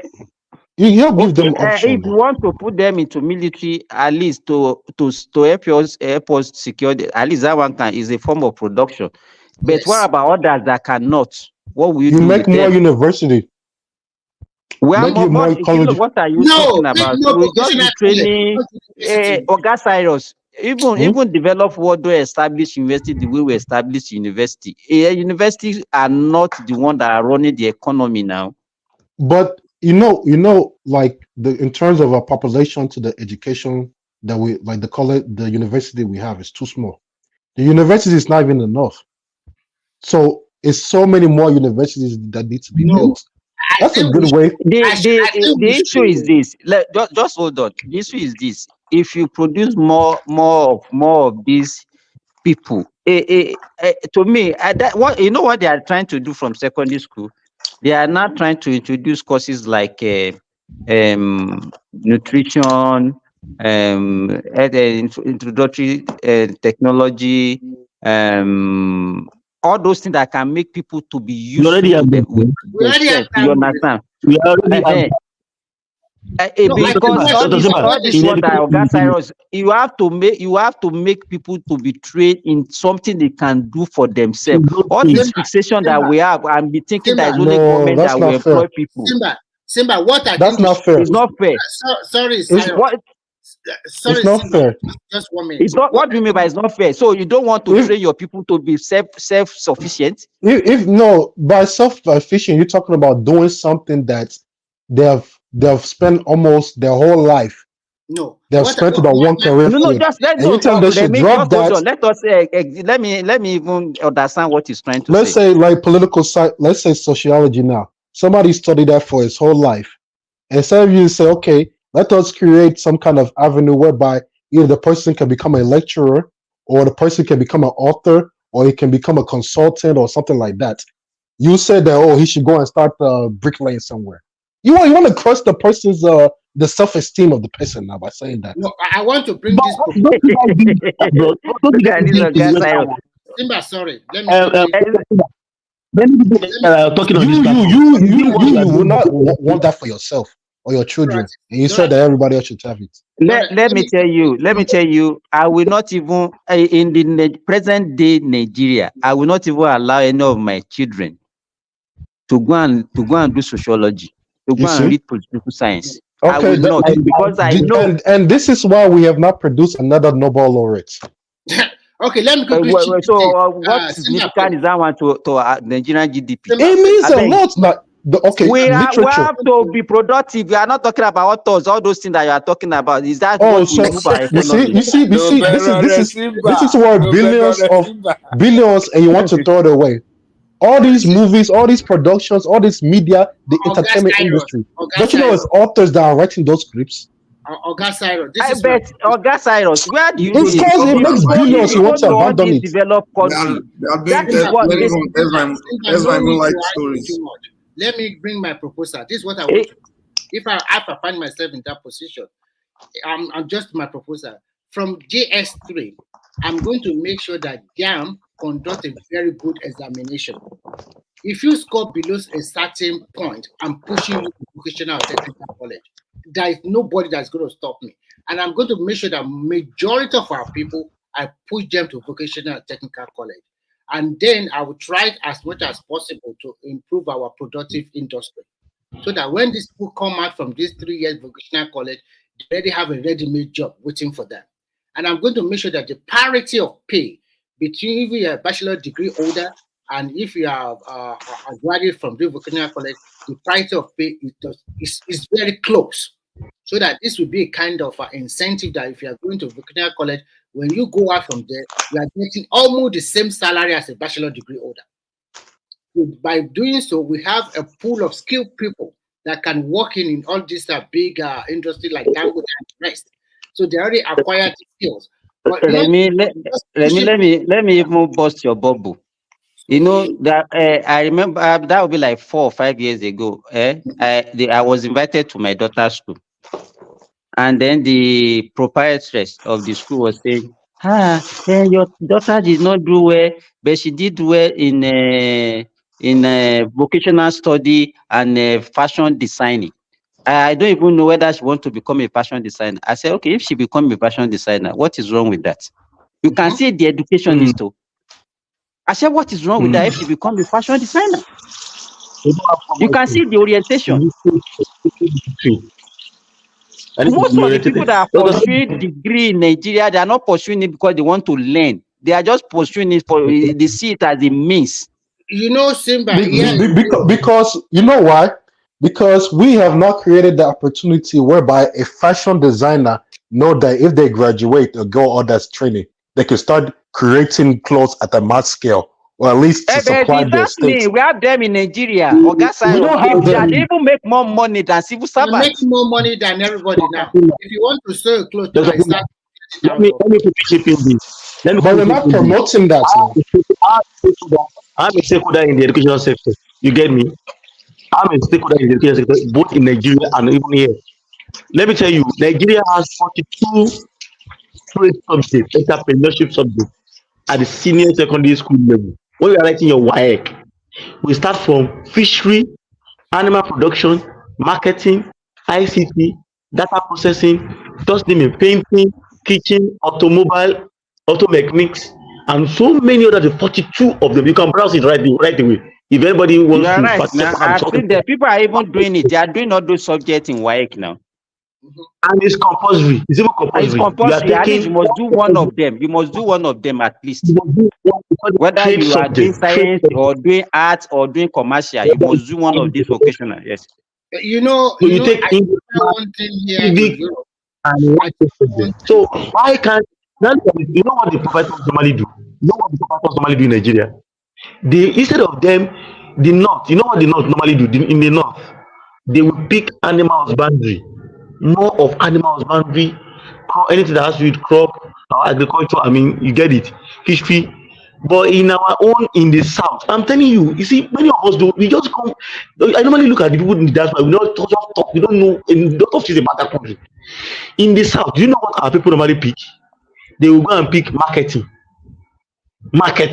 that they will not buy anything. Animal husbandry, they will not pick. Very few schools pick data processing. I remember there was a school that normally I was also administering there. They pick data processing. So that one was even better. Data processing, at least you can become, from there you can create kind of interest in ICT and some other things. Because we have ICT, we have data processing. We have them in different words, in different shades. So look at what we are picking in the south. They are nonsense subjects. No. You're making a mistake. Few of them that pick. Listen, I'm talking you. Let me tell you what is on ground. It's not been long that I left Nigeria, so don't come and be thinking probably I was born outside of Nigeria. No. I'm telling you as somebody that understands what's happening there. In the southern Nigeria, we pick the subject that does not involve real production, because there are some certain things you need to provide as a school to be able to train those children that they can be able to do some of these things on their own. We don't pick the things that will help them, like this fashion designing and co. It's a very good thing. From there, the child can go ahead and learn more and be self-sufficient. He can even be paying his own school fees, be doing a whole lot of things while he was in the University of the Polytechnic. But do you know what you're missing, eh? Do you know he's missing? What you're missing is that this marketing data processing thing, you don't see how that even somebody who's doing animal husbandry in the north, if you help him with your marketing skills, don't you know that person can be making money the same way that fashion designer is making money? Why do you want to be doing the lazy work of the subject? Maybe marketing is Darati, let me even tell you. If you cannot market your product, what are you doing? My daughter that I was talking about, now she can sew. Now she can even she can weave here anytime. She can lock here. She can do this. You understand all those things? But you know, like Yeah. Ogasaro, these people will be talking about sociology. Go and learn something that can make you money. Marketing. So marketing that he said and data No, what processing. are you? Do What you are know you the marketing? industry of What that? are you marketing? Anything. Anybody can do You have marketing. Anybody can do no. marketing. Forget It's a about that. difference between doing something and doing something very well.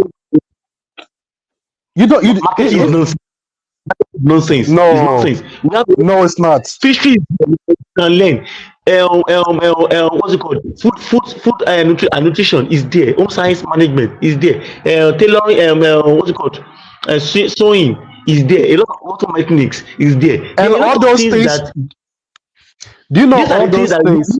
Mr. Carlos, Okay, so You need those marketing to grow Northerners all want to those learn that. things. Then you will be marketing it for them, Abi. Ogasirus. What is you? Well, you know, is it not the way? Hey, in Nigeria, anything you can do to make money, you should do. Oh. So if you learn how to Okay. market and you market somebody's shop, you market it online, use social media, integrate social media to market somebody's stuff. That's one person. You do it for 10 people. That's big money now. Okay. Let us be doing That is something how that it will carry. works. See, everything on No, this let me world tell is you, if business. you are marketing, you are not creating job. People, somebody who do that animal husbandry will create Marketing job. is a Somebody job who do fashion now. designing will create job. I know, but at that level, that is not what they need to be. They need to engage themselves with their hands. Exactly. You know, let me tell you. I'm telling you from. I told you. I'm not telling you as an outsider. I'm Right. telling you as an insider. Let me tell you, the reason why many of those schools pick it was because they are, you know, let me give an example. If you want to do fishery, you must have a fish pond.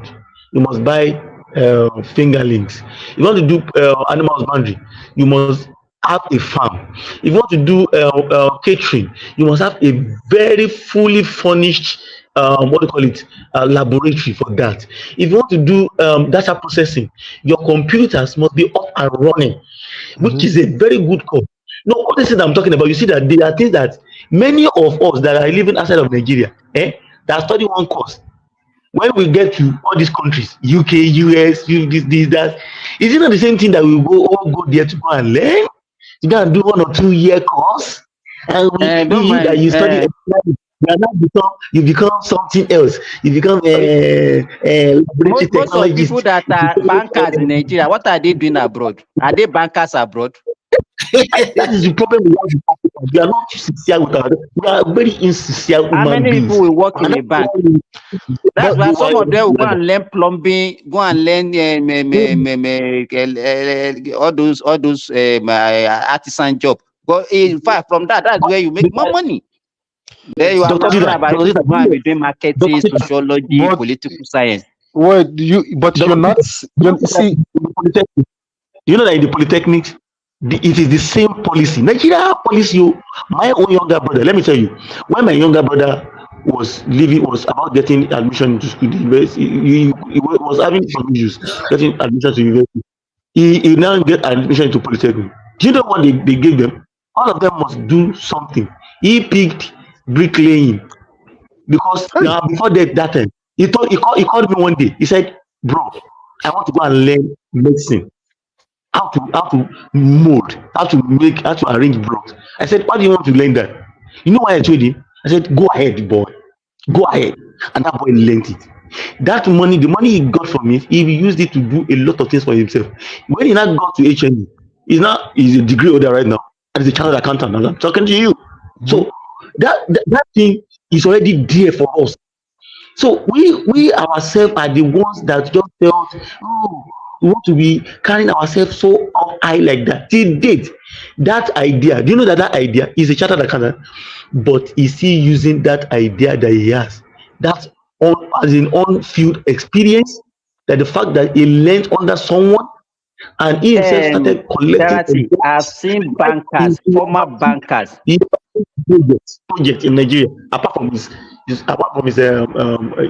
choosing profession where he works as an accountant. So that is what we are talking about. It sounds like you all are stuck in the past and not seeing how the future opportunities and all these soft skill, this software, this online market. We are not talking about software. We are But it's talking part of about it now. There are so many people. Everybody cannot be doing software. We are talking. Earlier we ask you: is this software that will produce food? Yes. Okay. I mean, money. It'll produce finance now. No, what you are not telling them is this: the market is already saturated with a lot of software engineer of this program developer or something like that. No, listen. What I'm trying to say is this: now, with the advent of technology, if you don't know anything, you yourself you can self-learn. Google it. Everything's already online. Why I go and pay money to a software developer? But people, hold on. You see, the thing is that not everybody has that. Not everybody knows how to do that. You can't be telling somebody. I can get it for free. I don't need to pay nobody. That's what Again, you have consultants for a reason. Oh, come on. And so it's not everything you know.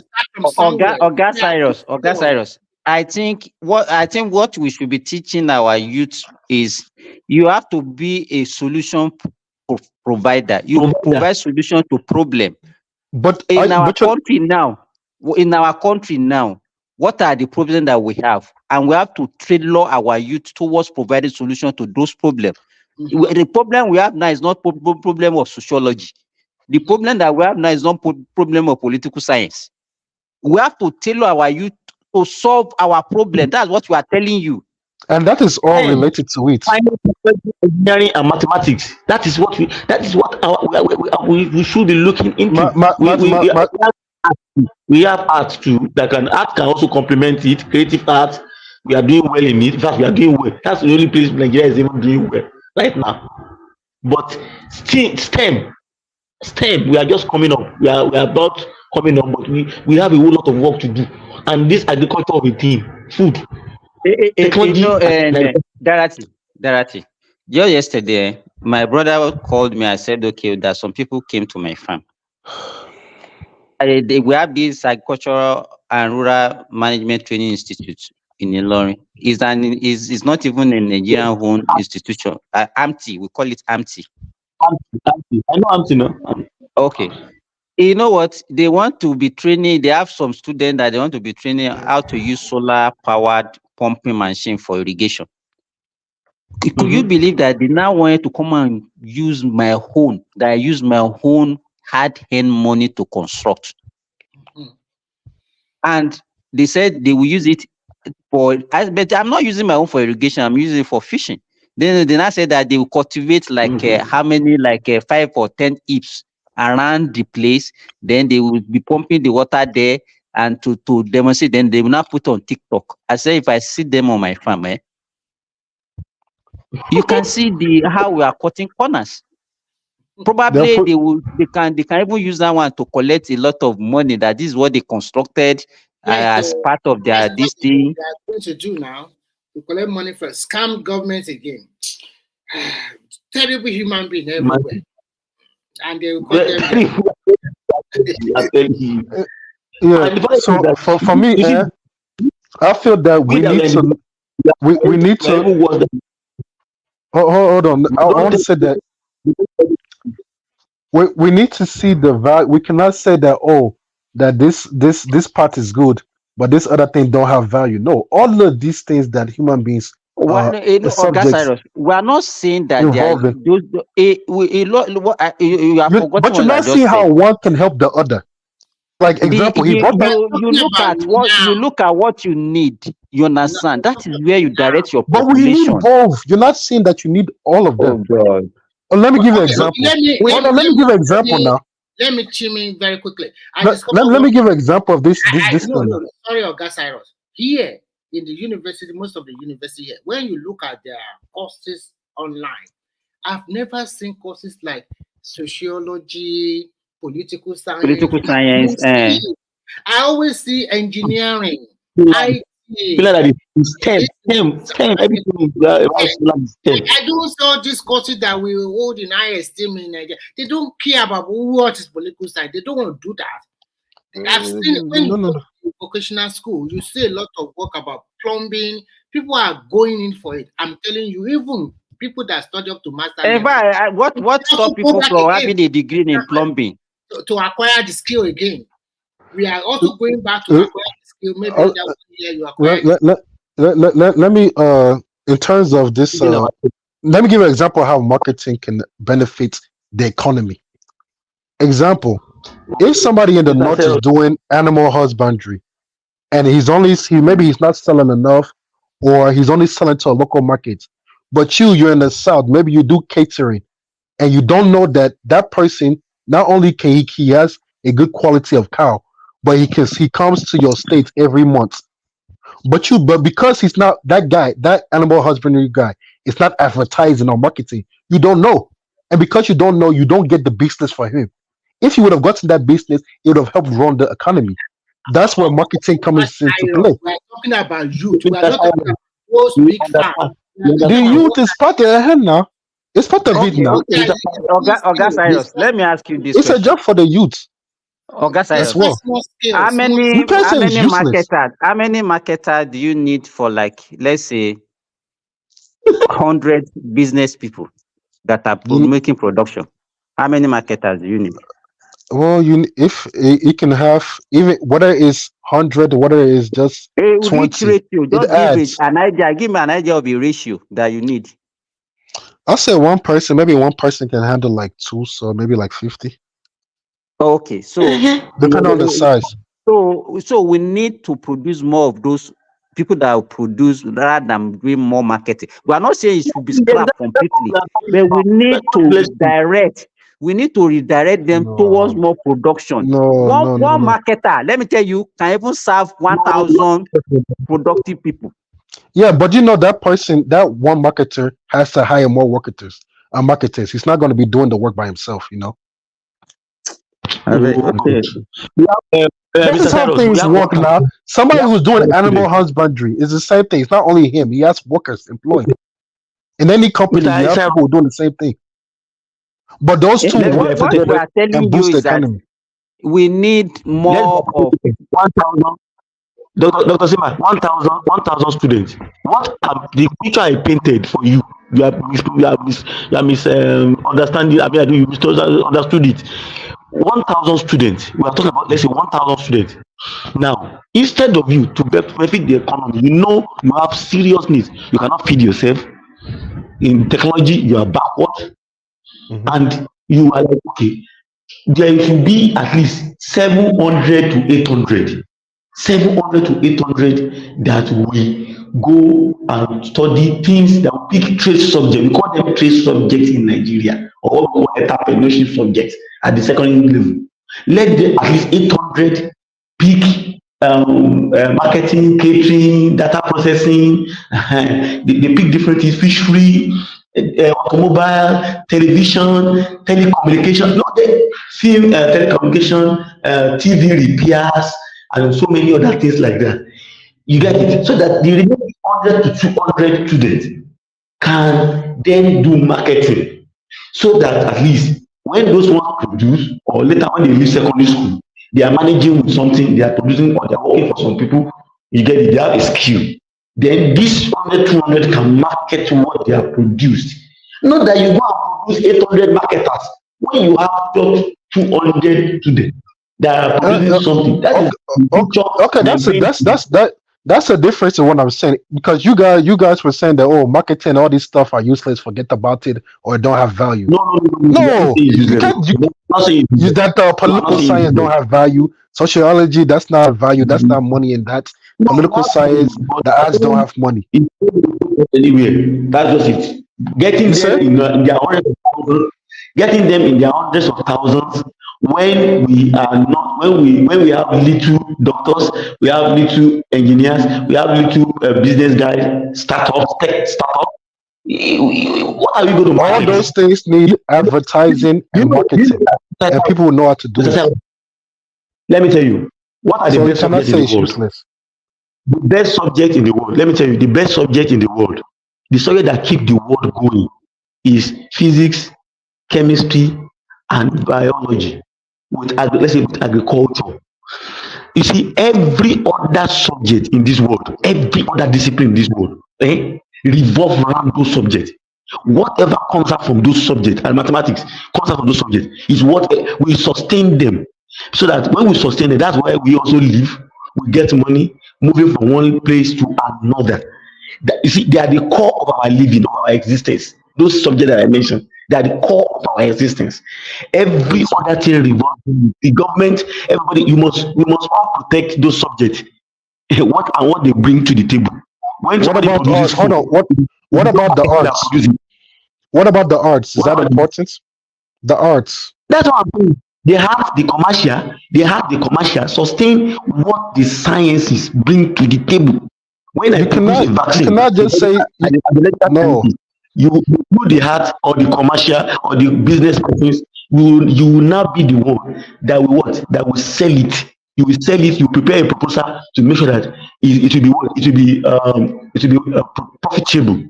It will be profitable. I'll be able to recoup my high, I'll be able to get my high high, get my capital back, and make sure that it's sustainable for the foreseeable future, economically. So that's what I'm saying, that those subjects that I mentioned, those key science subjects, they are the ones that make the world rules.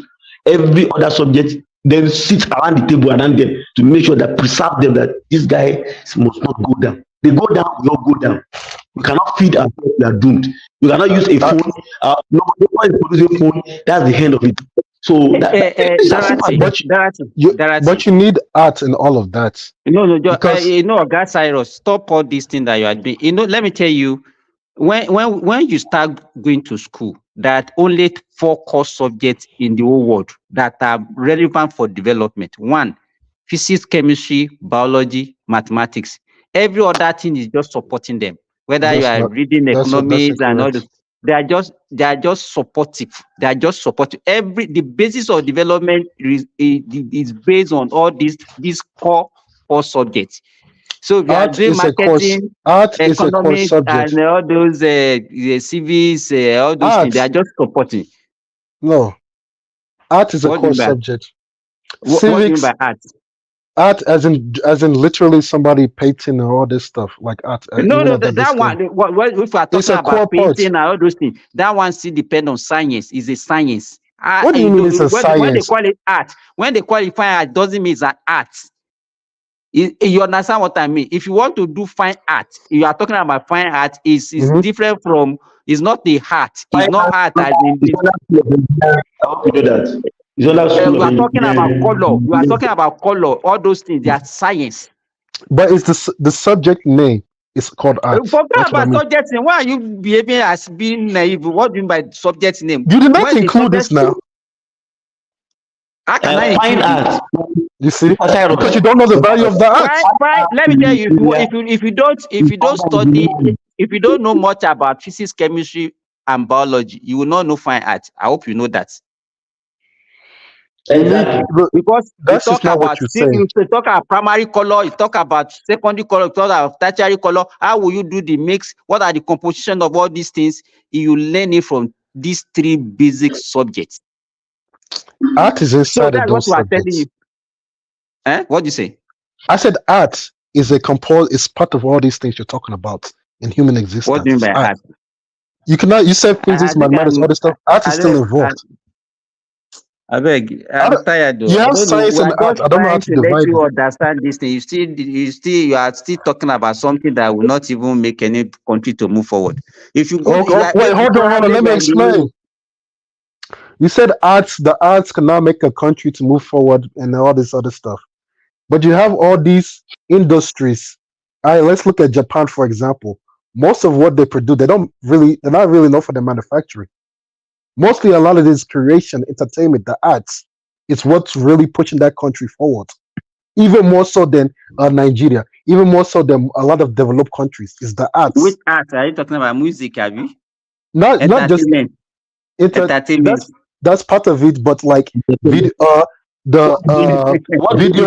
hold on, the video game industry, for example, like Japan, that makes so much money for them, if not more than it generates more for them than what we have in Nigeria right now. The arts, people drawing, people doing all those, just drawing, it's making billions of dollars, hundreds of billions to their economy. So you don't know the value of it now. That's why you can say that it's not a core thing. It's still science. The basis of it when you drill it That's down, what you you need are to singing. understand. The basis of this thing that you are talking about is science. Is it not on the TV that people saw you? Is it not somebody that somebody built an Every app, gadget a you use, software? every gadget you use in entertainment, television, or video, everything that you use, what is it based on? We are telling you as you say all these things are relevant. You're You are saying just it's a science as if consumption. We are art is talking not about involved in that. consumption. We are talking about something that is creative. Remove the gadgets from Hollywood and you see that they are useless. Remove what? What? Everything. I mean, I'm talking about the production equipment in Hollywood. Can't you see Remove art them is from that involved in Hollywood. those things? Can't you see art You will from see. Yes, I'm not. architecture, That's art. graphic design, how you design something? All those things are in You're not art is getting. You're not incorporated in getting. those things. We are not saying they are not important. Uh-huh. That's one mistake you are It's making. compulsory, is what We are I'm not saying saying. that there's not. We are not saying that they are not important. We are saying that every other subject. Let me give you an example. I was sitting here last month. Somebody called me from Nigeria on a proposal of about 250 million naira loan that will be sourced from the BOI, Bank of Industry. She was to set up a poultry farm. So, and I was able to give my input. I was able to give an input on that and some other things like that, like a consultancy thing. So, what am I trying to say? When they wanted to do that thing, how did they connect with you? Is it not through the phone? Is it not through the phone? The person that called me is not even a subject specialist. That was the reason why he had to put a call through to me, knowing fully that I'm a subject specialist in that area. So it's as simple as that. For the fact that if you are an accountant, you are a business person, you're not in that area. But you need to present a proposal, a business proposal to the people that will give you that loan. You need somebody that has the innate online on-field experience to be able to give you an idea of what you are likely going to face, likely going to see on ground. So it's not because I'm this, I'm there, I can just do it. No. At the end of the day, you still have to go back to science one way or the other. And you look at it, the first occupation of mankind is not agriculture. It's not agriculture itself. What's the definition of agriculture? Agriculture is not just rearing of animals, and it's not. I hope you know that the core definition of agriculture is an embodiment of all of the sciences. That's why you see that agriculture has its own medicine, veterinary medicine. He has his own engineering. He has his own core sciences. He has his own art. He has his art and humanities. That's where you see people That's why that you see we have doctors agricultural economics, agric engine, you understand, agric science, the so many president things. after the Akinwumi Adesina, he is an agricultural economist. Akim Adesina, he finished from Ife. So you understand what that means. So it's just like we are saying. We're not saying that anybody that studies marketing, that anybody that studies this, they are useless. No. My own father even studied marketing, so I understand what I'm talking about.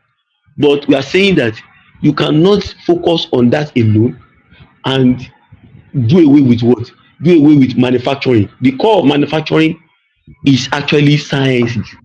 You get it? And that was what many of these countries used to project themselves to the level that they are. America went through its own revolution, industrial revolution. UK, all these European countries, all these Asian tigers and stuff like that too. So they all went through it. So we have not even gone through that full cycle. And that's why we're saying that if we are going through that full cycle, it is not now that we will say that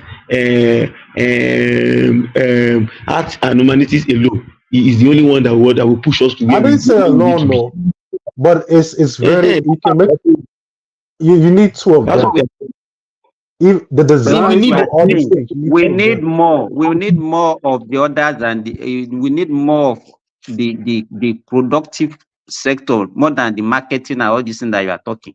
Give me a Exactly. We need more percentage. productive than the service and marketing. In Yeah, fact, that's if you want to talk about the percentage, I can even give you like 90 to 10. Oh no, come on. That means no movie, no music, no entertainment, How many no people art. how many music did you need to survive? I beg, we are talking about survivor here. You are talking Entertainment about now. music. Employ millions I of beg people. you. Yeah. You need Uh, entertainment is a compulsory part of a human existence. Unless life will be so Yeah, but some that can people turn an use that economy to around. just avoid depression or to forget. That's why people watch soccer. That's why all these things. It's just to forget about problems and to help life move on. But let me give an Simba, example. hold on, Make life more bearable. Dr. Simba. Look You at know that oh, okay, sorry, when I was doing Darati, it. let's hear what Prince that you want to say. you know that Praise Daddy. science came to accentuate art and culture. You know, before science, like technical science, there was art and culture, and that's what drove humanity for a very long time. And I mean, they had science, but for the most part, not too technical, not too widespread, but culture, tradition, they've always been there. So when science came, advanced science, it just made things more elaborate. Now you're talking about movies. Now the movies can even exist without the science behind it. When it comes to the technology behind making movies or recording songs, there's so much technology behind it. So these two, over time, they come to merge. They can't really separate the two. But in the beginning of humanity, I mean, you can say science was there in the beginning because there's nothing science discovered that wasn't there. But traditionally, it was science and it was culture and tradition that was more pervasive.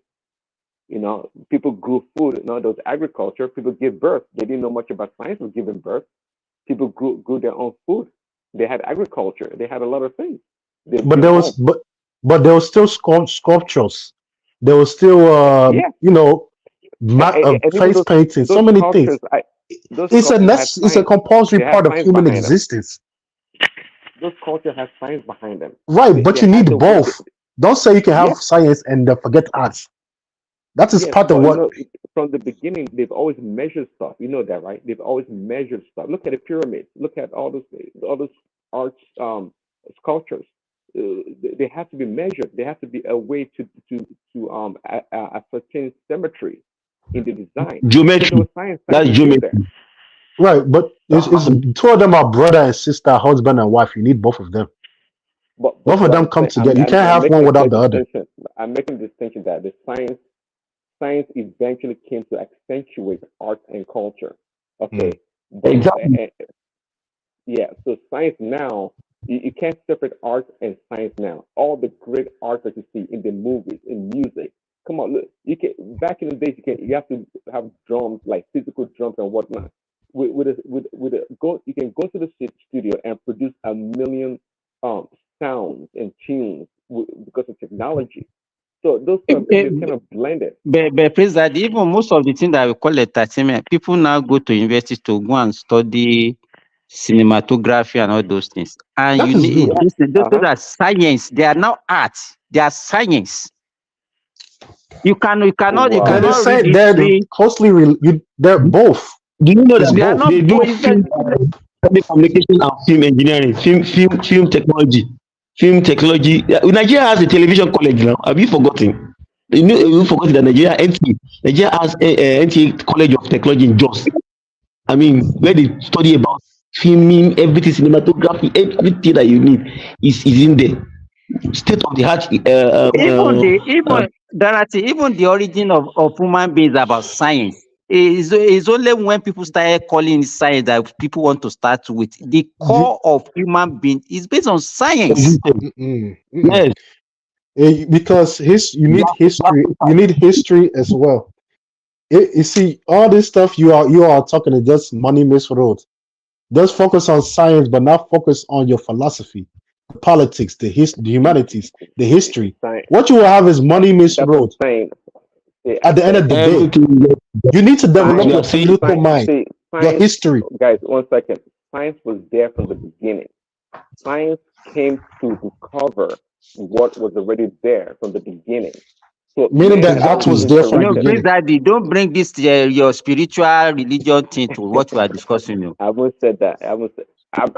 What is wrong when I'm That's where saying? you are going now. How can you No, no, say no, no. definitively? But But if in the beginning, man was there with plants and other animals and all kinds of stuff, they were not doing like advanced science back then. So man has always interacted with nature. So when science was developing, it came to discover and accentuate what was already there. Right. Science did not create anything from nothing. Science was simply discovering and trying to explain what was already there in the beginning. In the beginning, you could say it was art, even itself, because you have to you have to record your history. You cannot just be moving from day 1 to day 2, day 3 on Earth. You have to be record. Okay, this is my history. I was here first. Now I saw down second, third, and stuff like that. That's a good point. Now, if you look at the Egyptian hieroglyphics and other writings, you can see that it was more artistic. Okay, because it was art that allowed them to be able to record and document stuff from the beginning. Right? Yeah, it was art. But you know, Prince Adi, let me tell you what you are. We are not talking about competition between science. We are talking about Nigeria. We are not talking about what can we do to our unemployed youth? How can we make them to be productive? We are now saying that we have to teach them vocation, all those things. Oga Cyrus is talking about you have to go and be reading marketing. And we are saying, no, this is what we need. We need to produce. That's where the argument is. We are not comparing science and art, Prince Daddy. No, that's not even what I'm saying. What I'm saying is don't disregard the art. Focus on both. Don't just say that, this one is it doesn't have value. What can you say about what I just said? That maybe you didn't listen to us. We cannot focus on both. Come on. I was listening to you guys. I agree with you, Simba, that the core sciences, you need 4 subjects. Those 4 are the foundation that everything has been built on. I don't recommend Nigerian kids going to study marketing or advertising. Not at all. They should study the sciences. Yes. You're laughing, but these things make billions of dollars for economies. Advertising. You don't see what happens on TV. What will you advertise if you don't produce? Tell me. People are the ones that are producing. They are not advertising yourself. It's not what they produce that you advertise. You can. So don't you know? You have people. So if you don't produce, what will you advertise? Why our medias are not making money? Because there's nothing to advertise. Because we are not producing anything. Dr. Simba, I remember when I was taking a course in Nigeria on management. You know what? When we're talking about Kama, audit Kama, the Kama law, corporate and allied matters act. Now, naturally, for a company, the person that's supposed to be the legal officer of the company, the chief legal officer of the company, is supposed to be a lawyer, right? So that is company secretary. Most times, company secretary and legal officer, they're supposed to be lawyers, because you want them to be able to have a very good sound. Other people can also be people that study something that has to do with administration also can easily be that also. But most times, the first people that are recommended more are lawyers, meaning they will be able to understand the peculiar operating within the confines of the law, and also to track trades when it comes in form of suits or whatever. Now, we don't have enough of these companies, and that's why our lawyers, look at it now. We have produced so many lawyers. Our lawyers, they don't have anything doing. At the point, that many of them have to go divert into creative art. Look at Jennifer.